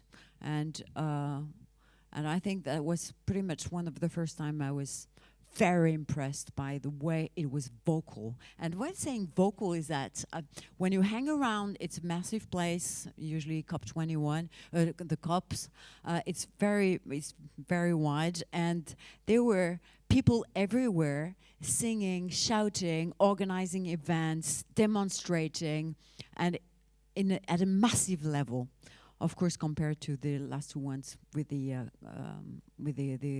virus, it was pretty difficult. But it is something worth being noticed. So that's something very important. And second thing I wanted to share with you now that we are in Berlin is that I think I was quite impressed. I'm trying to see the bright side, okay? I was quite impressed by the role that is being played by Europe. Europe is usually not that vocal during COPs, and the countries are playing their parts, and Europe is not. Well, its roles can be discussed, but this time, I think it was quite impressed by the way we tried to push the resolution on the loss and damage, how we tried. We didn't succeed to put on the final agreement, on the final document, we didn't succeed to put the reduction of the use of gas and petrol and fossil fuels. We didn't succeed, but we actually tried a lot, and it is worth noticing as well. So this is the highlights I wanted to share with you. Well, it's thank you so much for sharing this feedbacks from Egypt. But it's always a pity to see how proactive we can be and how failing collectively we can be. Isabelle, I wanted to turn to you in following up with the two statements we had from Pierre and Laurence, in essentially saying that a business level analysis of carbon neutrality is pointless, or even worse than this, it's counterproductive. You are, so I said, leading the leasing solutions firm within the BNP Paribas group. So, but you can talk about the approach of this global systemic financial institution of such issues. How do you assess this this idea? What does it change in the way your sustainability strategy as a financial institution has been designed? And I'm asking this question because we always say we need to at least have a Scope 2 carbon report. We better look at Scope 3, but for a financial institution, getting to Scope 3 is like, you see the whole world, actually. So when talking about this, it's very important for such institution as the group you do represent. Yes, definitely, and I think it's always good to have scientists and also education in there, because I think that's what he points to. You know, all these greenwashing discussions. It points to two main topics on which I think financial institutions have a role to play. The first one is around awareness, and the second one is about standards. So if we look at awareness, first we are getting into, I would say, quite technical debates. So not everyone is aware of Scope 1, Scope 2, and Scope 3. So for a firm, you will say, okay, so Scope 1, Scope 2 is what you have directly control of when you produce something or that you deliver a service. So that's the measure of your emissions on some things that you have control of. And Scope 3 is actually the overall emissions that span throughout all the value chain. So it's systemic. Basically. And so, you know, for a consumer or for, I would say, the general public, understanding what Scope 1 and 2 and what Scope 3 is not directly natural. So, for example, if I take the example of Intel, you know, it's a very large company, and if you compare the ratio between the Scope 1 and 2 and Scope 3, it's 10 times Scope 1 and 2, so that's why, you know, people get frustrated and they feel like, you know, there's a lot of skepticism around some communication that is being done. But I would say, you know, also it comes from a good, I would say, a good intention, which is we have to get our house in order. So it's also good that you have to act on your Scope 1 and 2 because every effort counts. And so that leads me to into the standards things, where there's also a question of the measure, but also of how you get to your results. So let's say you come up with a number, but how is it being computed? For example, I'm from the view that carbon offset is not really doing the work. But you know, that's there is no standards. And so I think that's where, you know, as a financial institution, as a global financial institution such as BNP Paribas, we see that we need to have a common understanding, common language, to make sure that we are analyzing things with elements of truth there. So that's key. And we were talking about Europe, but also the US, for example, and I think we have a common challenge into having standards that are being shared and not reproducing what we've seen in, for example, accounting norms, where we have US GAAPs and European accounting systems. So again, you know, these types of issues need to have a global approach and systemic links. So we need to have, and we really need to work all together to have common standards. And I think that's what we do. And I guess regulators have also well understood that the financial system is a very good lever to do that. Why? Because, for example, at BNP Paribas, we're working on a scope 3. And what does it mean for us to work on our scope 3? It means that we are actually looking at our portfolio and what do we finance. And so, as you were mentioning, we're covering the world and we are covering all industries. So it's fascinating, and it's quite a massive work. And so we invest a lot into how do we screen, how do we measure, and how do we set targets on our scope 3 emissions. And that's I think quite a fascinating challenge. And that's where we can contribute, because there are lots of also employees who are very strongly motivated into, you know, what's the meaning of what we do, and how do I make sure that overall my impact is positive and I'm doing the right thing. So I think we all point into the same direction, which is good news. Yeah, well, you touched upon in the course of your response the question of geopolitical tensions of norms between different blocks around this. This was a point that Patricia wanted to address. So, as I apologize for her, I'm just mentioning that there is indeed here a loophole in the debate that we built together that is precisely addressing this competition for norms and setting the standards of sustainability, especially about accounting about sustainability, which is very tough to achieve. There is another driving, very strategic driving factor that we need to compute in addressing this issue, in reasoning between Europeans to achieve this together, is that the landscape around us has changed. And I'm turning to Erkki, sorry, because of the war in Ukraine. The previous roundtable has highlighted how deep the impact was on the global SDG score of the EU and partner countries. It's tough to make long-term investments, just like in an energy industry, like EDF does represent here today, when you face such a, I would say, such a degree of uncertainty, of radical incapacity of seeing the future because of the smoke of war. So I was curious on knowing how you're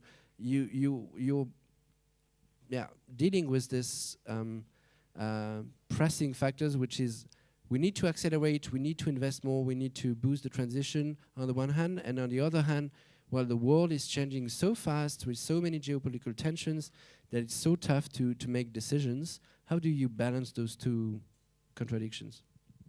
Well, thank you, Thomas, for the question, because I think you are pointing towards key issues of the energy sector, actually. When you look back over the last 2 years, we had the COVID crisis, we had a very dry and heat summers, with fires. We also had the war in Ukraine, and these highlights, they are casting the light on actually our challenges.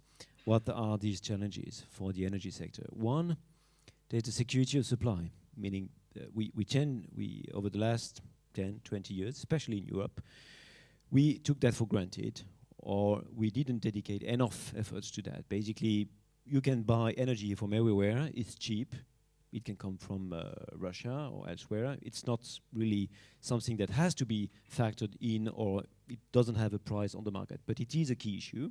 You need some market rules to deal with it. You need also a lot of investments, because security of supplies means you have enough capacities to generate energy. So that's one challenge. The second challenge that has been highlighted by the recent event is actually the sustainability. When you produce energy, you need enough energy, security of supply, but this energy must be clean. Clean means, and that relates directly to the theme of our debate today. It's not carbon neutral, but to emit as less as possible CO2 and other greenhouse gases into the atmosphere. And to do so, you need also to invest a lot in renewables, for example, in low carbon capacities. And to do that, we'll come back to that later, you also need the proper regulations, financing, norms. We haven't talked about taxonomy, for example. It's part of this fight against greenwashing and norms.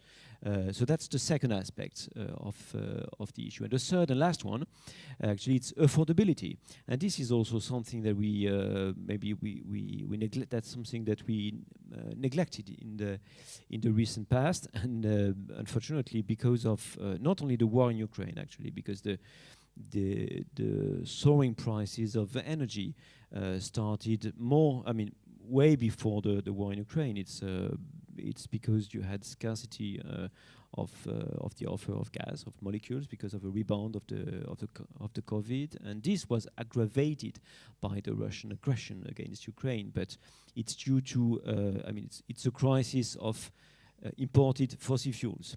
It's not a crisis of the energy in Europe. It's because we rely too much on fossil fuels that we are now affected on the economic terms. And affordability means also, affordability for households, the bill we pay, and also competitiveness for the industry. Today, the European industry is heavily impacted by this crisis, because, for example, in the United States, you pay your energy much less, something like 4 or 5 times less, because they have a lot of advantages. They have sun and wind, and they also have under their feet some shale gas. This is the situation. This is the geography. Can't beat that. But definitely, if you look at these 3 aspects, these 3 dimensions, if we want to succeed in reaching carbon neutrality by 2050, in a way, this is a political signal. What is clear is that we need to speed up the path of our CO2 emissions reduction. You need to deal with the other 2 aspects of the triangle: affordability, keeping your industry alive, basically, security of supply, and this clean energy factor. And what do we see today? For the security of supply, and you cannot understand that, we are restarting in Europe a lot of fossil-based generation capacities. So this is not good for the sustainability aspect, and not good for the affordability neither. That means that we have to prepare the future by establishing rules that will help us meet this trilemma, these 3 aspects of energy production, so that energy will be part of the solution and not a key aspect of the problem. Thank you so much, Erkki. And I would like to revolve on the point you made, this equation you've clearly outlined, in turning back to Laurence, because precisely in addressing the different components of the equation you've presented, it echoes what Laurence pointed out in the op-ed she published yesterday in our media partner to call for I would say that in French, planification écologique at the European scale, a European plan for the energy and ecological transition at the European scale. Not saying that there are no plans at the EU level. The Green Deal is quite a plan. There are many legislations getting to the end of the process making there. But this is not only about rules, it's also about the way you combine efforts of different member states in achieving together their goals, and that's probably what I could understand from a planification ecological policy planning. Yes, that's it. At the EU level, Laurence, what is the your sense, your meaning of what could be EU policy planning for transition at the from now? Well, to address Erkki's points. Yeah, what I wanted to point out in this article is actually both a transformation of culture and way we cooperate, and that is a transformation of our economic culture or political culture we have developed in the EU, within the EU, for the last 50 years. A lot of people, since this morning, we've been talking about cooperation. A lot of our members of panelists have been explaining how important it was now to cooperate, and that we have learned from what we've been living in the last 3 years, with the COVID situation, with the war in Ukraine, with this problem, this energy problem, that we have learned that now we have to cooperate in areas where until now we were not that keen on cooperating, especially in health, for example.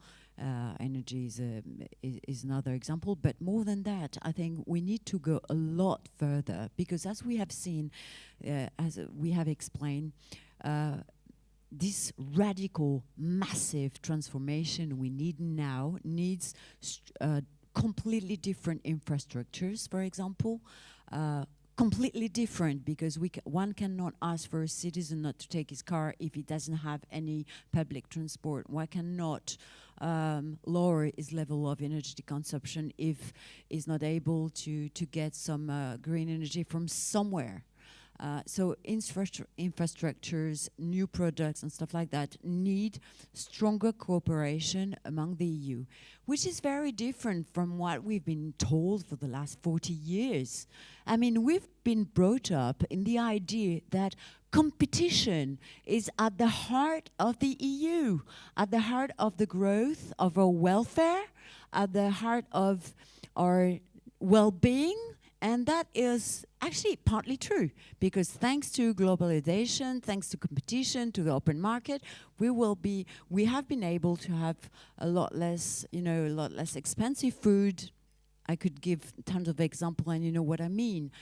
But by doing so, we have undermined what is at the heart of what is necessary now: cooperation to transform our society. It was at the heart, somehow, it was an idea we had at the beginning of when we built Europe at the end of the Second World War. We wanted to have peace, and that's why we created the EU. And now we have to go back to this vision and try to find among us all this energy we need to cooperate, to create this new Europe, this new infrastructure, all these new means and system we need to be able to tackle the climate change. But this is a massive transformation, political culture transformation we need. That's why I was trying to say about how we plan that, what do we want, which infrastructure we want, which new industry we want in our ground, in terms of, I don't know, to be sovereign, to be autonomous, and to be able to also work with other countries and other regions of the world. How we are going to organize this? Yes. It's interesting to put figures and dates on that, because you said 40 years ago. It actually pinks to the single market treaty, while when we created the first seeds of the European community, it was precisely about industrial policy planning to create bounds for coal and steel. It was purely industrial policy planning. So it would be a sort of getting back to the roots of the EU. Pierre, in getting back to the roots of the EU, it's a huge paradigm change of governance. But at the end of the day, let's boil it down to something very clear. It's about making choices that match with the radicality of the problem that you've outlined in your early stage presentation. So could you tell us a bit more on how you envision those specific choices, whatever the governance mechanism is, what choices do we have to make? I'm specifically referring to the choices, the choice, which is the good media that ESCP publishes anyway. Yes, thank you for your question. I think something that is really important to have in mind is how do we adapt, okay, to the changes. And there are two elements that I really like in your conference and in the title.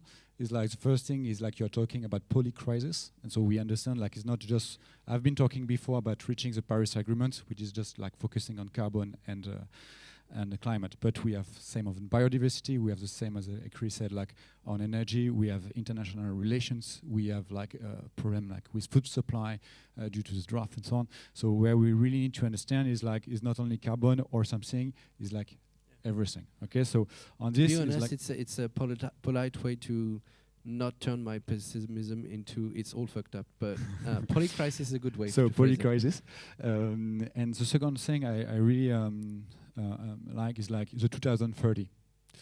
It's because like when you look at just some years ago, we were talking about 2100, and then 2050, and then 2030. And actually, I think like we should like talking about 2022 and 2023. So in terms of adaptation, so my point here is just like to highlight you some skills that I think like the leaders in the state government or companies should really try to develop. And one of them is really trying to understand like we're not talking about like a future, we're talking about right now. And I'm going to give you like a very personal example about 2022. Before I used to love airplanes and so on, but right now I love travel by bike. Okay, and I've been traveling a lot by bike in the south of France. And now you go in the south of France in the summer, and you have some villages and towns when you go and you ask for water, and people tell you there's not tap water. There's no tap water no more in our villages. Okay, so how does the water arrives? It arrives by trucks and by a plastic bottle. Okay, so basically, and what happens like with the animals and the plants, because they don't receive this water, they simply die. Okay, so just I would like first thing is like try to equip like the leaders and managers of companies and public organization about like first skill, the sense of urgency. The second one is like, and I know.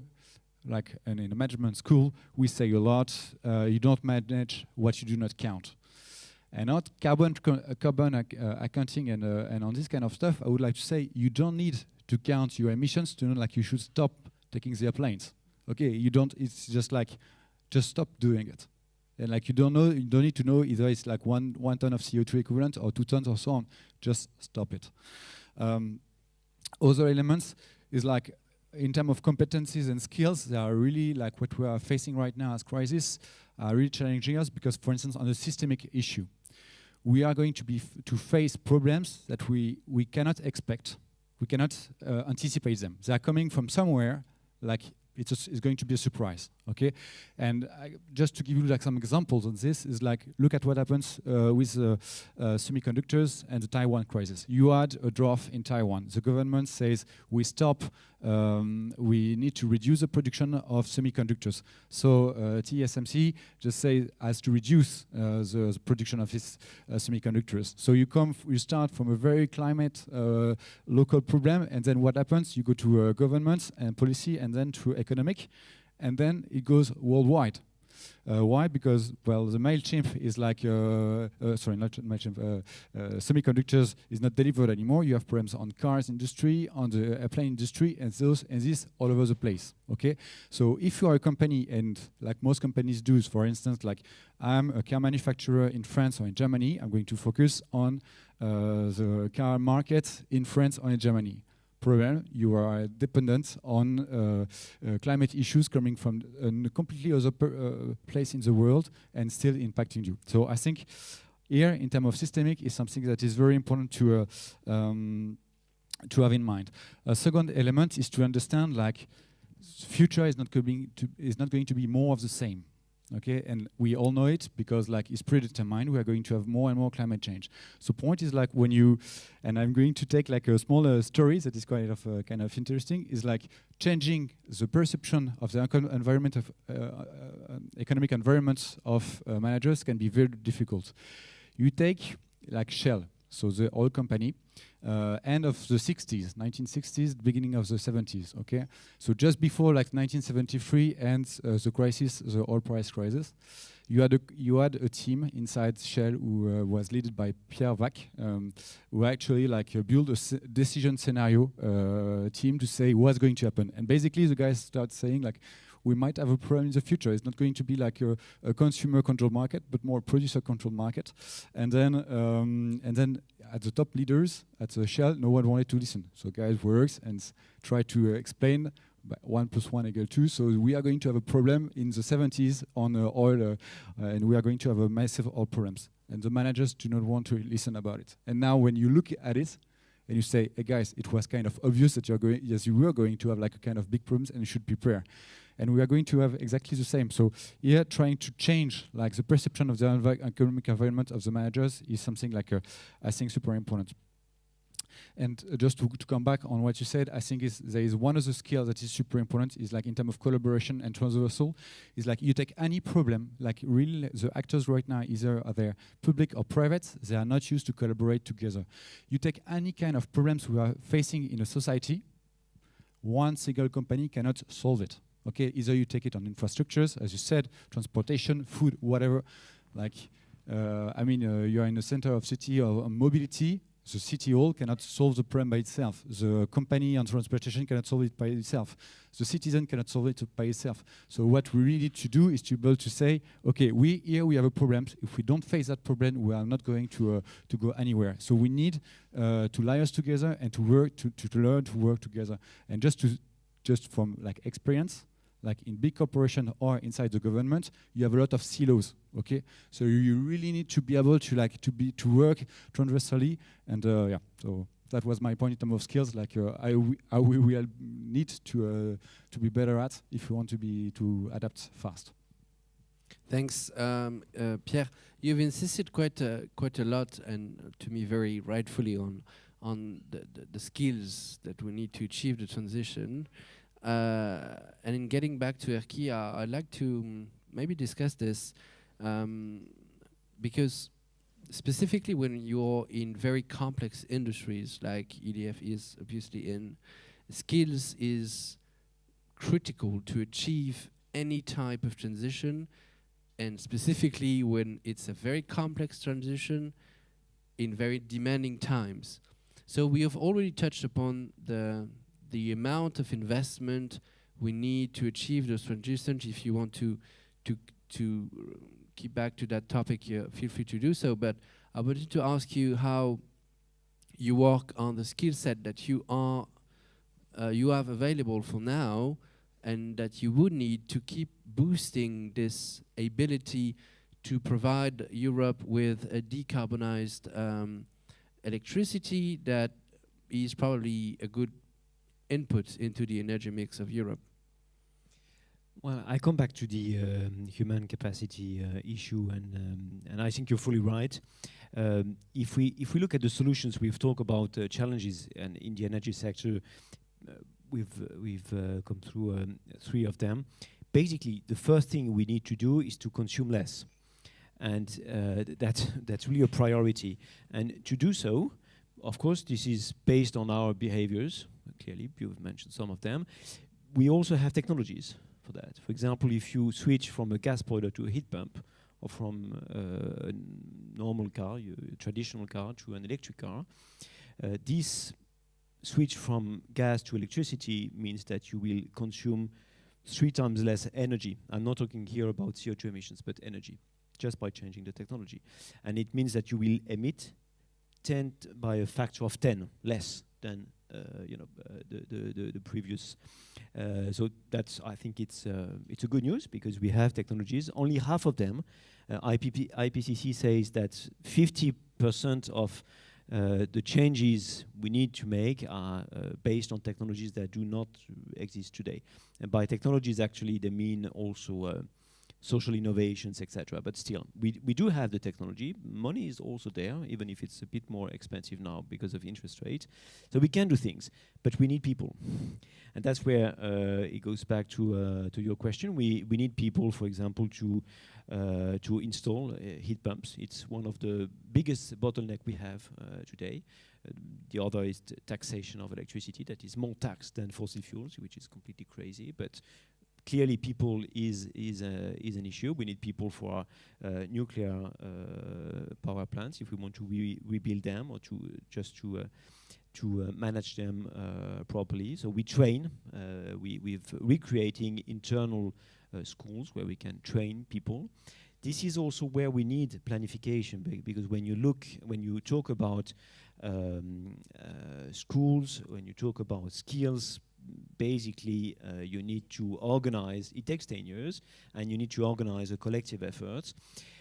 This is where also you need cooperation, and I think one of the good news also here is that when we look at a few technical solutions we have, for example, look at hydrogen, which is not good for everything because direct electrification is more efficient because, as you know, all hydrogen is not an energy source, it's a carrier. So you need energy to produce hydrogen, and then you will again use energy by using hydrogen. But still for hard to abate sectors where you cannot directly electrify an industrial process or, I don't know, the engine of an airplane, well, basically, you need to cooperate with others, and we EDF, we have, for example, projects here to produce green hydrogen in Germany, and we can't do that without for a cement company, for example, to decarbonize the industrial process of cemetery. Well, it's not just EDF selling a product to a company. We are making a partnership with Ørsted for the windmills, with a cement company, with public authorities, and I think I see this developing. I mean, not fast enough for sure, but this is clearly happening. And the last point, it's about planning or long-term vision. We need to incorporate the long-term signals, the long-term vision into the market, because you rightly say that if you want, as an economist, if you want to reach your goals, and you have to count your CO2 emissions, your capex, your opex, whatever.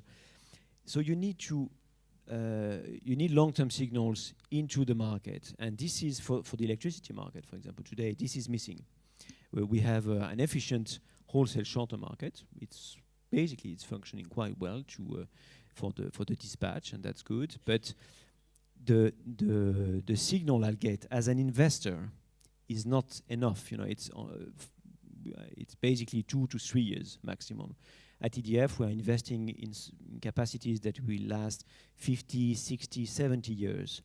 So we need that type of long-term investment. And as a consumer as well, you need some, not to be protected against everything, because also market signal is important. If the electricity, the price of electricity is high, you will consume less, for example. So that's good for the planet. But you need some sort of visibility. So you need long-term contracts. And there, you need to change again the regulation. It can be competition law, it can be the so-called electricity market design. So there is a lot of things that can be done to not only human capacity building, but to get to the net zero direction, so to say. Yeah, it's always the same issue. It's about thinking the long term and making the long term possible now, which is a bit tricky.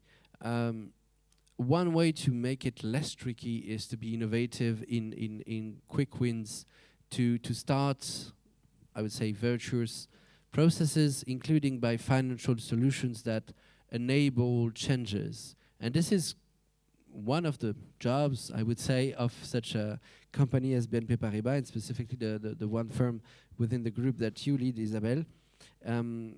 Is it for SMEs or for large corporations or for private consumption? financial innovation is key to make it possible today to achieve it on the long run. Is it a long run for an individual in 5-10 years, or for such a group like EDF in 70 years? And when we discussed this together, you told me it's our way to boost financial innovation is to think how financial innovation can maximize the potential of circular economy as a way to reduce our environmental footprint. So here I changed the words. I did not use carbon neutrality. I said environmental footprint, meaning it can have an effect on CO2 emissions, but it can have a broader effect on other ecosystems, and thus on biodiversity. So how and why did you use this notion of circular economy to rethink or to redefine financial innovation within the group, and what are the results that you expect from those type of new way of thinkings? And I think we've talked about it. It's about the SDG number 12, which is about responsible consumption and production. And circular economy in that sense is a key driver, because what I see, and leasing solutions is a good example of it. We change from, I would say, you know, the aim of a company is to sell as many goods as possible to someone, and we change into, well, that's not the topic. The topic is about the usage. So what we are offering is a service, is a usage, and in the leasing scheme is that the manufacturer, or I would say the distributor, retains ownership and responsibility on the assets. So it's offering to the to the client a usage, and so that means that you take responsibility also on the life cycle of the asset. And so basically your incentive now is to have a consumption that is competitive, but also that's sustainable. So let me take one example. We have within BNP Paribas Leasing Solutions a joint venture with a firm called 3-Step IT, and they are experts in remarketing and recycling IT devices. So that's typical, you know, a traditional approach is from a large corporate would be, well, I'm buying my my phones, and you know, and I will just manage my my ownership of 100 phones. And when we come up with our BNP Paribas 3-Step IT solution, what we say is, well, how many phones do you need for how many people for how long? And then we're going to provide you with these, and you know, we are able to take care of taking back the assets, refurbish, recycle them, and we're taking care of the second life. So for you, it's quite interesting because somehow you are paying for a usage, and at the same time, we're able also to provide you value on how you're using it, and if the assets lives longer, then it's beneficial for everyone. So so that's I would say that's a great innovation that we are trying to push more and more. But we have to change also the mindsets of our clients and how they look at their expenses, for example. And another example of how we can go across silos. And I do agree with you on putting all the skills together. Is, for example, we talk a lot about transition. But what we see within BNP Paribas is that we need to bring up expertise all together to accelerate the transition. And that's why we've created the low carbon transition group. Why? Because at some points you need some advice on M&A. So it's what are the new business models? What firms can I acquire, or which businesses should I divest from? So that's typical advisory type, but also when you talk about new technologies, new infrastructures, you need to think about financing and the need of capital, and the amounts that we're talking about are massive. So, you know, it's not only about advisory, but it's also about financing. And usually within a bank, it's two different departments. And the low carbon transition group is actually putting all these together, because to have a meaningful conversation for our clients, we need to have all these expertise together. And that's typically what we've been doing with Northvolt, which is the gigafactory for electric batteries vehicle, where we advised on, you know, how you on the business model and how you can put the business case, but also on the financing part of it. So it's really an interesting continuum too, and again, so financial innovation can be a good way to accelerate all of these topics. Thank you so much, Isabelle, for highlighting this very important, specific idea. It helps to connect back to what we can do for now, because we have touched upon many high-level and very complex transformation of governance, of planning systems. Well, this takes time, and we are running out of time. And it's not the case for the panel, so that we can take questions from the audience. And now it's question time, and I'm happy to see hands risen. Yeah, we have one here. The mic is coming, just like Winter. Hello, I want to ask a question to Isabelle Locke, so from BNP. Everyone might be aware that BNP Paribas has been actually pursued in justice by some NGOs recently. I think it was a month ago, because BNP over the past 5 years financed for $114 billion of fossil energies. And so, yeah, I just wanted to have your opinion, or are you going to stop these fossil energy investments or not? Because as IPCC said, we cannot continue. We have to stop every new projects of fossil fuel or fossil energy investment. So are you going to stop or not? That's my easy question. Thank you. It's an easy question. There will be probably a strong answer. Maybe also Isabelle will tell you about this, but let's also enlarge the question on how can we plan, because it's all about planning at the end of the day, stopping wrong investments. I mean wrong, what I mean wrong by is investments that we know are not compatible with the planetary boundaries we have. And as Laurence was also the Commissioner General for Sustainable Development in France, she has been facing such issue as a country leader. So I'd like to know whether there is a way to politically to approach this question of how you plan stopping investments in some type of industries that are harmful from a political point of view. And she's no longer in charge, but she probably has good experiences to share. Isabelle, I guess the question was directly linked to your activity, but it's a bigger question than only BNP. Yeah, sure. So I guess the key word here is transition, is to have targets. And really, we have also long-term commitments with some of our clients, and I think you mentioned that some financing or some contracts are spanning over a long period of time. So when you say, "Where are you stopping?" it's not that easy to just stop everything, because you have current commitments that you have to honor, and that's the way it is.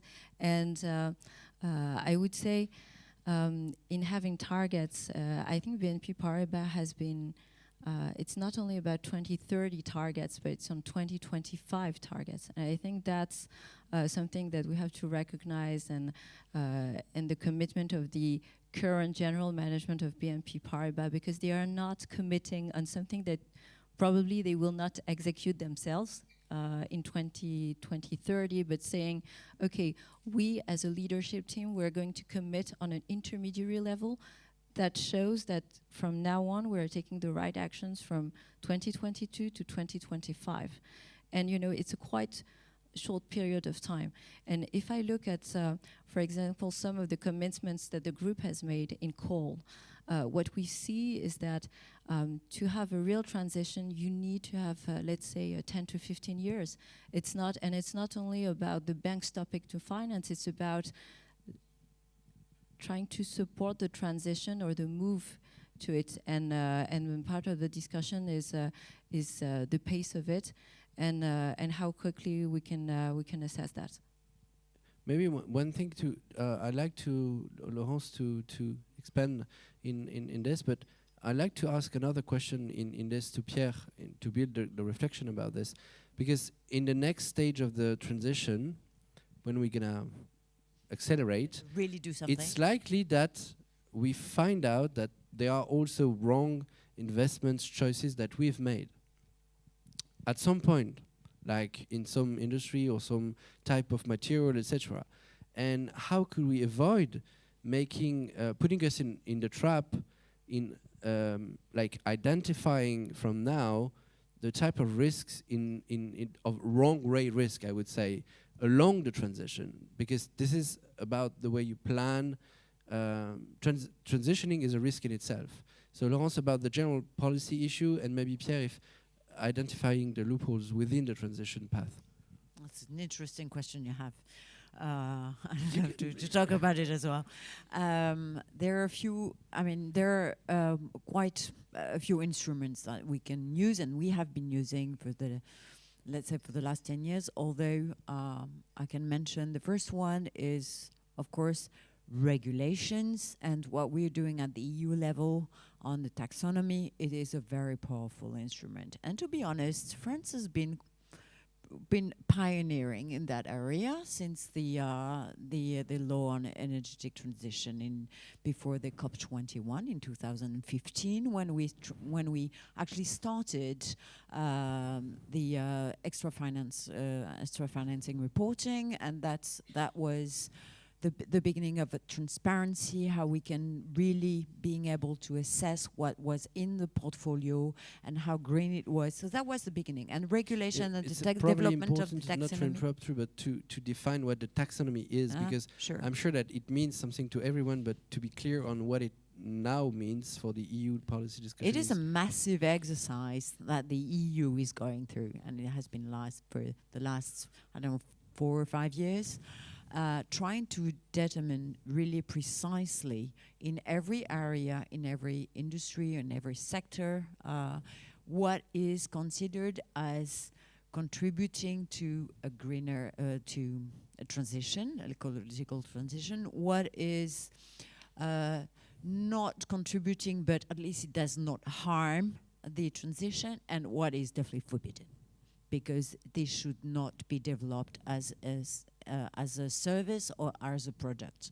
So it is a very precise exercise that the EU is doing, and thanks to this taxonomy, then the EU is deciding or is saying that you cannot, as an investor, say that your portfolio or your asset is green if it does contain one or more than if it does contain something that is harming the energetic transition, or if it is at least is not contributing. And there, I cannot get into the details because it is getting quite complex. But at least this taxonomy is helping to say what kind of investment you're making. And we've been discussing for over 2-3 years. If, for example, we can say that nuclear power, nuclear energy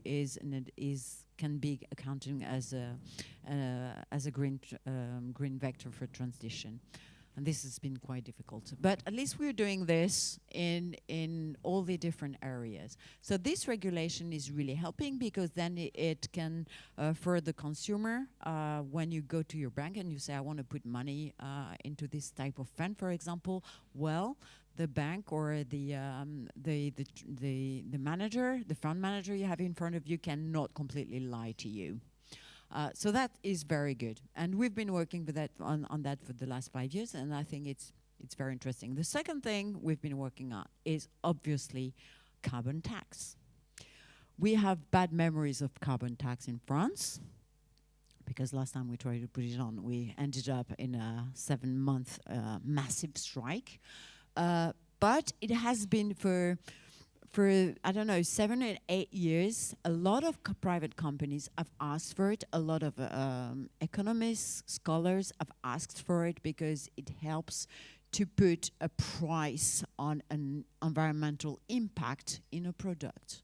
And this is something I think somehow a lot of companies are having now their own price on carbon, and that evaluate. They give, for example, a ton of carbon is worth 100 euros, and whenever I want to invest or do such and such project, not only I compare how much it costs in R&D, for example, but also I can evaluate its weight in terms of carbon. And I give a price, and it helps me to orientate what I'm going to do. So some companies are doing that. But now at the European level, we're even thinking, well, that's a shame because products coming from somewhere else in the world who is not taking into account its environmental footprint, then we should load him, tax it, and to make sure that all the companies that are in Europe investing and putting money into to be able to have environmental friendly products, then don't suffer from this external competition. So the tax on carbon is something which is, I think, completely unavoidable. It has been decided at the European level, but it probably will be widespread. I think later on, let's do a bit of perspective. Maybe in 15 years, or 20 years, I think we will probably have our own carbon budget. I don't know at which level, individual level or family level, company level, I don't know. But I can bet now that this will happen. And I think because we need to be pressured, I think we will hopefully have other means to travel than planes, because then we're doomed. Thank you. But before we get to Pierre and the question I asked about, I don't even remember how I phrased the question anyway, but I'll rephrase it later. Laurence, you mentioned that the energy industry, when the taxonomy was designed, was very tough to place into the different boxes of the taxonomy, meaning the classification of assets and how you invest, how you accept that such an investment is flowing us into the right direction. And Erkki, this has been part of your job for a long moment over the past years, because precisely classification of energy industries is very tough. Can you share with us some experience around this specific point? And we all know that EDF is mostly a nuclear producing company, but also increasingly renewables. Still, it has you're not speaking as an energy specialist, but as the a senior vice president for European affairs. So dealing with this EU decision-making process that was specific, it's important to understand how deep this process is to see how complex the question of the the right honorable man here was. Okay, I'm going to be blunt. It's useful to have CO2 pricing. That's definitely very useful because you count what you emit. You give a price to the pollution, basically. Taxonomy is a good idea. It's against greenwashing. It's supposed to steer private money into the right directions. Okay, but in Europe, we are dedicating a lot of time to definition, to targets, and much less into implementing things. What is happening in the United States with the Inflation Reduction Act? They do not try to define in all details and ask their companies to report, and it's a lot of work. It's very complicated, actually. That they support technologies. Let me give you only one concrete example. Hydrogen. There is a huge battle in Europe with a lot of ideology to say, well, this is green hydrogen produced with renewable electricity. This is low carbon hydrogen, but then it's based on fossil fuels, so is it really green? And this is with using electricity from the grid, but is your grid really decarbonized? Well, Sweden, yes. Finland, we don't know. France, no. Why no? Well, because you miss these 2 grams. Where do they come from? From the... I don't want to go into details, but you understand that we dedicate so many hours, so many people to these details that we are missing the target. And then as you're going into this direction, I feel needed to ask you this question because you just compared the EU and the US.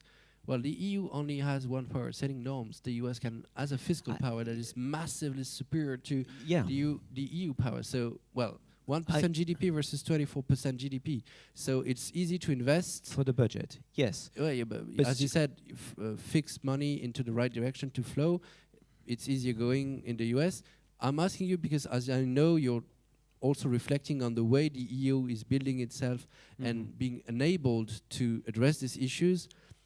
It loops back with the previous conversation on the fiscal aspects. Do you think that the EU would be more efficient in transitioning if it had bigger capabilities, bigger fiscal capabilities at the EU level itself?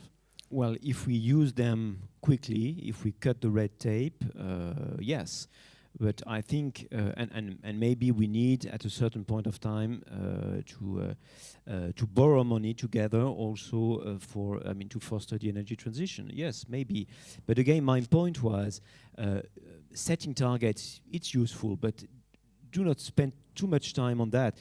Again, hydrogen. The objective at the EU level is 10 million tons locally produced, 10 million imported. That means it's 120 gigawatt of electrolyzers by 2030. So basically, in 7 years' time. Do you know the actual capacity for electrolyzers in Europe? It's less than 2 gigawatts. So we are supposed to go from 2 to 120. Well, it's useful to have ambitions, but we shouldn't talk too much about this ambition. Should it be 10 or 8 or okay? Let's say 10, but let's spend a lot of time in how we do implement and support locally produced low carbon energies, and we need all these low carbon technologies. We need renewables, and by the way, EDF is the #1 renewable producer in Europe with hydro, solar, and PV. And we need nuclear. We need also energy sobriety and energy efficiency. Basically, we know what to do, but we dedicate a lot of time to sometimes to. At the periphery of the core issue. Yeah.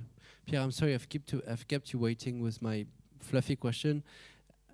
It was essential in transitioning. We can identify that at some point we thought an investment was right, and we discovered it flows in the wrong direction. How can we ensure that planning the transition is feeding us with regular feedbacks to make sure that we can avoid being trapped in the wrong direction for the long term?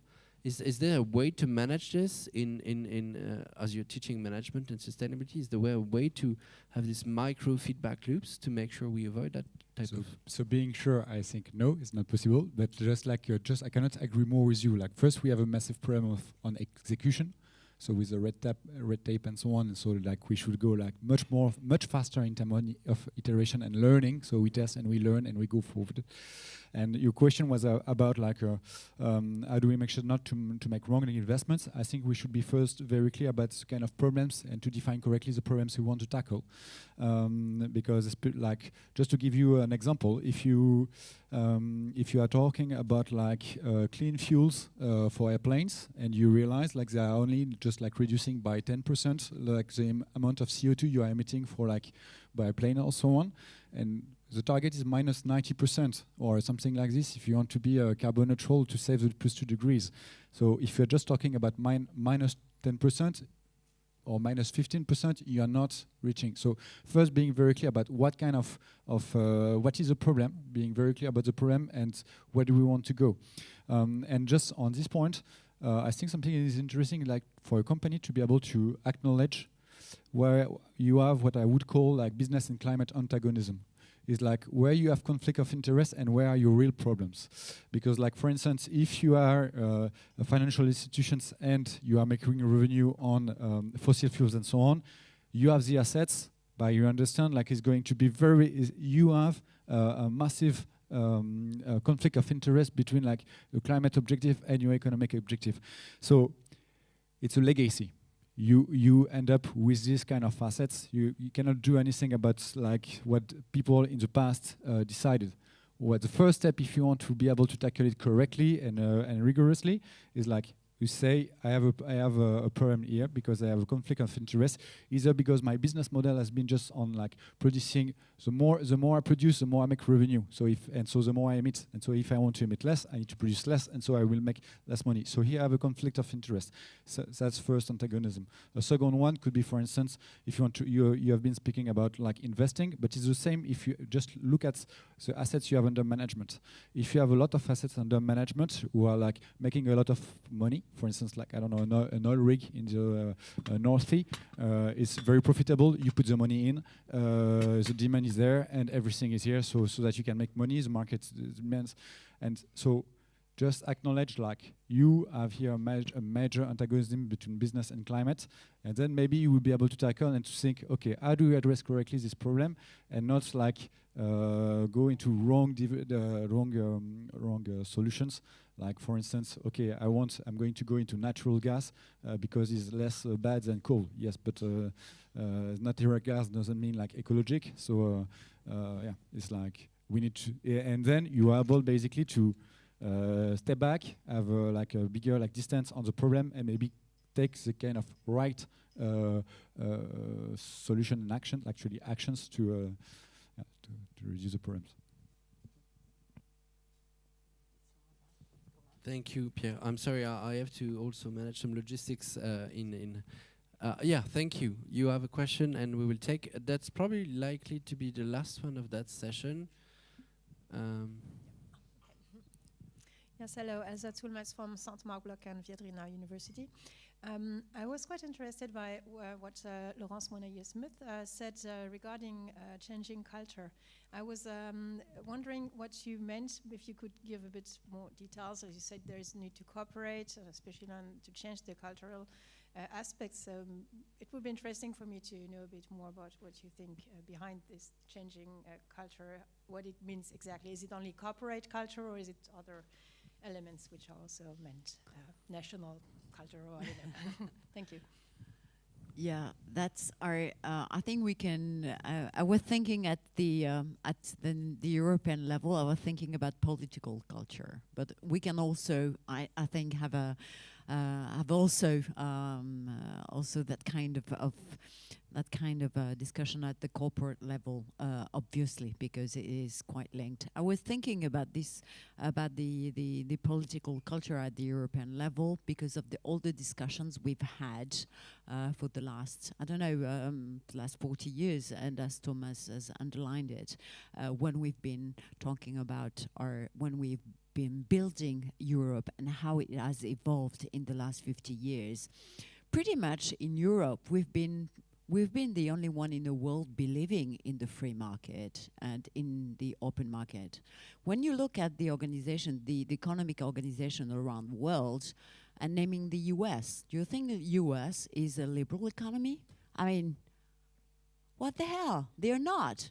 I can only, if I can speak about my own business, which is space business, everybody's saying, okay, the US SpaceX is a private company. Of course not, it's not. It's just facial that it is a private company. It has been founded for the last 15 years by NASA, and NASA has completely financed the space, the Falcon 9, which is actually almost about to launch a French European satellite next week. So we were the only one in Europe to believe in globalization, in free market, and so on and so forth. And what I'm saying here is that it can be explained by scholars how we've built up this narrative, which we are the only one to believe it, and we less and less believe it now. But so what I'm saying is that we need a cultural shift from what was at the origin of the European Union after the war, keeping peace, being together, collaborate, because this will bring peace to us. And then we've been shifting to this false idea of that it will bring a massive improvement to our daily life, that to develop the open market, and it has to a certain extent. Of course, it has, but the externalities of this development is such now that we need a completely new political narrative about that. And I think the SDGs are quite good for that, because then it explains how everything is systemic if we want to collectively reach goals and to actually to be able to live after 2100 in a decent world, that we need to cooperate. There are quite a few books that are talking about this roots of this change and the way we have analyzed that in Europe, which are quite interesting. And but that's it. That's what I wanted to mean. Failure. Thank you so much. Well, I said it was the last question. It is. We have crossed the tea time at Greenwich, so we're gonna have a break now. But what was not planned is now in my head, and I'm about to invite all of you, whatever is your status, speaker or guest, to go upstairs, have a coffee break with us, and so that we can resume in a quarter, a bit earlier than expected, because the next panel is with 6 speakers, and I'm sure that we're gonna need a bit more time to address all aspects that we have. So thank you so much to the 4 of you for sharing these ideas with us. We can give them a round of applause. And we can step up for a coffee break and resume in 15 minutes very soon.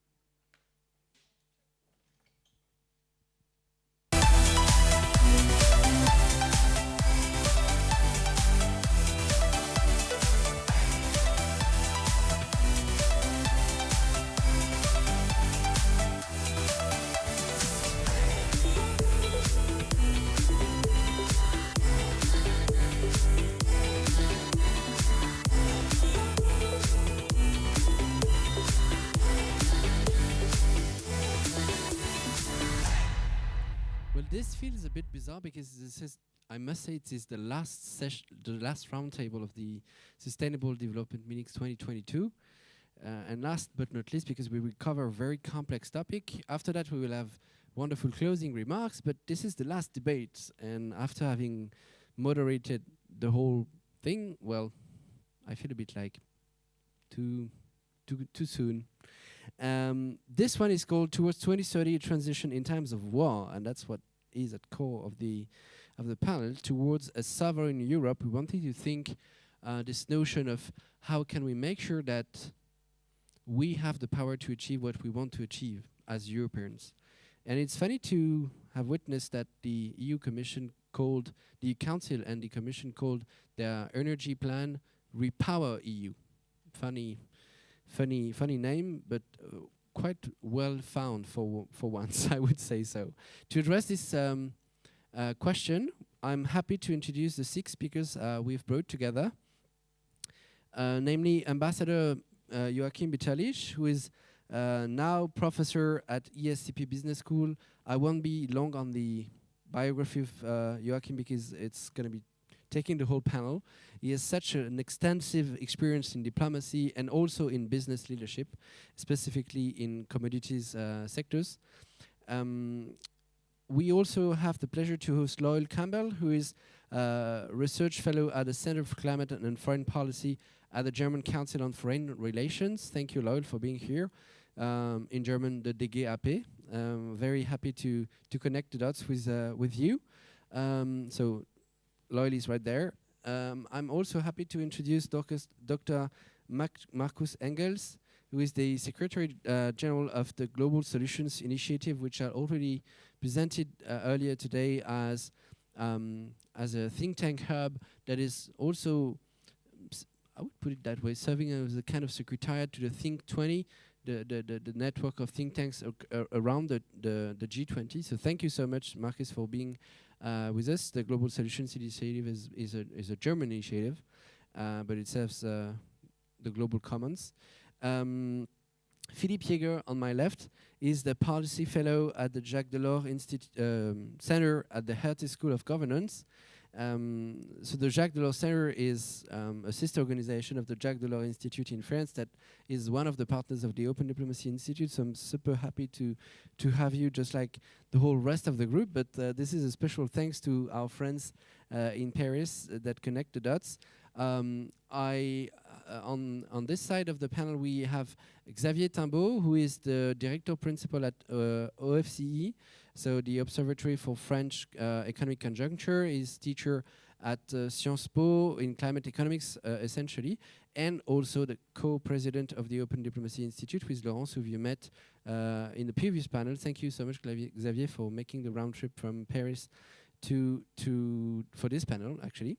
And the last speaker is a cadet today, but kind of powerful cadet. Mathilde Viard was the head of the French delegation to the 2022 G7 Youth Summit that was chaired by Carolina, who you met earlier on. So she was the leader of the French of Les Bleus this time to the Y7. Thank you so much, Mathilde, for being with us. And well, this question is a little tricky, It's tricky, and we will need to boil down this question into specific questions. So I would like to start with you, Loyal, in this one. As I said, we are facing very challenging times. We need to enhance our mitigation and adaptation plans to fight the climate crisis.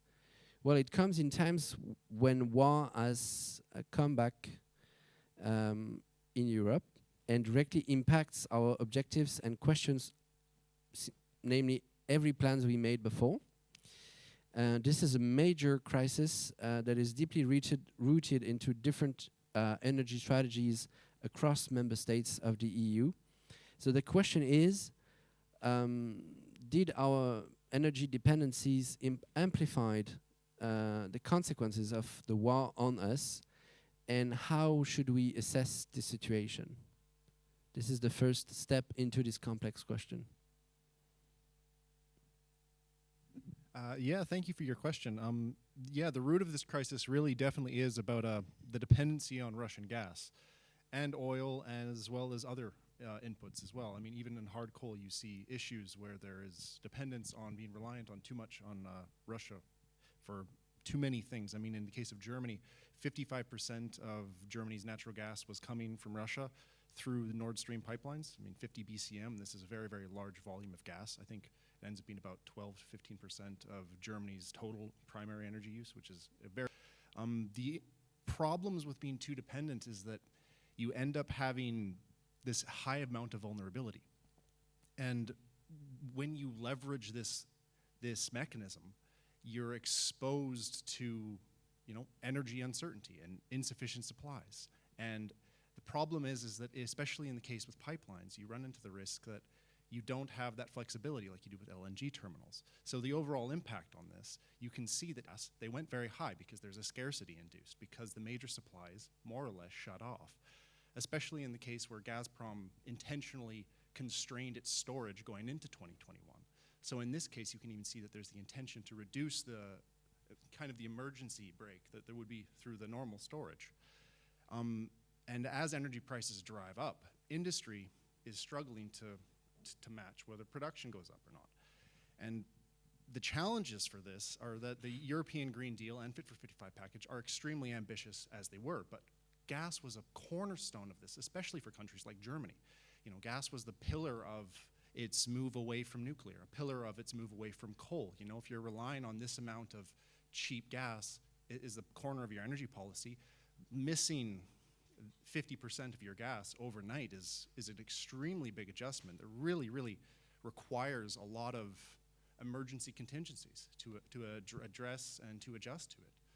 So, I mean, it's really, really challenging to even see how they can respond to this without actually compromising the targets. But the interesting thing is that there's been a lot of positive adjustments as well. Some of the targets have actually been improved significantly. The best example is even, I think last week, the European Parliament announced there's initiatives to improve the energy efficiency requirements for 2030. So this is it's very dynamic, but it's a very, very big challenge. Let's deep dive into this challenge with you, Philippe. We've understood that this energy crisis questions our very sovereignty, but we need to understand how sector by sector, country by country, across the EU, it has affected us. And I would like you to help us map, kind of map the issue, the problem that Lloyd just introduced. Sure, thanks, Thomas. Yeah, maybe just before I dive into the sectors and the different countries, I think it's worthwhile to look at where we're standing with the economy for the EU as a whole. And this year actually doesn't look too horrible. I mean, we still are expecting to have about 3% GDP growth this year. And so when the war broke out, there were fears that the economic impact would be much more catastrophic than this. But we do see that there's a declining trend. And if we look at next year, the picture is much bleaker. And before the war broke out, the estimation for 2023 was 3% GDP growth. Now it's 0%. And as you said, Thomas, or hinted at, this aggregate figure of 0% hides some differences between countries, and those differences are actually quite big. And I think to understand the differential impact of the crisis on the different countries, it makes sense to distinguish 3 factors that are relevant for this. And the first factor would be how much energy did a country get from Russia? Loyal hinted at this already. And you have countries like Spain or Portugal that basically got no gas from Russia. Then moving up towards the center, a bit closer to Russia, you have France, which imported about 20%. And then more in the center, you have Germany, Italy, and Poland, which imported about 40 to 60%. And then you have some countries like Hungary, the Czech Republic, or Latvia that got all of their gas from Russia. And so that just shows that there are quite big differences between the individual countries and how exposed they were. Then the second factor, and that's important, is, and Loyal already hinted at that, how easy is it to get new gas supplies? And this boils down to the question, is the country landlocked, or can it build LNG capacities? And how well is it connected with its other EU neighbors? And so just to give a few examples, Poland, for instance, was relatively well prepared for the crisis because they now were just able to open a pipeline to get gas from Norway. And they also have quite a bit of LNG capacity. Hungary, on the other hand, is landlocked and got all its gas via pipeline from Russia, and so it's in a much tougher spot. Germany, just to throw that in there, not as well prepared as Poland for sure, but it does have the advantage of having at least a little bit of shoreline, and so we've seen the German government being very active in getting the LNG capacity up. And the third factor that I would like to mention is how important the energy is for the country. And so, to simplify that, how much energy-intensive industry does the country have? Because I think it's important to realize that industrial output on the whole is actually not gone down much, or not at all. The only area that has really suffered a lot is energy-intensive industries. And so there, different countries have different numbers of companies active in that sector. And so I think that's hence the third important factor to keep in mind.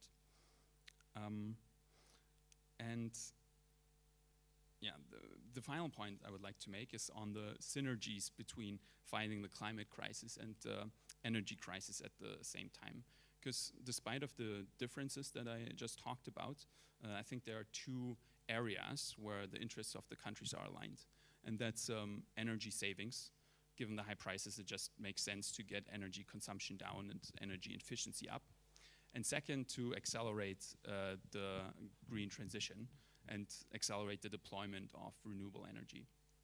And to link it back to the question of sovereignty, those two areas, of course, also improve the how much energy it reduces the need to import energy and makes us a bit more independent of the outside world. And hence, I think that's a good common ground for EU action to go forward in the next couple of months. Yeah, common ground, that's something we need to build on every time it's possible. Xavier, I'd like to turn to you because we had, I would say, a market perspective description of the crisis. We boiled it down into different sectors and geographies, but it's important to have a macro picture of the economy and the way Europe has been shaped by this shock. And having this big picture is also meant to help us understand how it has impacted our own budget, fiscal, everything, capabilities to achieve the transition. It sounds like, and we had figures early in the afternoon, that achieving the goals, the 2030 agenda, is going to be increasingly complex because of the consequences of the war in Ukraine on top of COVID. When we look specifically at the macroeconomic consequences of the war on Ukraine on the EU, how would you draw the picture? Is it gloomy? Is it fair enough? Is it, well, we could do better? Or we may not have an answer. Well, of course, you can always do better, but I think that you must think also of the whole thing, the whole affair with Ukraine and Russia, as something quite difficult and quite new, and which is not only a question to how do we adapt to this situation. There is more to do in face of what we are experiencing.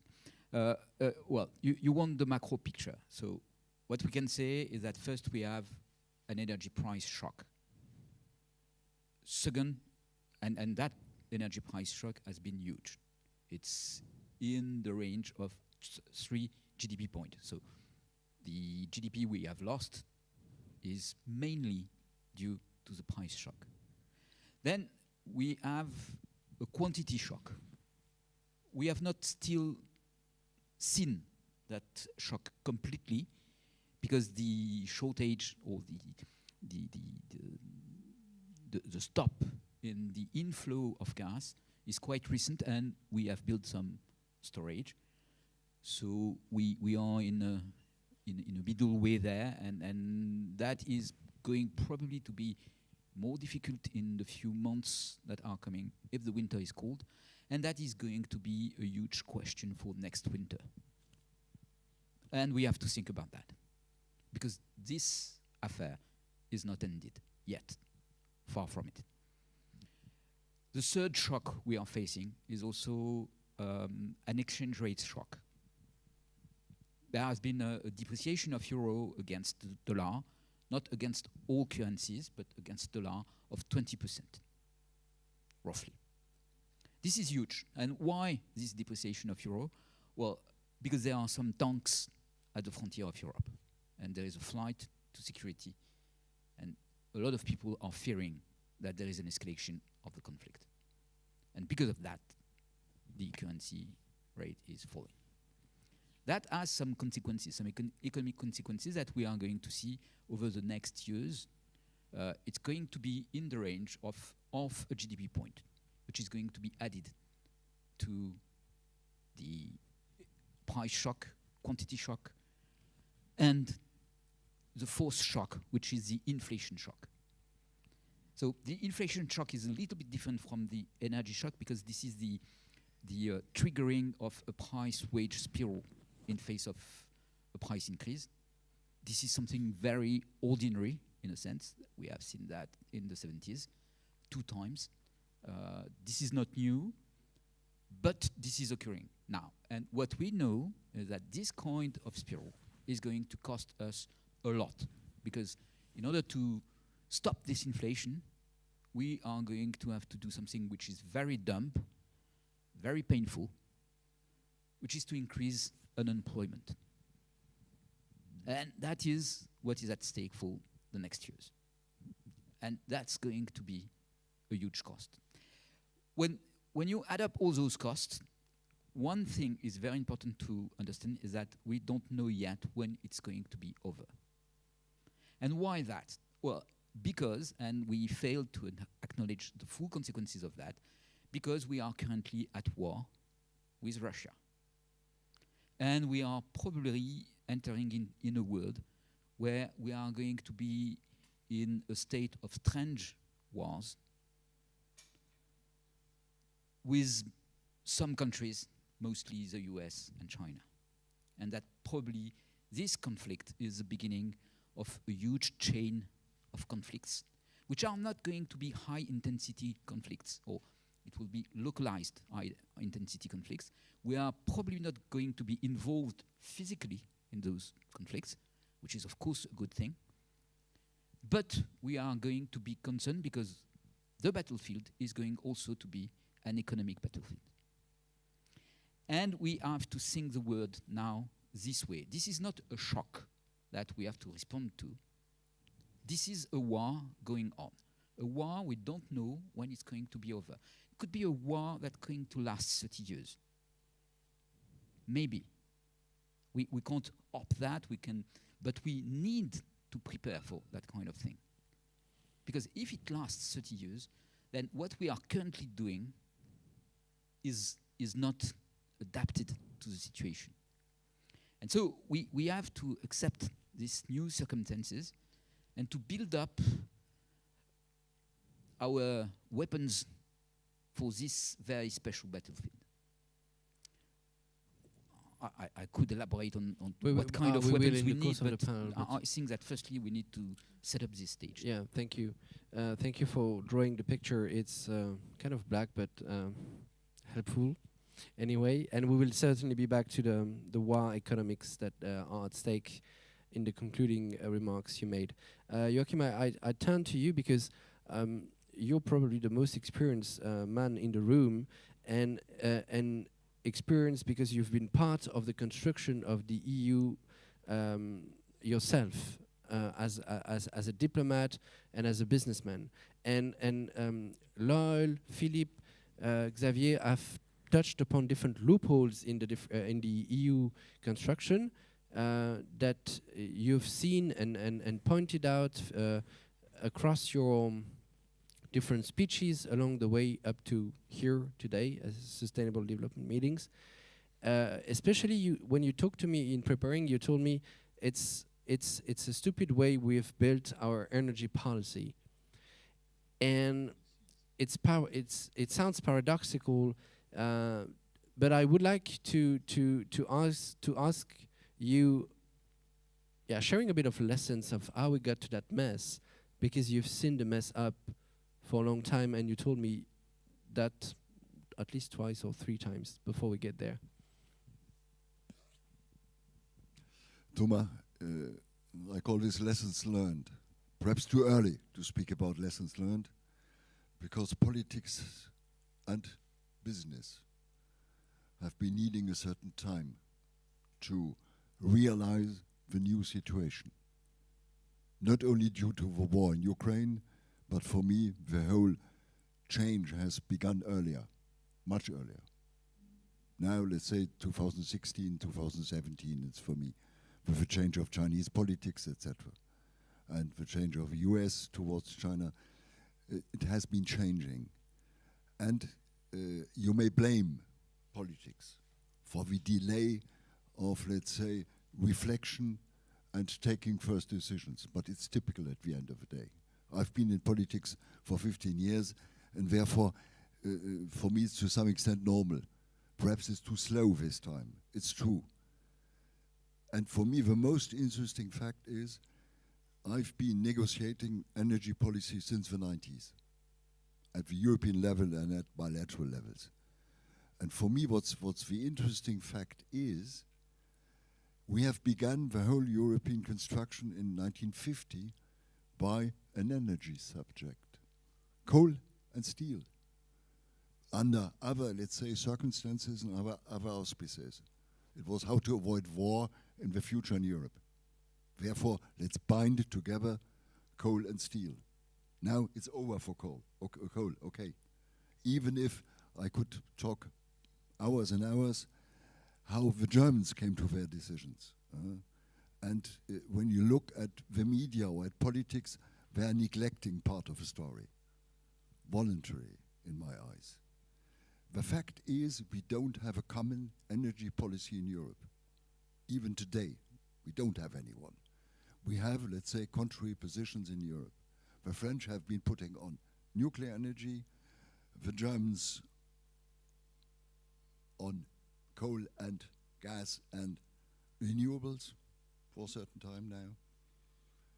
They try to get rid of coal and of gas, understandable. I mean, you look at our Polish neighbors, for example, they have been relying on coal, full stop.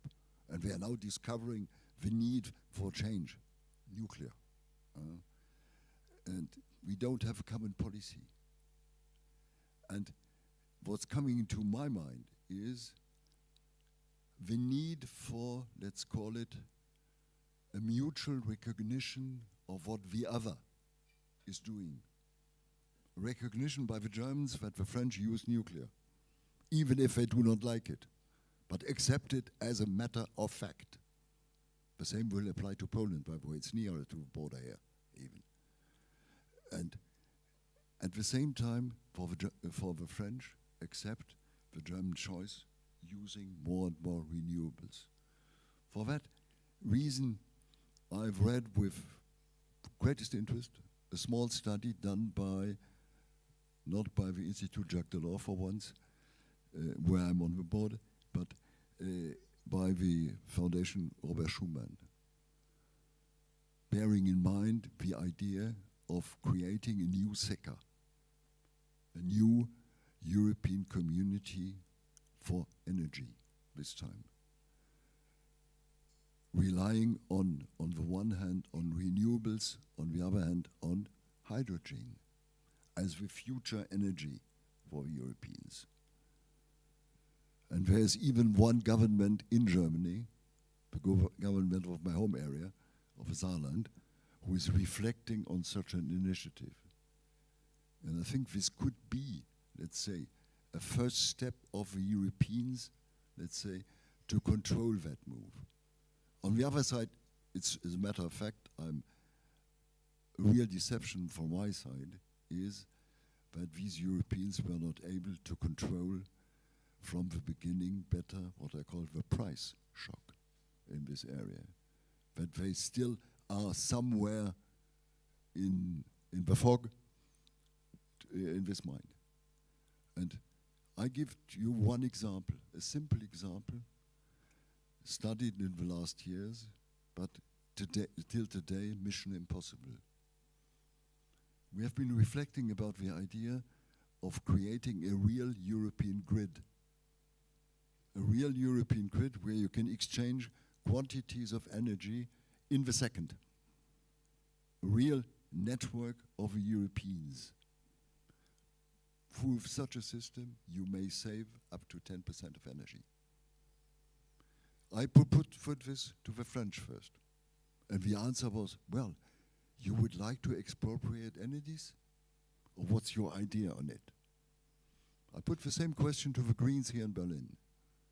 Oh, what, we should negotiate now in this situation with all the regional companies transporting energy somewhere?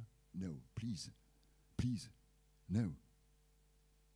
But why these Europeans are not able to make this double step forward, create a real community basis, renewables, and at the same time hydrogen as the future, accepting the basics in Europe, and at the same time creating a European grid. For me, there is a partial way out. It's true, you're right with your economic analysis. I see it in the same way. But why the Europeans need so much time to react on it? Why the Europeans do not accept what I call the diversity of a situation of 27 member states, if you go around, really, where you have been developing different perceptions, different basic solutions, each and every one in his way, without thinking about the neighbor. Take the quarrels between the French and the Germans, for example, on hydrogen, where the Germans would like to extend the pipe coming up from Algeria via Spain to France and use it for the future on hydrogen, blocked by the French. Now we have to take the way through Italy to go up. Why we are not able to leave what I call our national, totally national perceptions in order to go European more? This is the question for me. It's a very difficult question to address, and if we face this question in the mirror of international arenas, it's even tougher.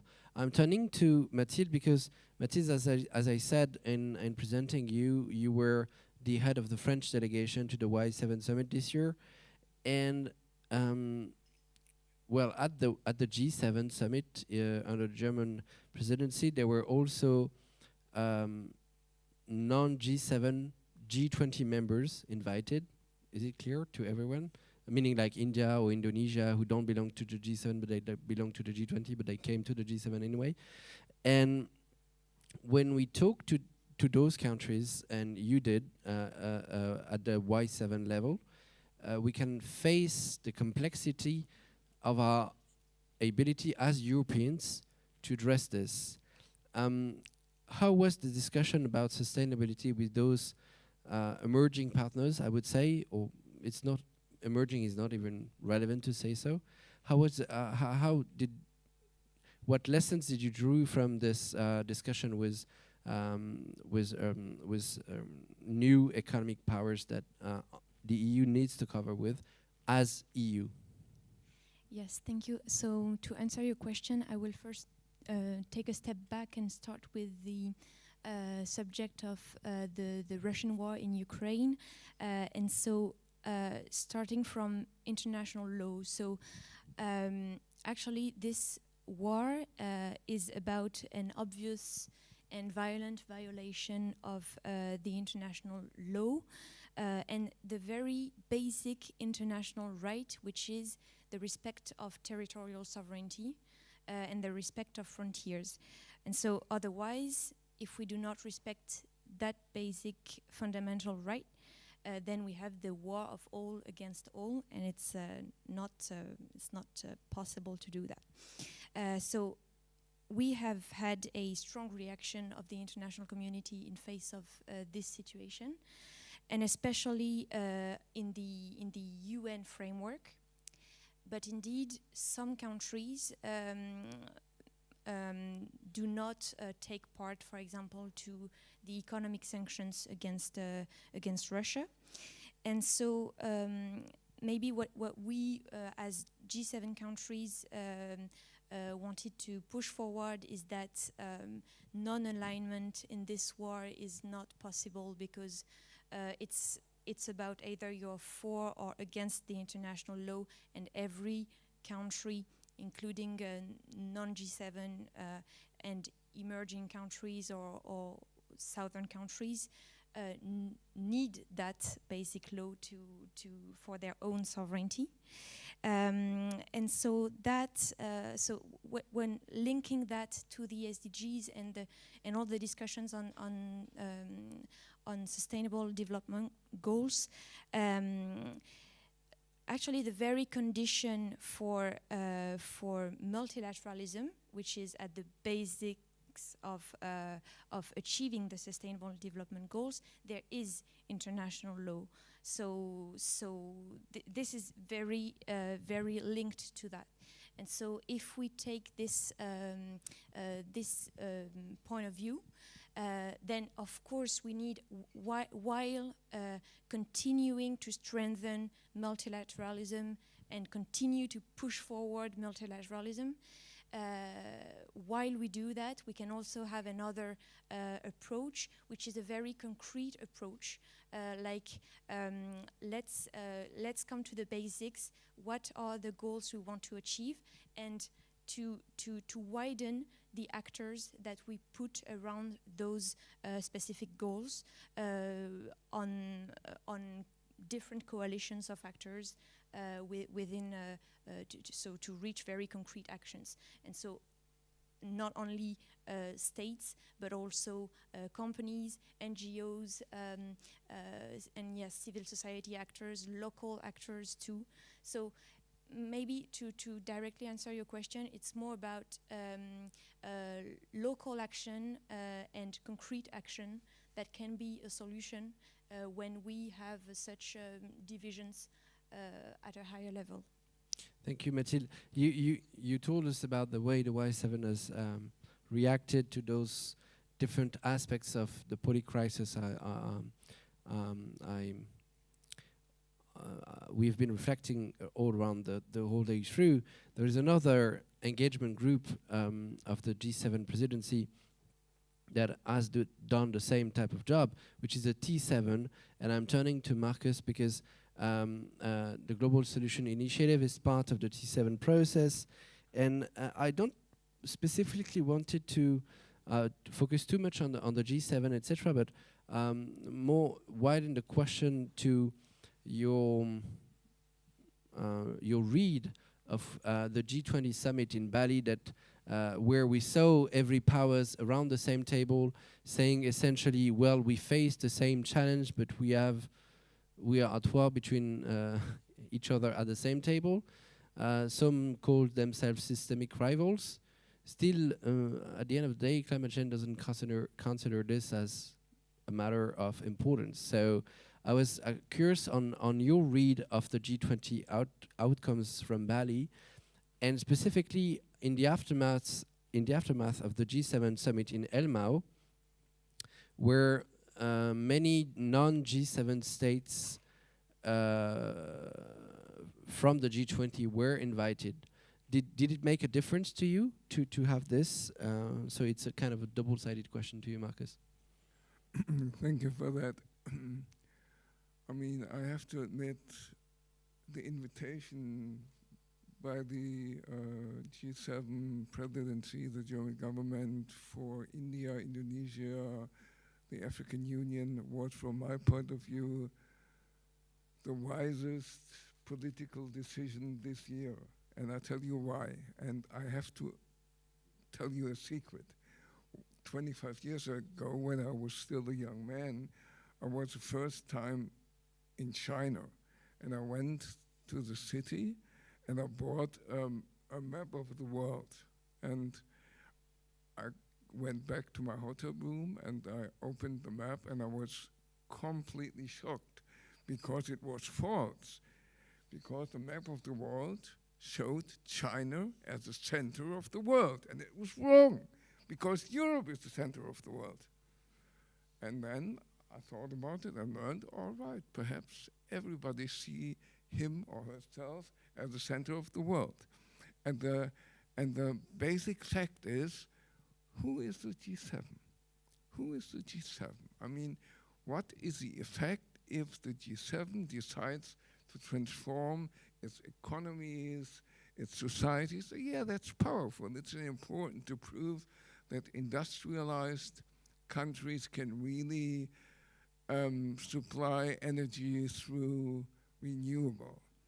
And therefore, I think to invite the actual G20 president a few months ago, Indonesia, the upcoming and now actual president, India, and the African Union was still wise. And I think whenever we discuss sovereignty or multilateralism or energy or whatsoever, or the war, without the so-called global south, there won't be any solutions. And I think that's what we have to learn, that the center of the world is the world, and neither Europe, nor China, nor India, so whatsoever. And so that was very, very important. And you have seen at the summit in Bali, and that was your question, that we really achieved the sort of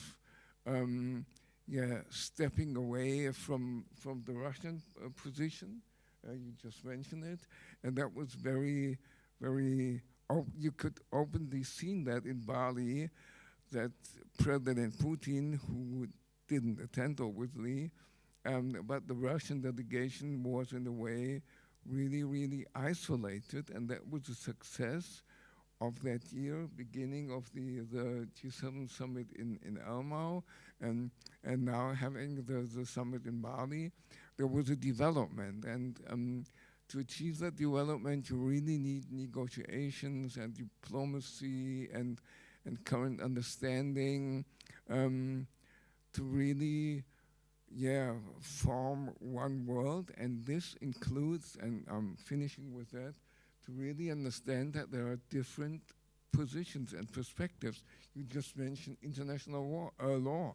I have my PhD in international law, but perhaps you ask somebody from Palestine or from India what they think about our perception on international law. Perhaps they will say, whenever it's for your good, you mention international law, but when we are affected and you break international law, you are not interested. So I'm really appealing to open our mind as Europeans, as G7s, as French people, as Germans, to the perspective of the entire world, and therefore we need the G20 minimum, the G20, possibly even more states. It's interesting, and I would like to say that opening our mind doesn't mean changing our principles.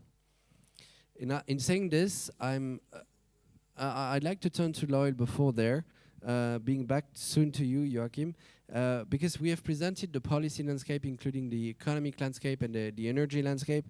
Well, it sounds like it's a mine land, and the EU is going to hardly be able to deliver its sustainability agenda by 2030 and 2050 in that context. Does this mean we need to reshape our agenda? Does this mean we, or do we have, or could we secure our ability to meet our goals of carbon neutrality, for example, just transition and regenerative economy? Is there a way to sharpen our means to achieve our goals, or do we need to change the goals themselves?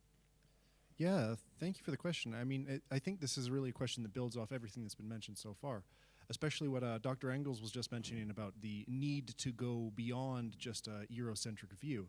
because the idea of energy independence is not inherently linked to energy sovereignty. Because in energy sovereignty, you also have control over the ability to influence your energy future. And any future energy supply chains will be fundamentally interdependent.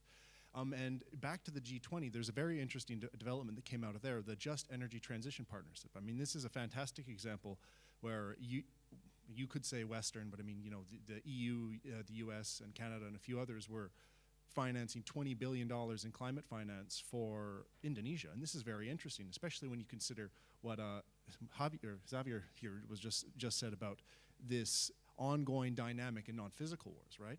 Because Indonesia, some of you might know, or might not, is home to the world's largest supply of nickel.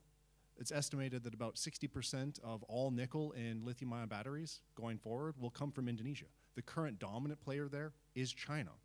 Thing is, if you want to have decarbonization of transport, strong EV sector, you need access to nickel. You can either, nickel is used more frequently to offset cobalt. It's used in every lithium-ion battery, more or less, depending on the chemistry, but you can choose to offset cobalt by increasing the lithium supply. Cobalt comes from the DRC. And it's not the DRC should be excluded from the supply chain, but there's a lot of human rights conditions attached to cobalt, especially with artisanal small-scale mining. So this is one of those things where you choose which industrial policy. Do you want to have human rights here or human rights there? It's not. It's very complex. But this is an interesting dimension as well, because if you extend beyond that to the geopolitical dynamics, this is not just Europe versus Russia. This is not just Europe, US versus Russia. This is also Russia versus China, because they can cooperate, but they're also competing in different ends. You know, China is happy to take commodities and fuel and oil from Russia, but you know, it's also expecting something in return. China's very opportunistic. It does not do things out of goodwill. It really expects concessions and leverage and influence over Russia at some point in turn. And also, US and EU are not exactly on the same page on a lot of things. You know, semiconductors is another issue there. You can see the US exerting industrial policy over European exports. This might be good, this might be bad. There's lots of dynamics there. It's also to consider about kind of industrial policy, right? I mean, the US's motif for lots of its industries to export, and automotives are a major component of that. You know, European exports, German exports, automotives are a major component of that. And this goes back into what Mathilde and Ambassador Bitterlich are saying, is that the need to develop a European approach. And there was the specter of this before the war in Ukraine, but the war in Ukraine has greatly amplified it. The things that I find particularly interesting in the European context are the European Raw Materials Alliance, the European Battery Alliance, and the European Hydrogen Alliance. These are very interesting potential sources, because they're not just at the national level, they're also at the company level, and they're also at the local level. So you can see some local municipalities are contributing to this on project size, and it's not multilateralism. Not every member of the EU is involved in them. It's minilateralism. In this case, sometimes there's only certain member states involved to move it forward together. And this is the kind of dynamic where you're trying to build a cohesive European industry, especially in these things. And it's complex, and it's by no means done yet, because there's lots that needs to be done as well. But you can see that there are solutions emerging.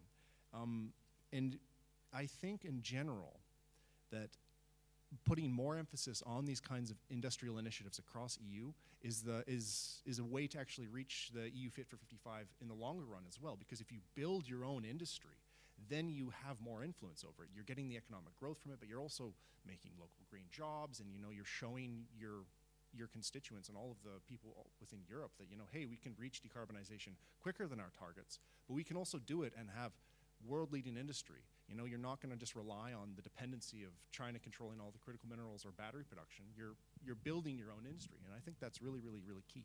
It's a strong advocacy for a common industrial policy. Philip, before we get back to the de-zooming, the geopolitical analysis of Joachim, I would like to ask you a question about this idea, because we can't process this reasoning without taking into account the current context of European politics landscape. And if you look at the map, well, it's decreasingly possible that we have another wave of European integration. Look at the results of the election in Sweden, in Italy, etc., etc. So how do you see the the opportunities within the EU to gain momentum and achieve such an ambition? Yeah, it's of course very worrying. You know that in Italy and Hungary and the countries that you mentioned, there's increasing Euroscepticism, and that of course makes coordination and deeper integration on the European level more difficult. But I think at the same time, you know, there's a certain window of opportunity that we have now, and that's one reason is that there are a few governments that are quite pro-European, so the German and the French government at the moment, for instance.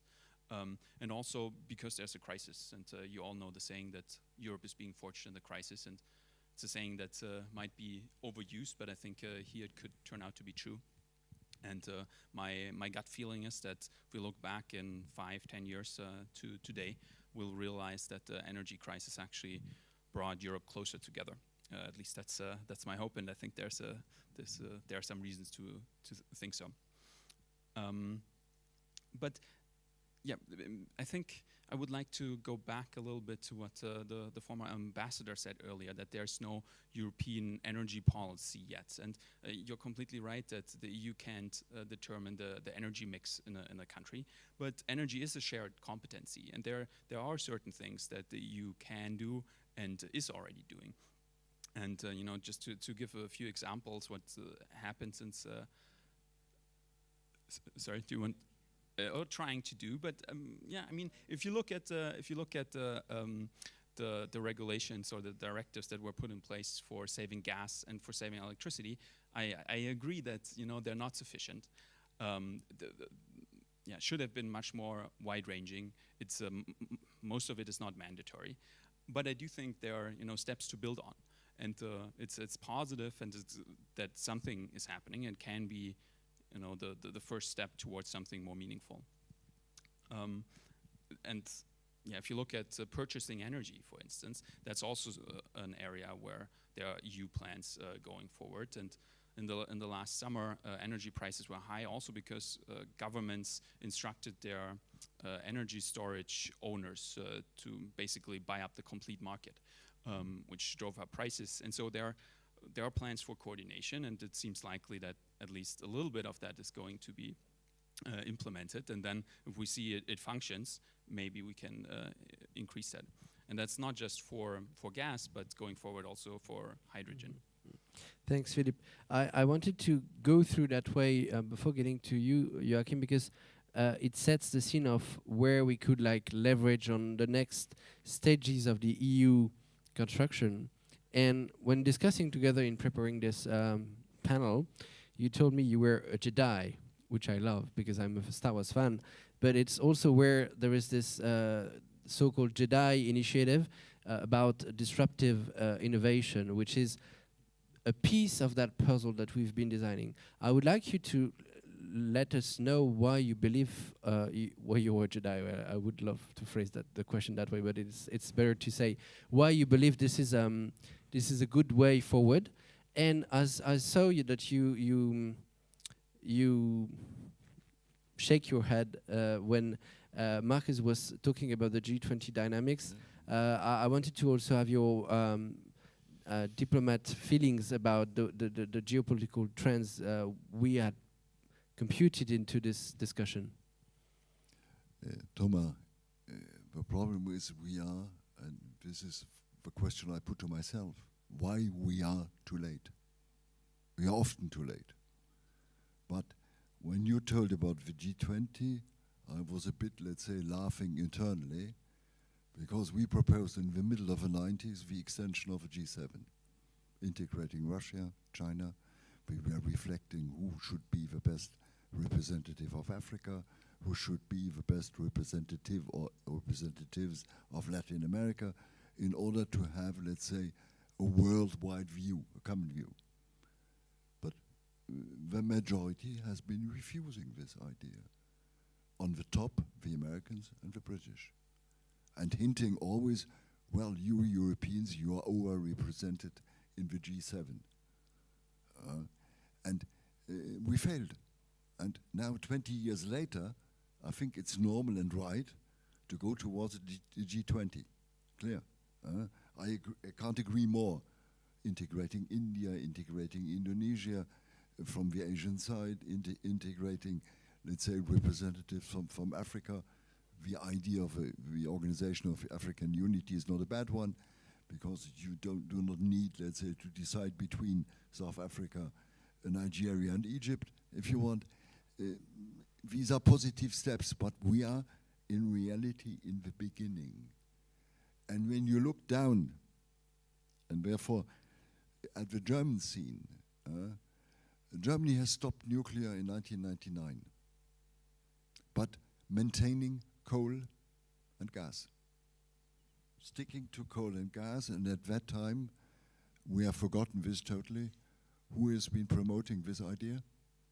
The Greens. Trittin in Berlin got an instruction from Düsseldorf.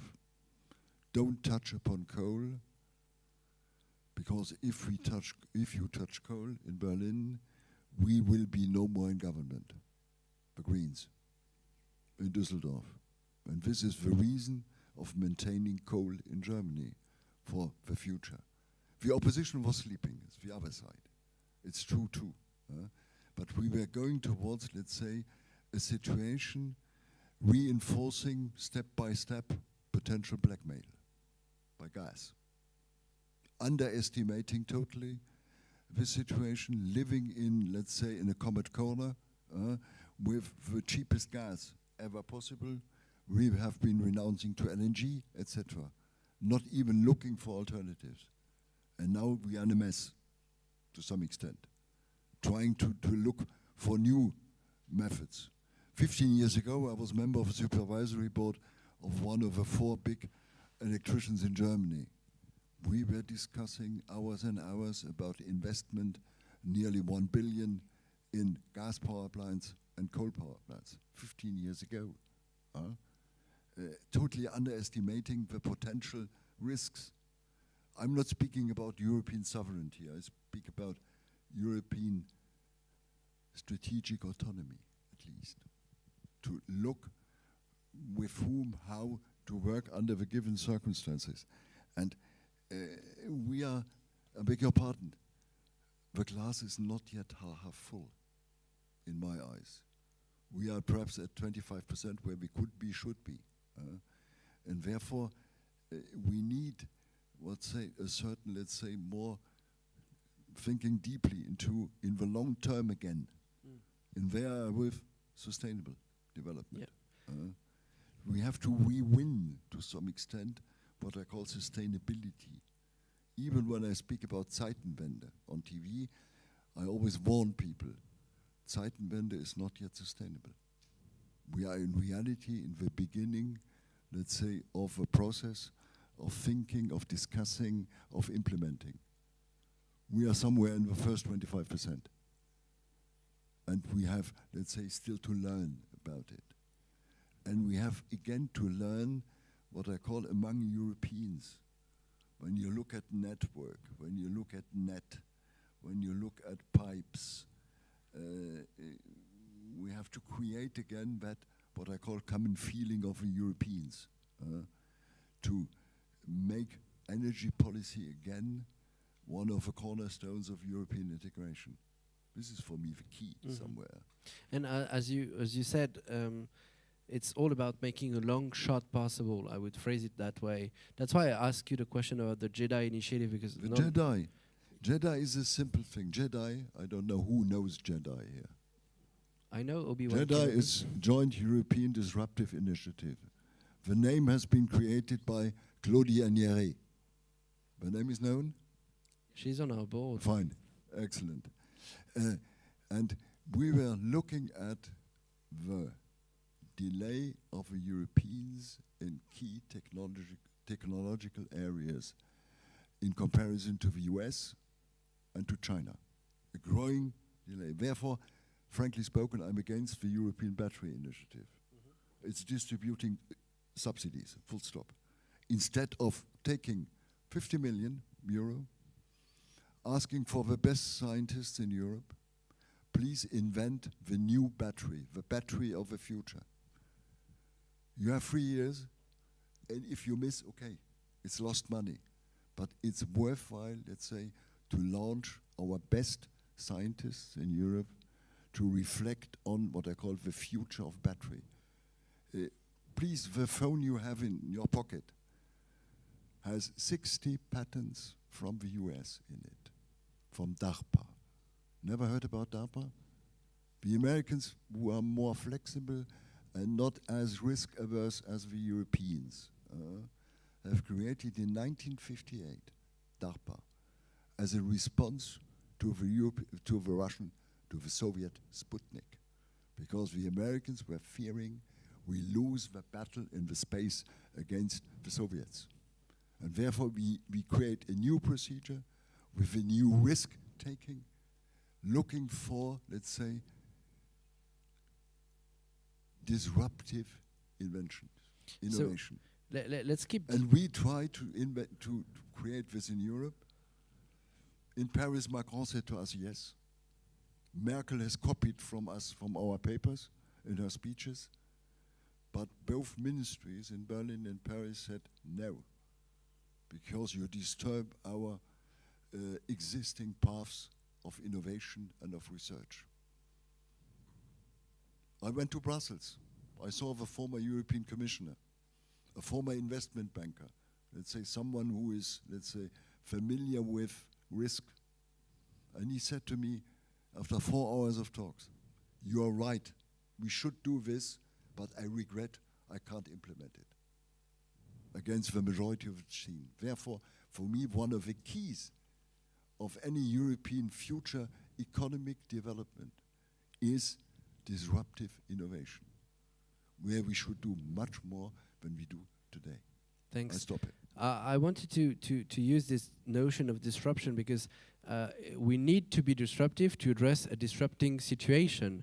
And I'm looping back to Xavier's because, well, we have covered many single aspects: energy strategy, industrial policy, innovation, ambition, etc., etc. But piling up all those files, we have the macro picture that you've given to us, Xavier, and saying that our approach to the situation is not up to the challenge because we have not thought through in terms of war economy, and it's not sustainable to not activate the war economy reflection. So I wanted to ask you to help us understanding exactly what it would mean or what it could mean politically to have this other way around of thinking the problem, to have a war economy policy in Europe, which is not meaning we want to launch war against anyone and we are not willing to have war with Russia or whatever, but we are ready to be at war with our own economy. Yeah, well, and maybe we have to understand that the word war as something different. I mean, a war is not necessarily something with tanks and guns. A war is something that you can lose without firing anything. And so probably we can't win that war, but we absolutely need not to lose this war. And that's very important. And it's more difficult not to lose a war than to say we are going to win the war. So this is the first point. Then the second point, when you are at war, you have to choose and to know who are your friends. That's the first thing. I mean, we have been in a world, the world of globalization, where there were no best friend.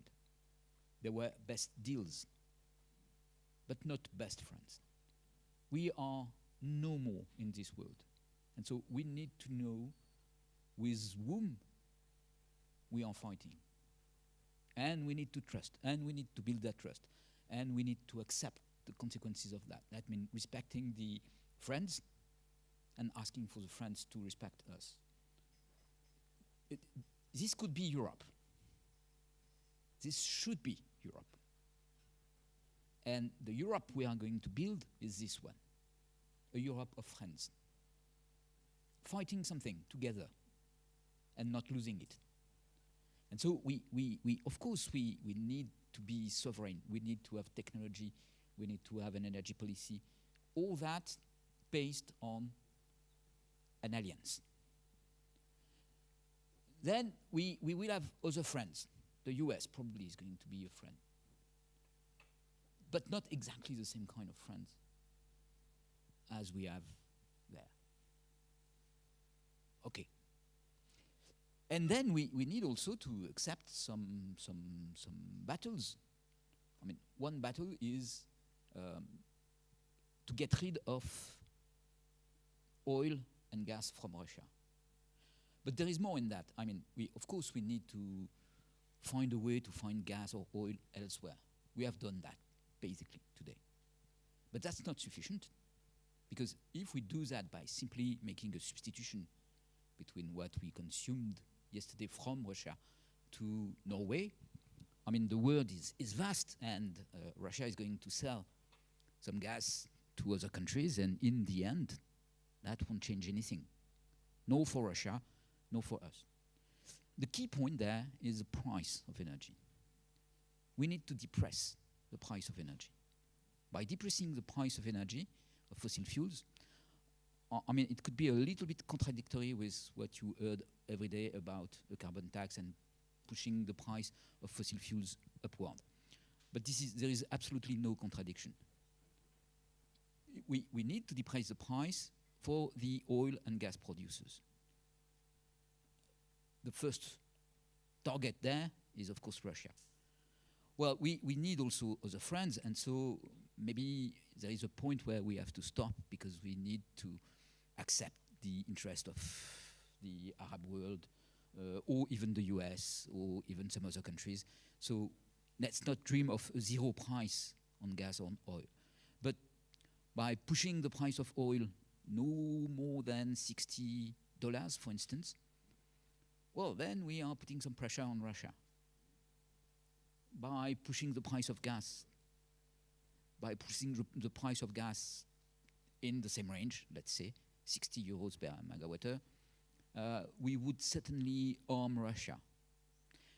In order to depress the price, what we need to do is to reduce consumption, reduce demand, not substitute demand. I mean, getting gas from Norway is not changing a thing, not in the long term.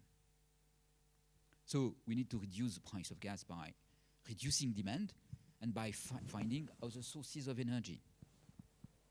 It will be renewables, could be nuclear energy. I'm not sure hydrogen is a source of energy. This is more a vector for energy.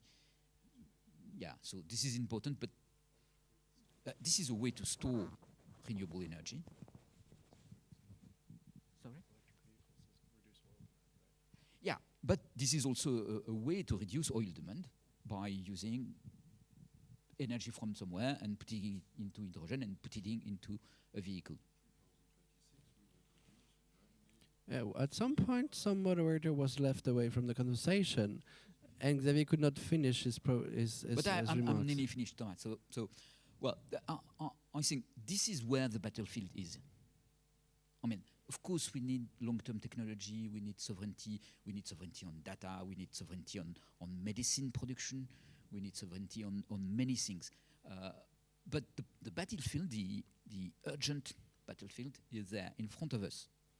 So let's have a look at this battlefield, because next week the European Council is going to meet, and it's going to have to discuss, for the closing of the year, this poly-crisis we've described: energy mess, economic mess, caused and topped by a geopolitical balance of power that is decreasingly favorable to the EU.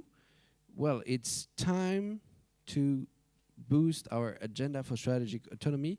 I would say within NATO, I would say so, because as Xavier said, we have friends in Europe, but we have also bigger friends out there, and it's very helpful those days. Mathilde, this is a topic that you research for the Institute, and that you wanted to touch upon in the course of this conversation specifically. Yes, indeed. Yes, to have a strong European pillar within NATO. So actually, the momentum is changing, because so we have rising risks coming from Russia, coming from China, and on the other hand, on the United States. So the United States are still, of course, very committed in the Ukraine war, for instance. But the U.S. isolationist withdrawal does not I mean, goes beyond Donald Trump and has already started under the Obama administration, and now the focus of the U.S. International policy will be more on China. So therefore, Europe cannot remain only a junior partner of the United States in terms of defense policy, but Europe has to be more united and to cooperate stronger in that field, and yes. So the thing is that in order for Ukraine to win this war, and also the agenda is aligned for Europe to guarantee its own security, we need to invest more on our defense budgets. So by respecting the 2% target that we have in the NATO treaty, and also by strengthening European defense. So by European production cooperation in the defense industry, and also develop a European strategic discussion on those issues that we are still missing.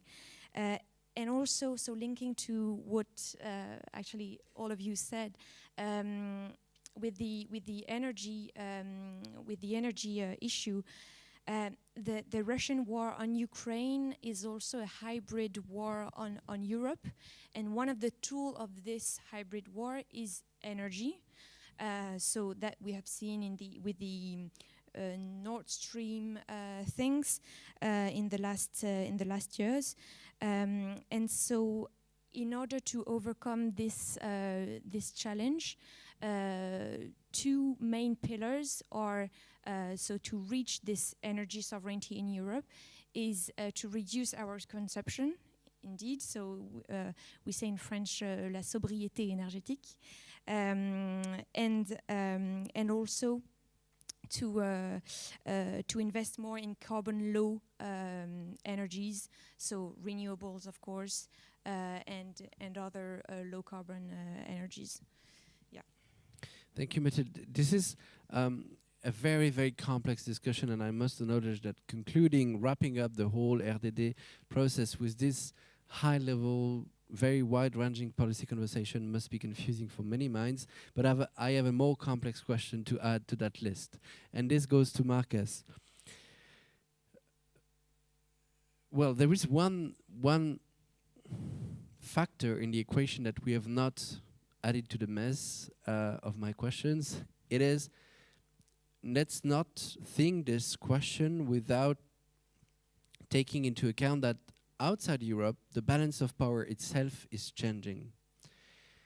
And that we, as Europeans, don't look at this movement around us in the same way. At the Council in March, we agreed on a strategy compass that should be a common way to look at the world, but in reality, that is not likely to produce policy effects shortly, if it does produce effect at some point.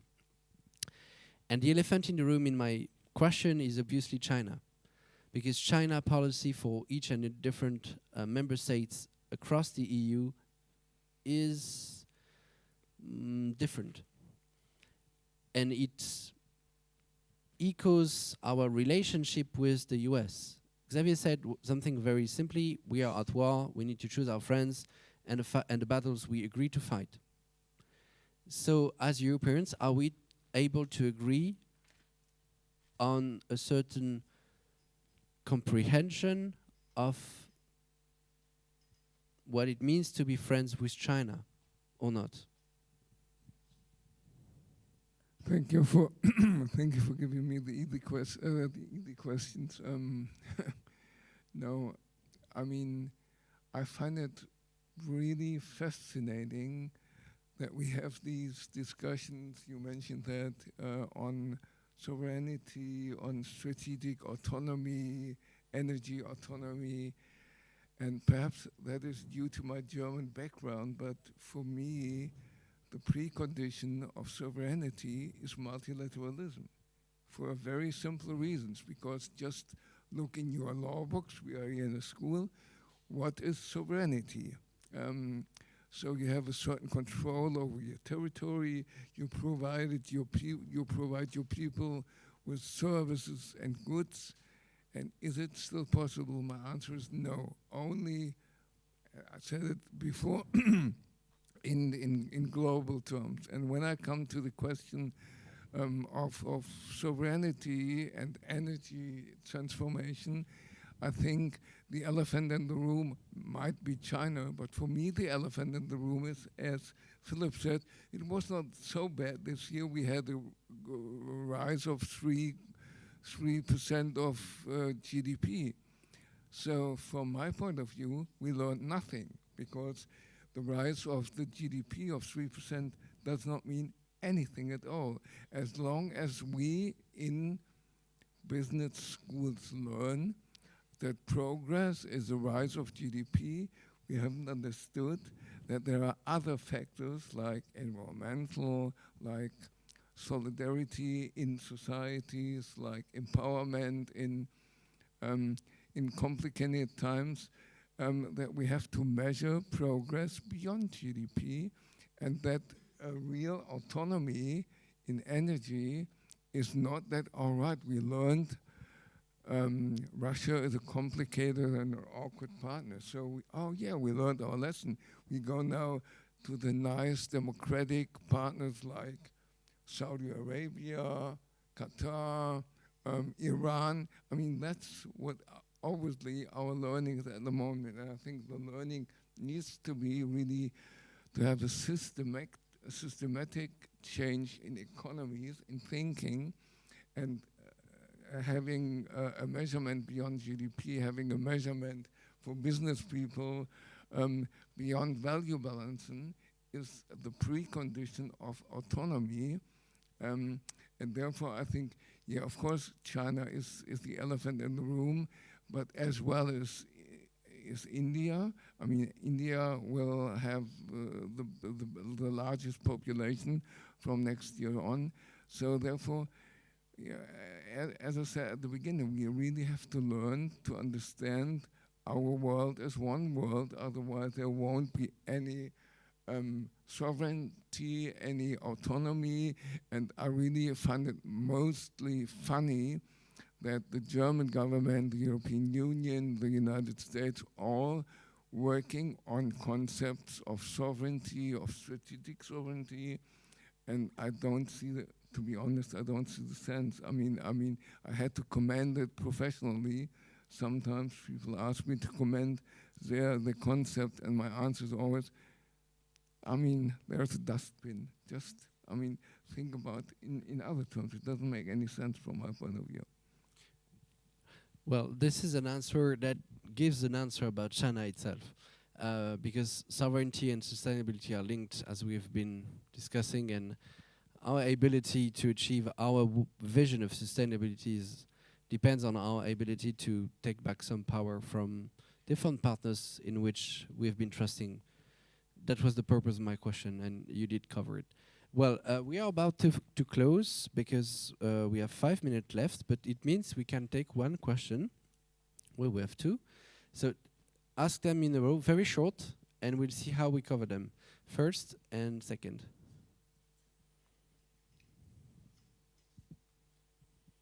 Yeah, thank you very much to all. My name is Lorenzo, I'm a bachelor student. My question is again towards more unity. When I see a map, I see artificial borders that were created in the past. Why do we have to see the world in a economic war point of view? Why can't we have a world where we live as human beings, not as Italian, German, French, Chinese, or whatever? Why can't we work more towards human unity? Why do we always have to see the world as competitive, as, I have to be the best, I have to, So my question is, how can we work better together to create a better world as humans, not as Italian, German, and whatever? Thanks. That's a kind of naive but very powerful question. Naiveness is not a default. Thank you. So I'll try to be concise with my question, and I will just read the Which note. means it's going to be long, so be short, please. It's not that much. So I think it kind of builds on your question in a way. Let's consider ourselves as Europeans and let aside national identity struggles. And for the scope of this question, let's hypothesize that looking for an enemy outside of ourselves will not create a global collaboration. Under these conditions, what do you think are the dysfunctional beliefs of Europe that we should fight to foster an inherent geopolitical resilience? Okay, so I guess the two questions kind of echo themselves somehow. I would like to hear probably Loyal and Joachim to answer the first one, because your different experiences in your different path probably will provide a strong answer. And as for the second, maybe Marcus and Philippe, you could try to do so. But we have 5 minutes to have 4 answers, so you get the picture. Yeah, I think, thank you for your question. I think the first question, you need to understand that there is limited resources within the world, and someone will always have to be making decisions on where they're allocated and whose industry is doing what. And, you know, I think the best example is saying, you know, who is determining where investments are going? Who is determining which technology is being chosen, yeah? And the reason why there is inherent competition in capitalism is inherently the dynamic that drives it forward.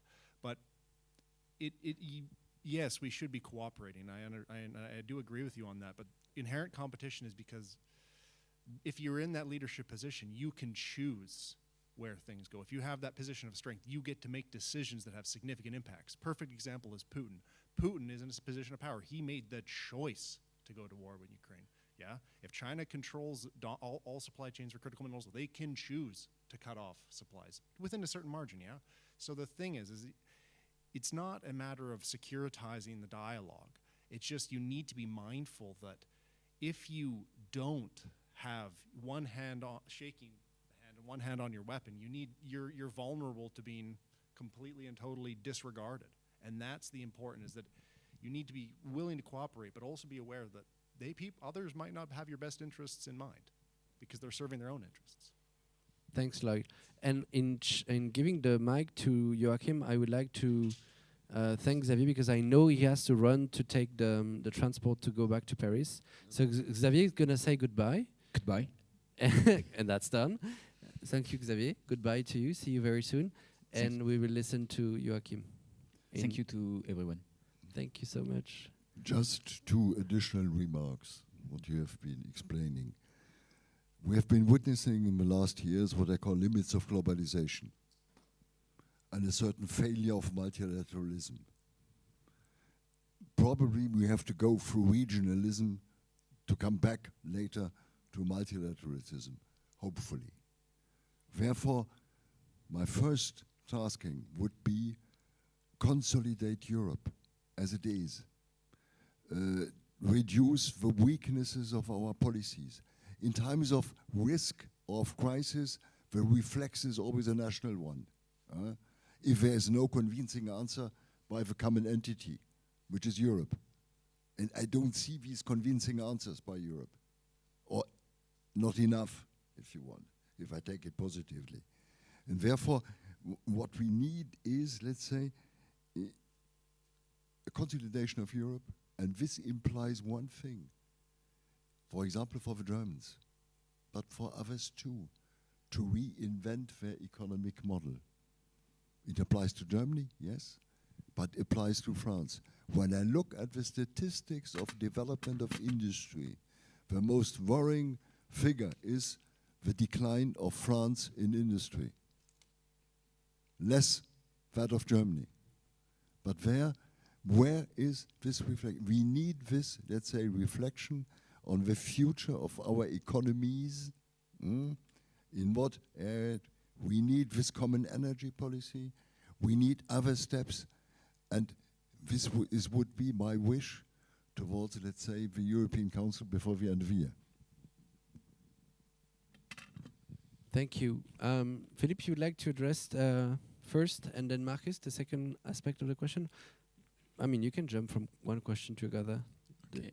I'm not entirely sure whether I fully grasp everything that was in your question. Maybe Marcus wants to go first, so you can summarize the question again, and then I can try to answer.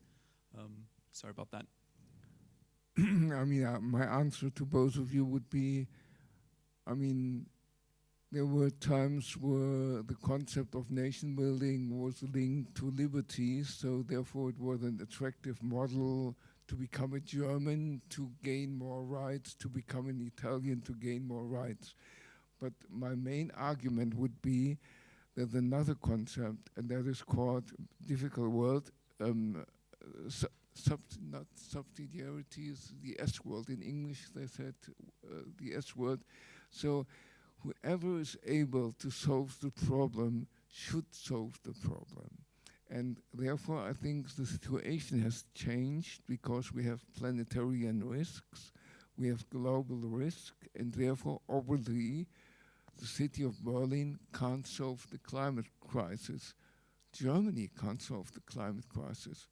Oh, surprise, Europe can't solve the climate crisis. So, and you are certainly right, the entire concept of you are Italian, you are French, you are German, you are Indian, you are Chinese, it's fine for a certain aspect, but at least your government, your nation government, is not able to solve the pressing global challenges: climate, pandemic, poverty, security.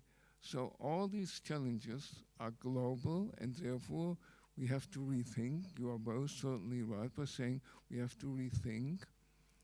We need a new narrative on nations, on sovereignty, on autonomy, and therefore I think I just can congratulate you to your questions. Thanks, Marcus. Rephrasing a bit the idea of the gentleman here in building up on the response from Marcus to you, Philippe. Well, over the past, since the global financial crisis, we had this emerging idea of we can achieve building up a global governance for the economy that's going to be enabling us to manage together our commons, and that's the idea of the G20 that came about. Well, and between COVID, war in Ukraine, well, this is now no longer envisionable that this forum is bringing people together, leaders together, to achieve managing together the commons and export these decisions in all UN bodies. This is actually the way we envision modern cooperation to manage the global challenges we face as one that has been disrupted. Do you envision an alternative to this, or are we waiting for another crisis to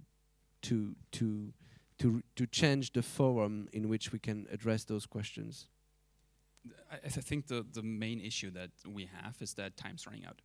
Right, 2030 is around the corner, and I don't think we have enough time to build a bunch of new fora, or wait until the Italians consider them to be Europeans more than Italians, or going even further, the people from Indonesia considering the sorrow and the happiness of a German person as much as of their neighbor.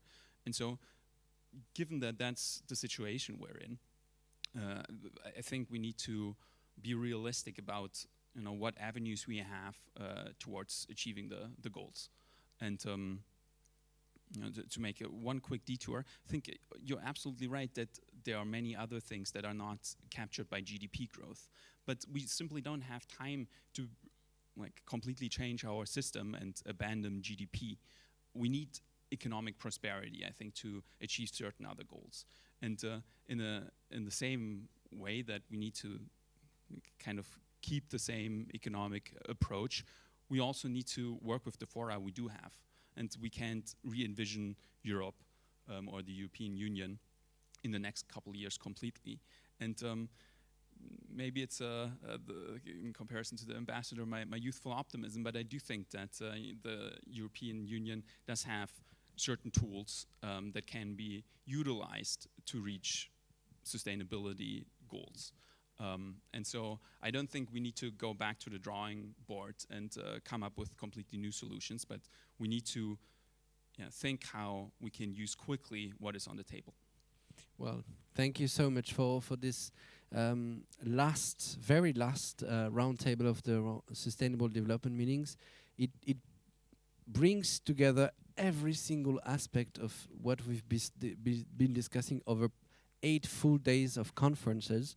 So that's why it's so dense and so heavy. And I thank all of you for being so mindful to address these complex issues and bind them together to draw the picture. So thank you very much. We're gonna have the closing words. So I'm gonna thank you and invite Véronique and Carolina to join Mathilde and I on the panel. Thank you so much.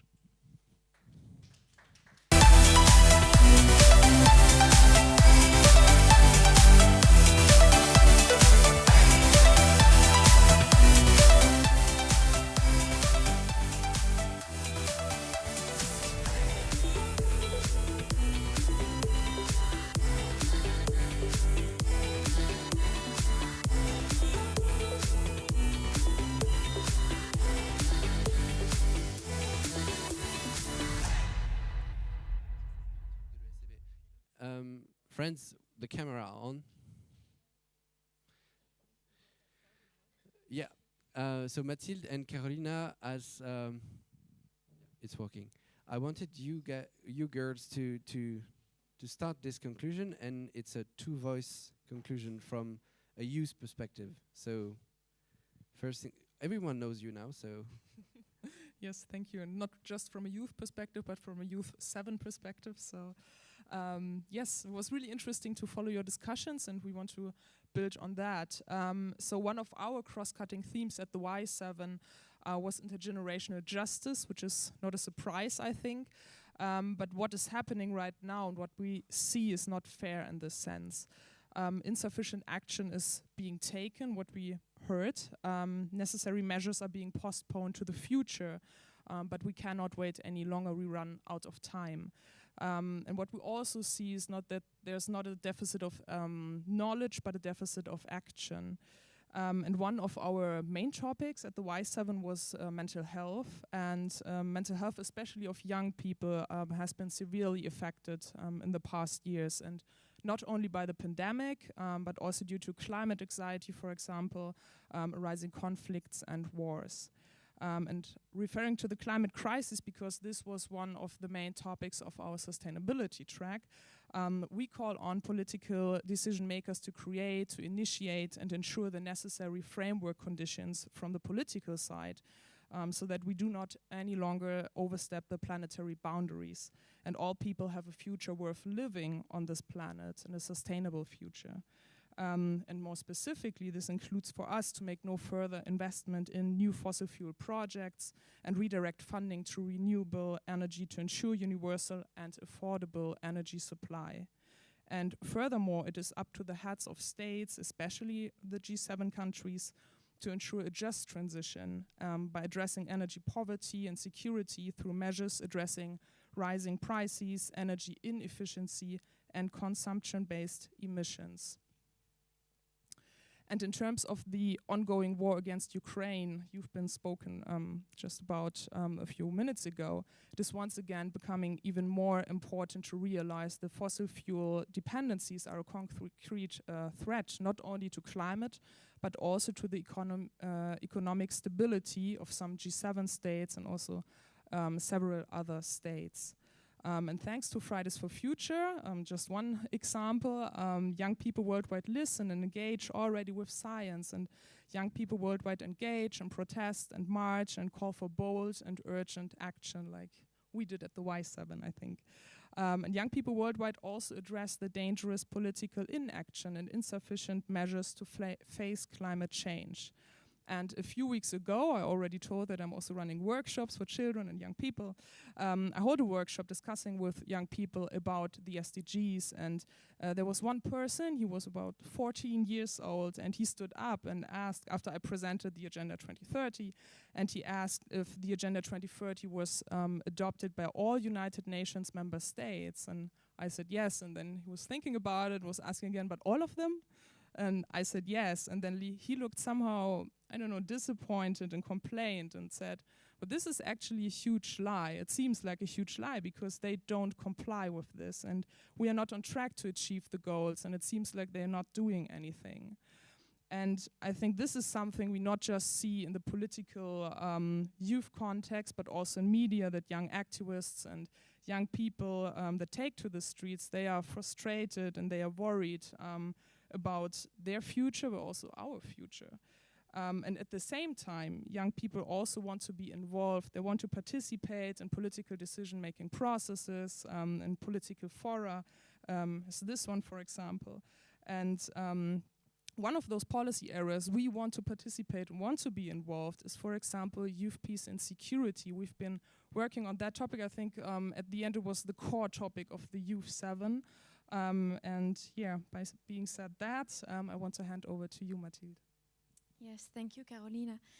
So yes, within the Y7, we also made propositions regarding peace and security. So war is an important reason of concern for youth. As an example, the Russian war in Ukraine is placed second when asking the German youth about its main concern over the last 6 months. And not only is it a reason of concern, but also we wanted within the Y7 to reaffirm that youth also plays a critical role in promoting peace and democracy. And so in our communique we have made several propositions in this regard.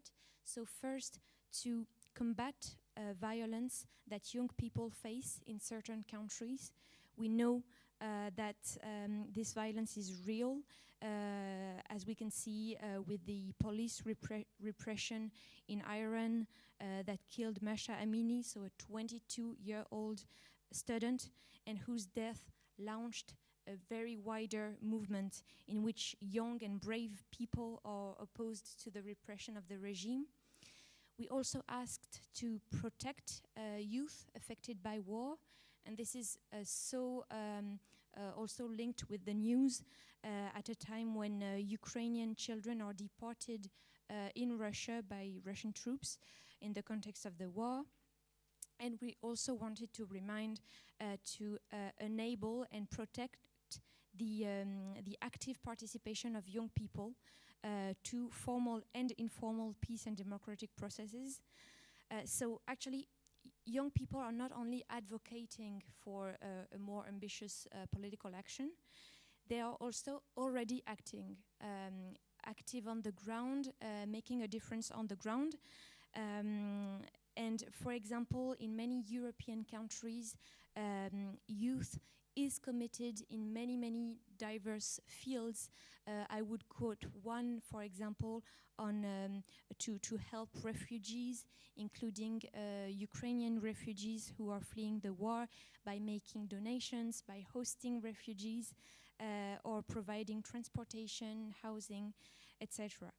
So, in face of rising divisions and inequalities within our countries, and also in the face of the rise of populism, one of the answers is to promote engagement, activism, to empower young people and show them that they can have an impact not only on their own lives but also wider on society.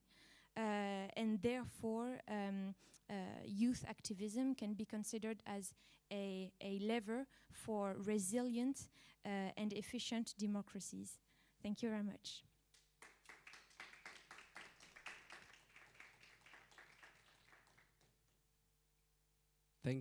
Thanks to the two of you for summing up what you agreed on when you met in Berlin, and how it echoes the whole process we've been through. Veronique, it comes down to you for a very difficult task to kind of sum up the whole thing we discussed today. The whole day, yes. Indeed. So I put a disclaimer because, of course, by essence, it's going to be a synthesis. So yes, it will be my synthesis, what I got through listening to all the 5 roundtables. And of course, I can not completely honor all the intellectual richness that was brought throughout the day. But let me try. So I want to say that what are my lessons learned or my key takeaways after listening to 5 roundtables? I would give you 4 main messages or 4 categories of messages. First one, we need a vision, and we need systemic thinking and systematic thinking. So vision to act, and systemic thinking, the red thread throughout all the day was we're one planet, and there's no one alone that will be able to tackle those challenges. So we need to understand we are interdependent. Having said that, listening to the last panel, of course, we cannot have, although it's a wonderful idealist idea, but one nation planet is going to be difficult. So let's work on the regions, let's work on building up the strength of Europe. But however, cooperation, collaboration will remain the key words. That's my first. My second is, of course, we need rules and regulations. We need that. I also heard that maybe we have thought enough of regulation and it's time for action. But we need those rules and regulation, and we need data. We need also data and KPIs and metrics to understand what is it that we're talking about, how do we measure the status and the progress to be made. And execution. So yes, it's time for execution, which leads me to my third message, a bit more entrepreneurial spirit throughout, right? Let's do it quick and dirty, learn, launch, relearn, retry, trial and error. And yeah, because I heard also throughout the days that sometimes we get mummified in too much red tape, in too much bureaucracy, in too much regulation. So everything has to be in balance. And last but not least, my favorite part, because I am a psychologist and a professor of organizational behavior, people, people, people. You all said that. We need people. People will make the difference. And to loop the whole day with our introduction, the only thing that will get us through is collective intelligence. Because at the end of the day, this is our biggest richness.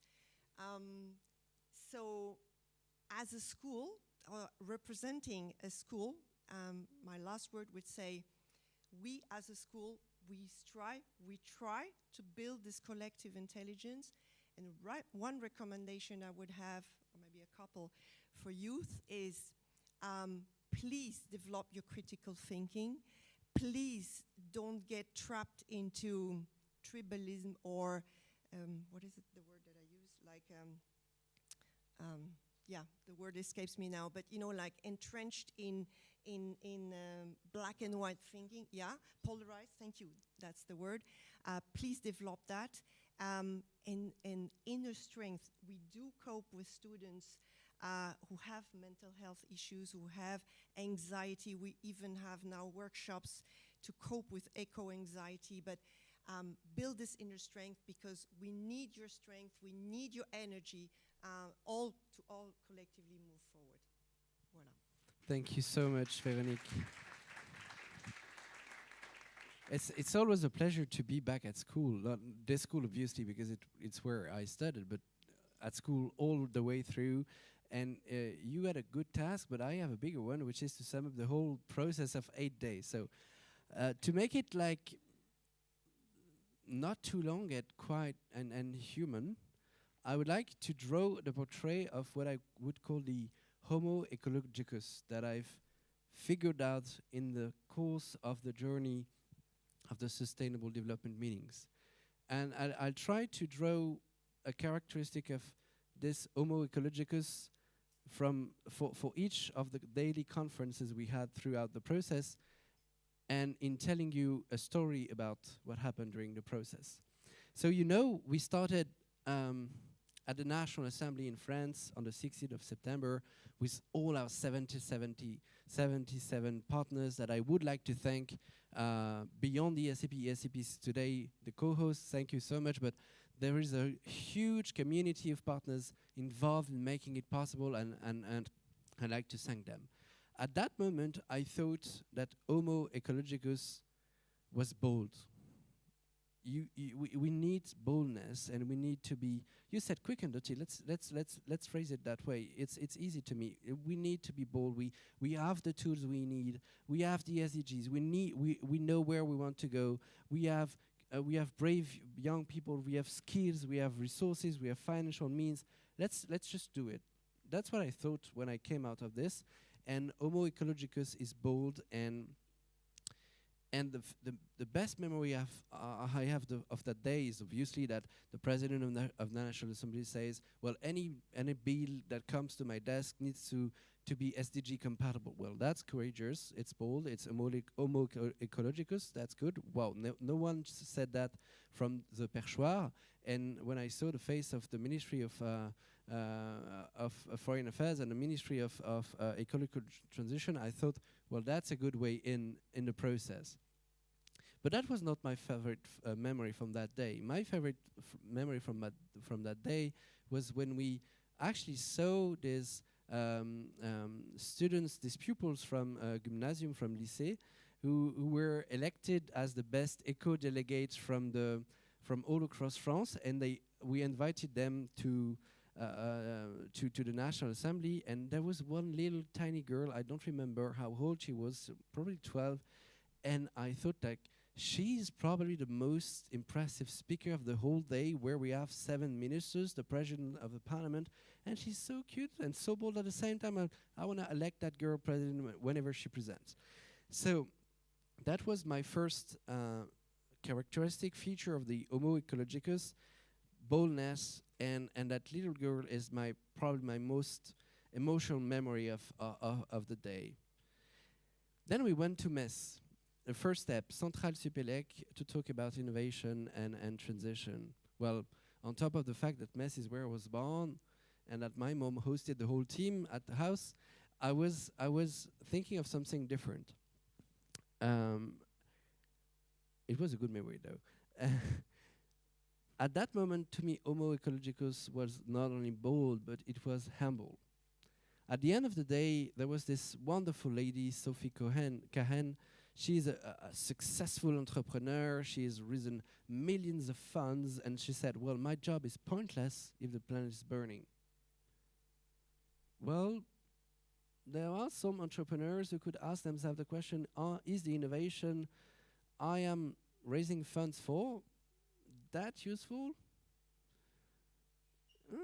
That's a tricky question, and I thought that being humble that way, being so blunt that you can ask such a difficult question to yourself, is also a good feature, a good way to draw the portrait of Homo ecologicus. And at the time, the best memory I had from that step in Metz was that it was the start of a process of discussion where we've seen how important it was to address such blunt questions with not only one voice, but with many, many, many voices. And we had many, many different types of stakeholders. And seeing this local decision makers from top high-level UN officials, small entrepreneurs, but CNRS research directors, etc. Seeing this mess brought together was, to me, also very vivid and very, very, very electrifying. No jokes, of course, on the name of the school who hosted us. Then we went to Bordeaux on the 7th of October to discuss the circular economy. And our friends from ENSAM taught me that Homo ecologicus is creative. It's the next step of Homo faber. who inventing tools. We need to keep inventing things because creativity cannot be opposed that innovation is preventing us from achieving the transition. We will not achieve any transition without social innovation and without ecological innovation. No one has ever thought about ecological innovation, but the way to restore forest, the way to protect our oceans, this needs innovation, policy innovation and technical innovation. And we still need to keep being creative. And we saw and the best memory I have from that step in Bordeaux is the debate was funny, it's very interesting, very enthusiastic, many people in the room, etc. But I remember that I had one regret. I was moderating the whole day, but I knew that in the door next to the conference hall, there was this students forum where those engineering guys had set up many things they created to be circular themselves. I mean, students taking care of their own campus in a circular manner. I found it so wonderful and so creative, and it was a good memory for me to see how capable we are to embody change ourselves if we truly want it. Then we went to Nantes. We were hosted at Audencia, and there we discussed the relationship between the digital revolution and the sustainability transition. Well, this taught us how cautious we need to be. Homo ecologicus to me is cautious, because one figure that we never taught this day, for example, is that as for now, as we speak, we all care for not taking the plane, for example, when we go to a conference, etc. See, using those type of things and streaming emits bigger amounts of CO2 and greenhouse gas emissions than plane emissions at the global level. I'm not saying this to say we don't need to stop reducing our or to change our mobility policies, but I'm saying we need to be cautious on the way we are accelerating on another phase of our societal and economic transformations that is actually even worse than what we already have. And it was fun to see that. My best memory from that step was that it was IT guys telling us, well, there is a danger. The elephant in the room is digital revolution, and take care of the digital climate bomb. It's gonna explode very soon, and it's gonna be even bigger than the plane bomb, for example. It was not a good memory, it was a tough memory, I would say. Then we went to Montpellier, and this Montpellier step was very interesting. Another feature of Homo ecologicus, as I call it, is that it needs to adopt new eyes. I don't know how to call that way, but this is exactly what Marcus said when he said growth is defined in a certain way today. If we would define growth in taking into account for our social capital, our natural capital, then we would not account for growth in the same manner. And developing this ability to see the world in a triangle way is, to me, another way of defining the Homo ecologicus, like if he had three brains connected to each other, plus the heart and the guts, as we told this morning. And the best memory at the time at Montpellier was probably the fact that what it could sound like it's all well policy aligned, that everyone is agreeing and we are just adding some details to each other, but it's always good debates. And we had the leader of the chairman of the regional cohesion at the European Parliament, who is from the left, meaning from the French perspective, you would see at extreme left. There is no point for us to decide that guy should be in the room or outside the room. What we need is to bring together people, and bringing that guy with the chief economist of AXA the leader of PwC for sustainability, as well as other corporate leaders, for me it was a success because they would never be in the same room for political reasons. But the Rencontres du Développement Durable serve to bring together people who actually have the same type of agenda, and if they work together because they meet at some point, it creates value. And social value of the sustainable development meetings to me appeared at the moment when I saw those guys at the same table when they actually would never have thought they could be talking to each other. Then we went to Lyon to talk about something that doesn't exist as a political concept across Europe so far, but in France we call it sobriété. It comes from sufficiency. This is very key to be homo ecologicus, being back to what is sufficient to us. The real needs, the cutoff is what we don't need to produce because it doesn't care for our essential needs. And this is radical, but it is vital. And I thought that sufficiency and being sufficient is one key way of defining homo ecologicus. And the funny thing is that when I say so, probably someone would say, well, it doesn't match with what Véronique said about entrepreneurship. I do believe it's exactly the same, the opposite way. And when we were in Lyon, my best memory was actually that we had entrepreneurs whose business models were about creating, recycling, revamping, reusing stuff to create further value, and being even better with it not being more efficient, but being more sufficient because we use less materials. We develop other cycles of life cycles of products. Then we went to Dijon. And then I thought, well, Dijon, homo ecologicus must drink wine. No, that's not probably the thing I would draw from that piece of the puzzle. But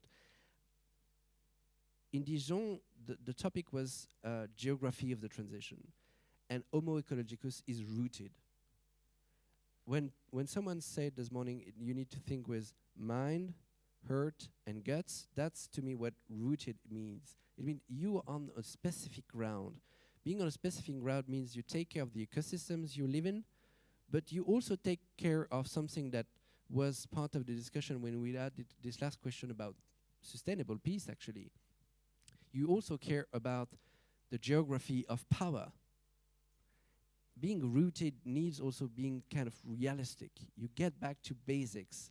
And basics means if the transition fucks up, it's going to be war at the end of the day.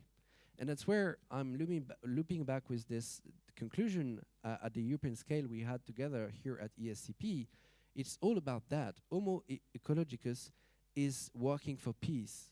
It's not only working for ecology, it's working for peace. Because if at some point the planet is at war with us, I mean, we're going to lose anyway because nature is so much more powerful than we are. No superpower on Earth defined in a political way can fight nature. Humanity can't survive. And that is, to me, the way that this connection happened in the course of the day is that it's both about geopolitics and political ecology, because you can't separate the two. And that is why it's so complex. Homo ecologicus is facing complexity, and to me, this conclusion has a special, gives me a special souvenir and special memory I would draw from there, is that it's the first time I come to Berlin at ESCP while I've been almost everywhere else at ESCP across Europe, because I strongly believe in Europe. I came to Berlin many times, but I never been to this specific campus. It's so meaning so much to me personally to be here, and it's final way to thank Véronique, the whole team, the students who asked so much questions, the professors who were part of the panel, to welcome us here in a European city for a French conclusion, because this is part of the DNA of the Sustainable Development meetings. I also believe this is part of the DNA of Europe itself, to be able to be a powerful but peaceful union. That's how I would end up.